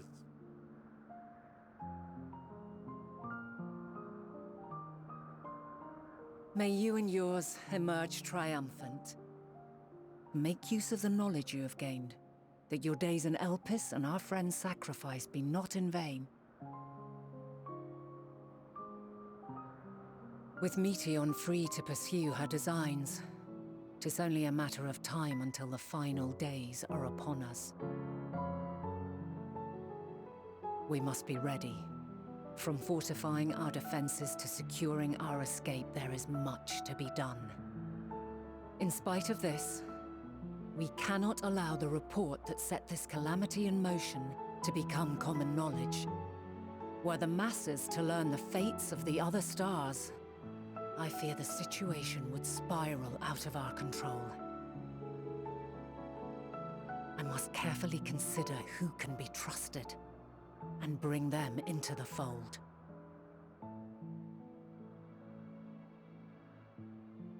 Ordinarily, I wouldn't hesitate to call upon the 14. However, it was the desire for a fair determination that drove Hermes to attempt to erase our memories. Were he made aware of his actions, there is no telling whether he would remain a friend or become a foe. Alternately, we might try to alienate him from the convocation. Yet in doing so, we would deprive ourselves of a brilliant mind who would be invaluable in the crises to come. quite the dilemma. Which is why I must work independently of the Convocation. Regardless of how we proceed, if we are to permanently avert the final days, we must be equal to Hermes' challenge. We must prove that mankind is worthy to exist. And this hinges, I think, on how we confront the all-consuming despair that accompanies a senseless and seemingly inevitable end. Bewildered and divided, we would perish like the peoples of those celestial ruins.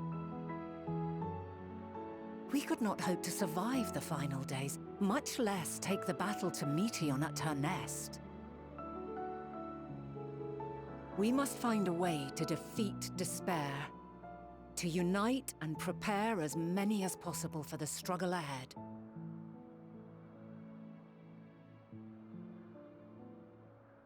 Heavy will weigh the burden of guiding this legion of souls. Yet I have faith in mankind's potential. As long as he believes in himself, there is naught he cannot achieve. So I will not give up on him, on us. You may find your world to be very different, or perhaps the erasure of our friends' memories has sown the seeds of a conjunction between us. We cannot know until the moment is at hand. So shall I strive to do my best, taking naught for granted as I walk my path.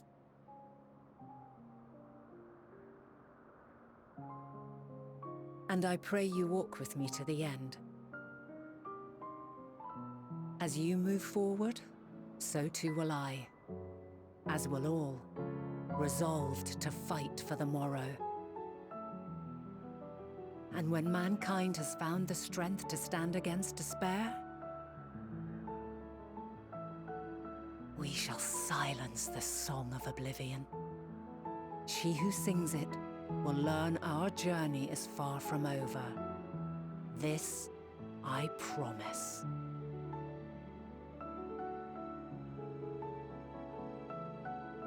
Fare you well, my light of the future, till we meet again.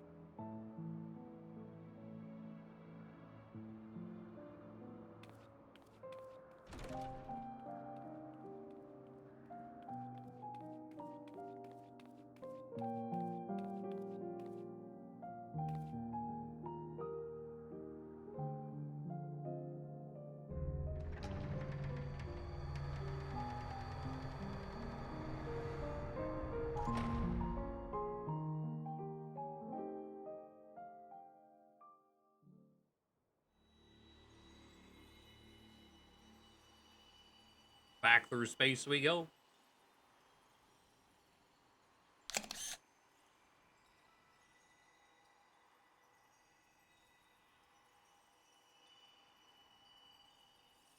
From this day forth, I shall strive to bring honor to the seat of Vandania.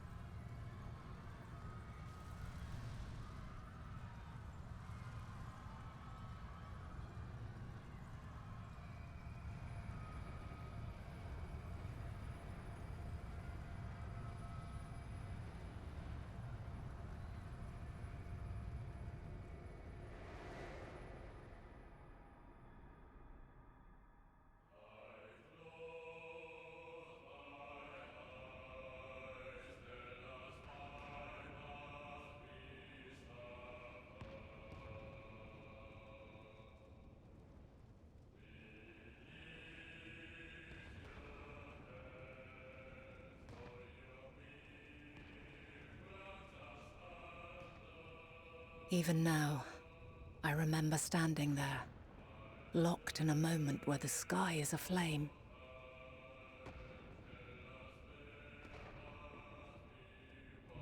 Where stars fall as tears, and screams darken the seas. Where resignation rots the trees.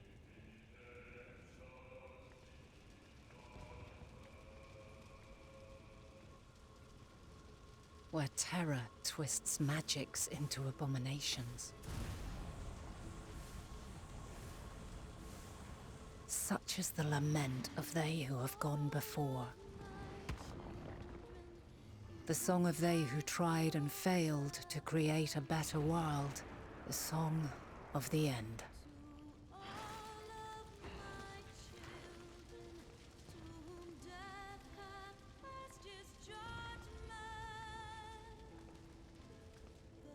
That which hides at the edge of the universe is no longer hope's creation.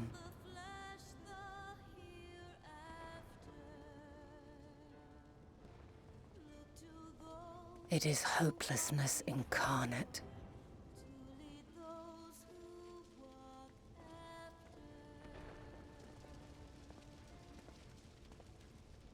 That day, mankind saw half of its number sacrificed to bring forth Zodiac.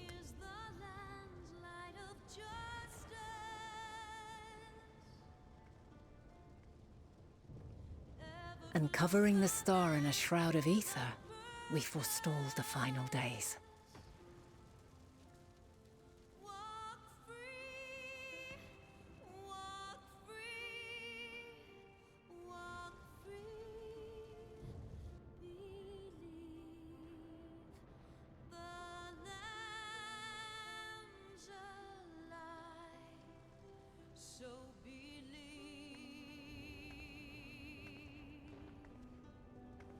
Yet the cries echoed still.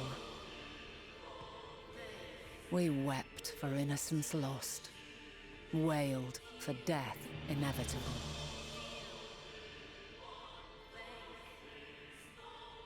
A reality too terrible to bear.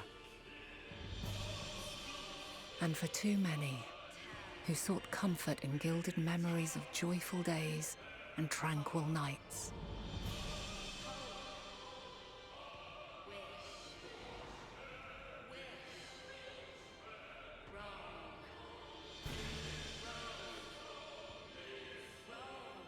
This is all wrong! Why must we suffer so? It needn't be like this. No. There must be a way to restore things to the way they were. To reclaim the perfect paradise we once had. No, my friends. Suffering exists, and we cannot pretend otherwise. No civilization, however great, could eliminate it. If we would live, we must accept it as our constant companion. Let us not seek to forget this tragedy. Let us carry it in our hearts, that we may grow stronger and know true happiness. We can't accept it! We won't accept it! It will be ours again! A world free of sorrow! No, it will not. For there has ever been sorrow. Mankind was but spared its biting sting for a time. So please, open your eyes. To try and reclaim those lives we lost by sacrificing yet more isn't wisdom. It is weakness. No paradise is without its shadows. If we cannot accept this truth and learn from our pain, then our plight shall be repeated.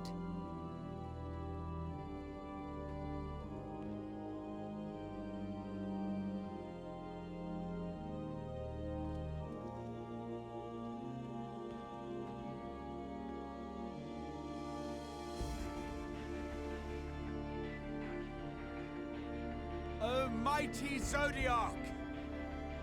God, born of our boundless faith, we bid you, hear our prayer. Accept this offering of lives, and deliver unto us the lives we once had. Deliver unto us the days of old, the days when the star was a font of love, and we knew naught but bliss.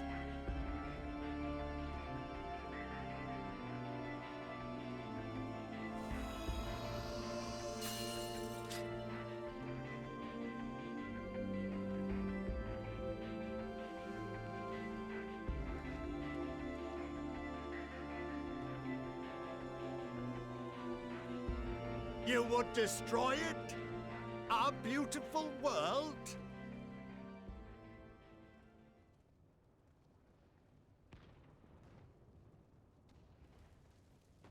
Lands that stretched on forever. Skies one could drown in. The heartbeat of nature, silent yet strong.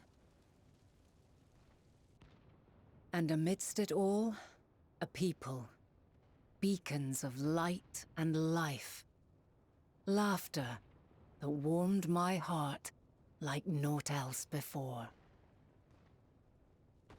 They are my meaning and my purpose. My love.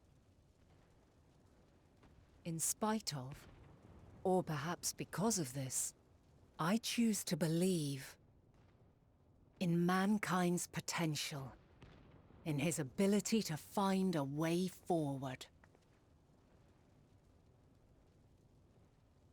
So let there be no way back. From that temptation, I sunder us. No more shall man have wings to bear him to paradise. Henceforth, he shall walk.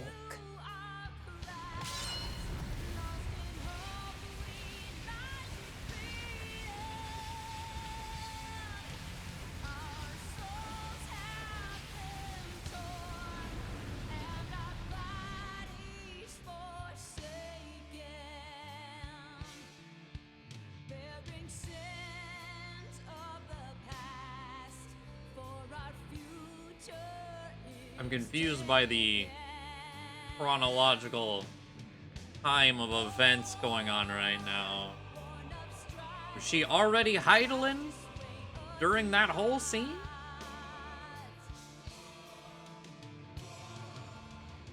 All is excruciating pain. I breathe fire and torment.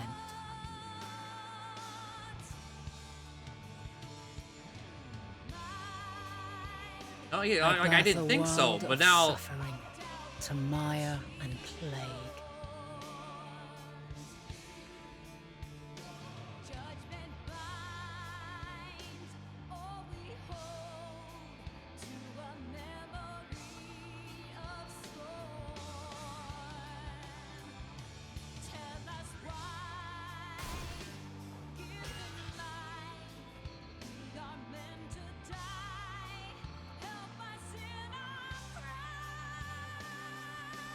In one fleeting moment, lives come and go, ever moving towards the unknown.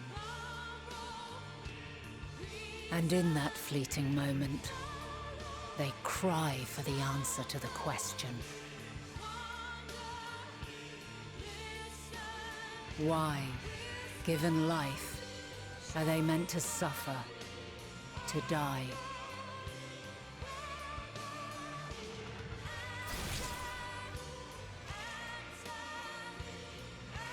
As fragmented, imperfect beings, yours is a never-ending quest.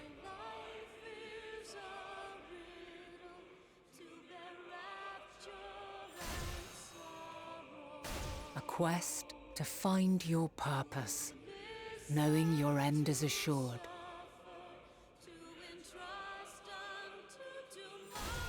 oh, don't do that. To find the strength to continue when all strength has left you. To find joy, even as darkness descends. And amidst deepest despair, light everlasting.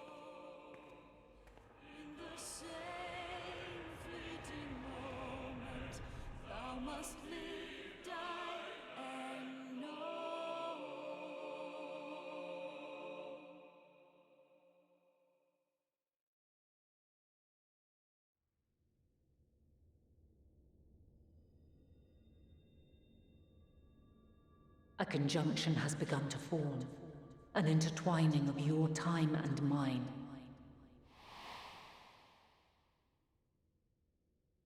When you truly understand what is at stake, and your journey has prepared you to surmount the insurmountable, then shall I honor the promise made in another time, another age.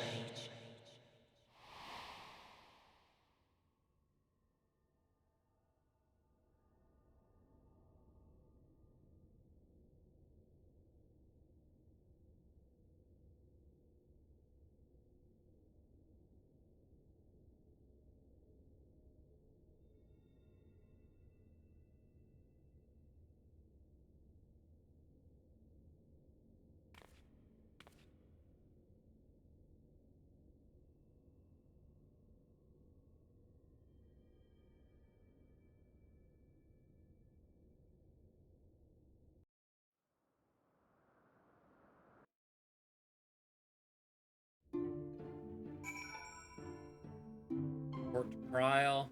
Okay. Truncate all the sacrificing stuff until she summoned Heidelin. Now we can see representative of struggle of years having only. Okay, I guess it was just too metaphorical for me to. I thought it was like gonna be a quick like, okay, timeline, boom, you left. You see he joined. You see Hermes take Fandaniel, and then you go to the final days. And she talked about like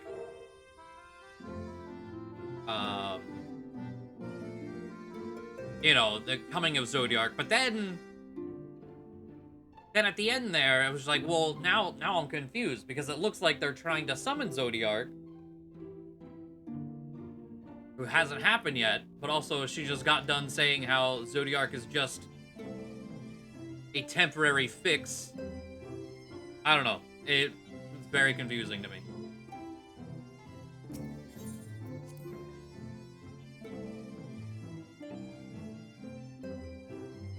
I would have, I think, for myself, I would have preferred a more literal approach. All the way back to Charlene, huh? We already heard about through the Ashton's perspective, I guess. But again, that was the Ashton's perspective and not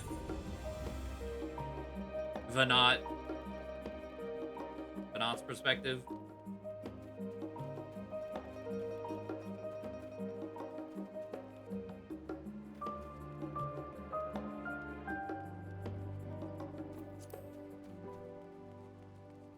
Trial, I have returned from the past.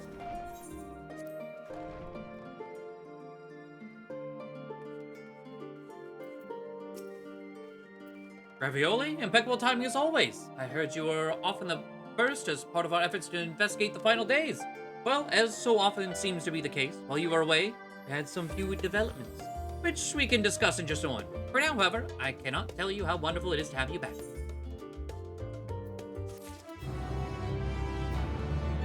I like that. It's like, in the next quest, we'll tell you about it.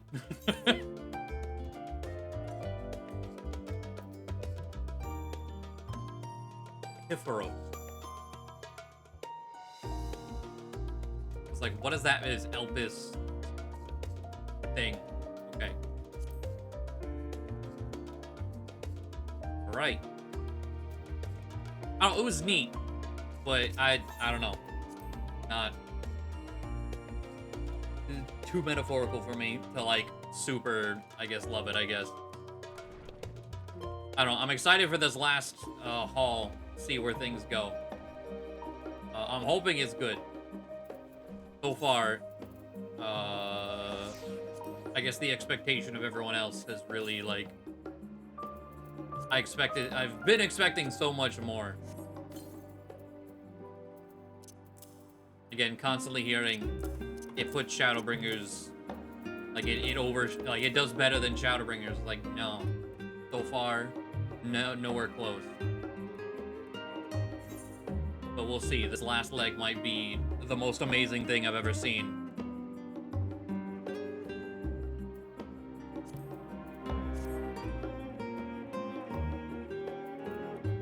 Either way.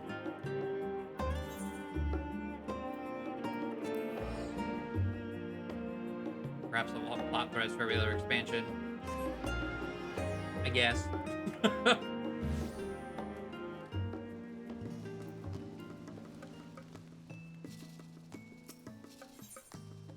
I don't know. I'm looking forward to the final. How many? I don't know. 89, 88 through 90. I'm not gonna count. I don't want to look at the quest too closely.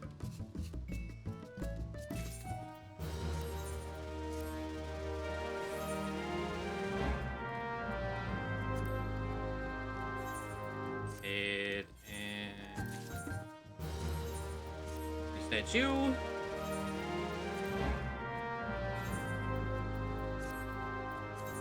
Okay. Probably continue along on Monday. Definitely finish at some point next week. Probably definitely won't be Monday.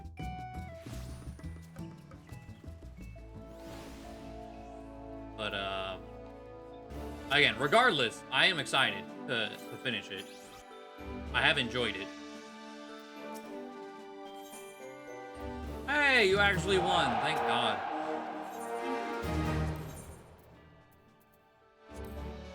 I'll get back to it. There's a maintenance Monday night for Tuesday patch. Oh, what time?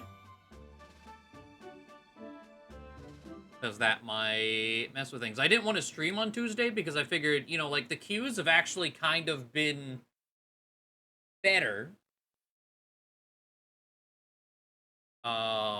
But I expect them to ramp right back up Tuesday. It was like, well, I'll do SMT5 Tuesday. So I don't gotta deal with that. You see, surely I have a blog post about it, right? Where would I?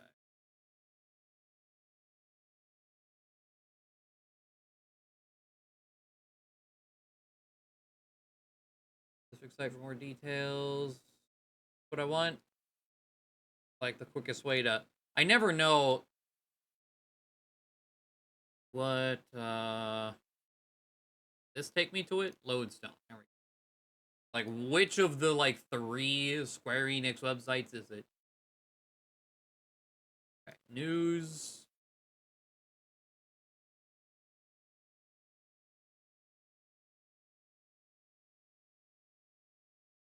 Maintenance, Lodestone, December 20th. All Worlds Maintenance, December 20th. Okay, here we are. 6 p.m. EST. Oh.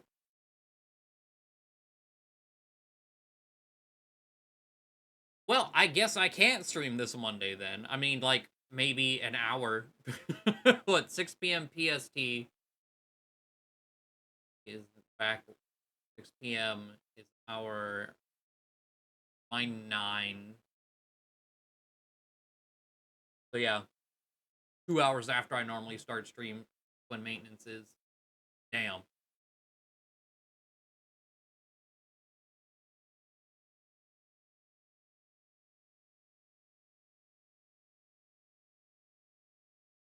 Still might do a little bit of it. Stream until the servers die.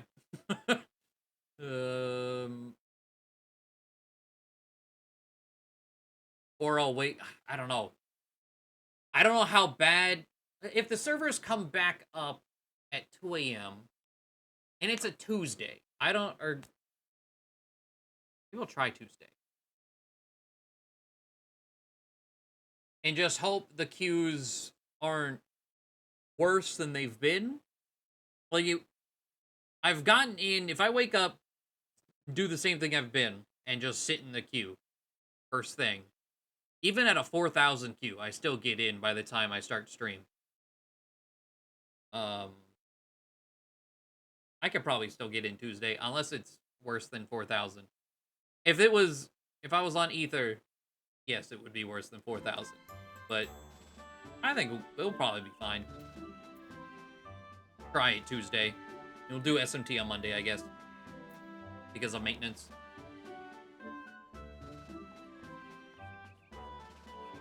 Okay.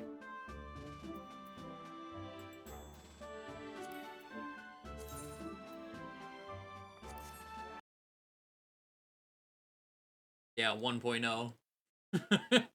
Still haunting the game. But alright. It is almost 1 in the morning. I know it's a weekend, Saturday, so it's not a huge deal, but a bit later than normal. I'm excited to finish MSQ next week, for sure.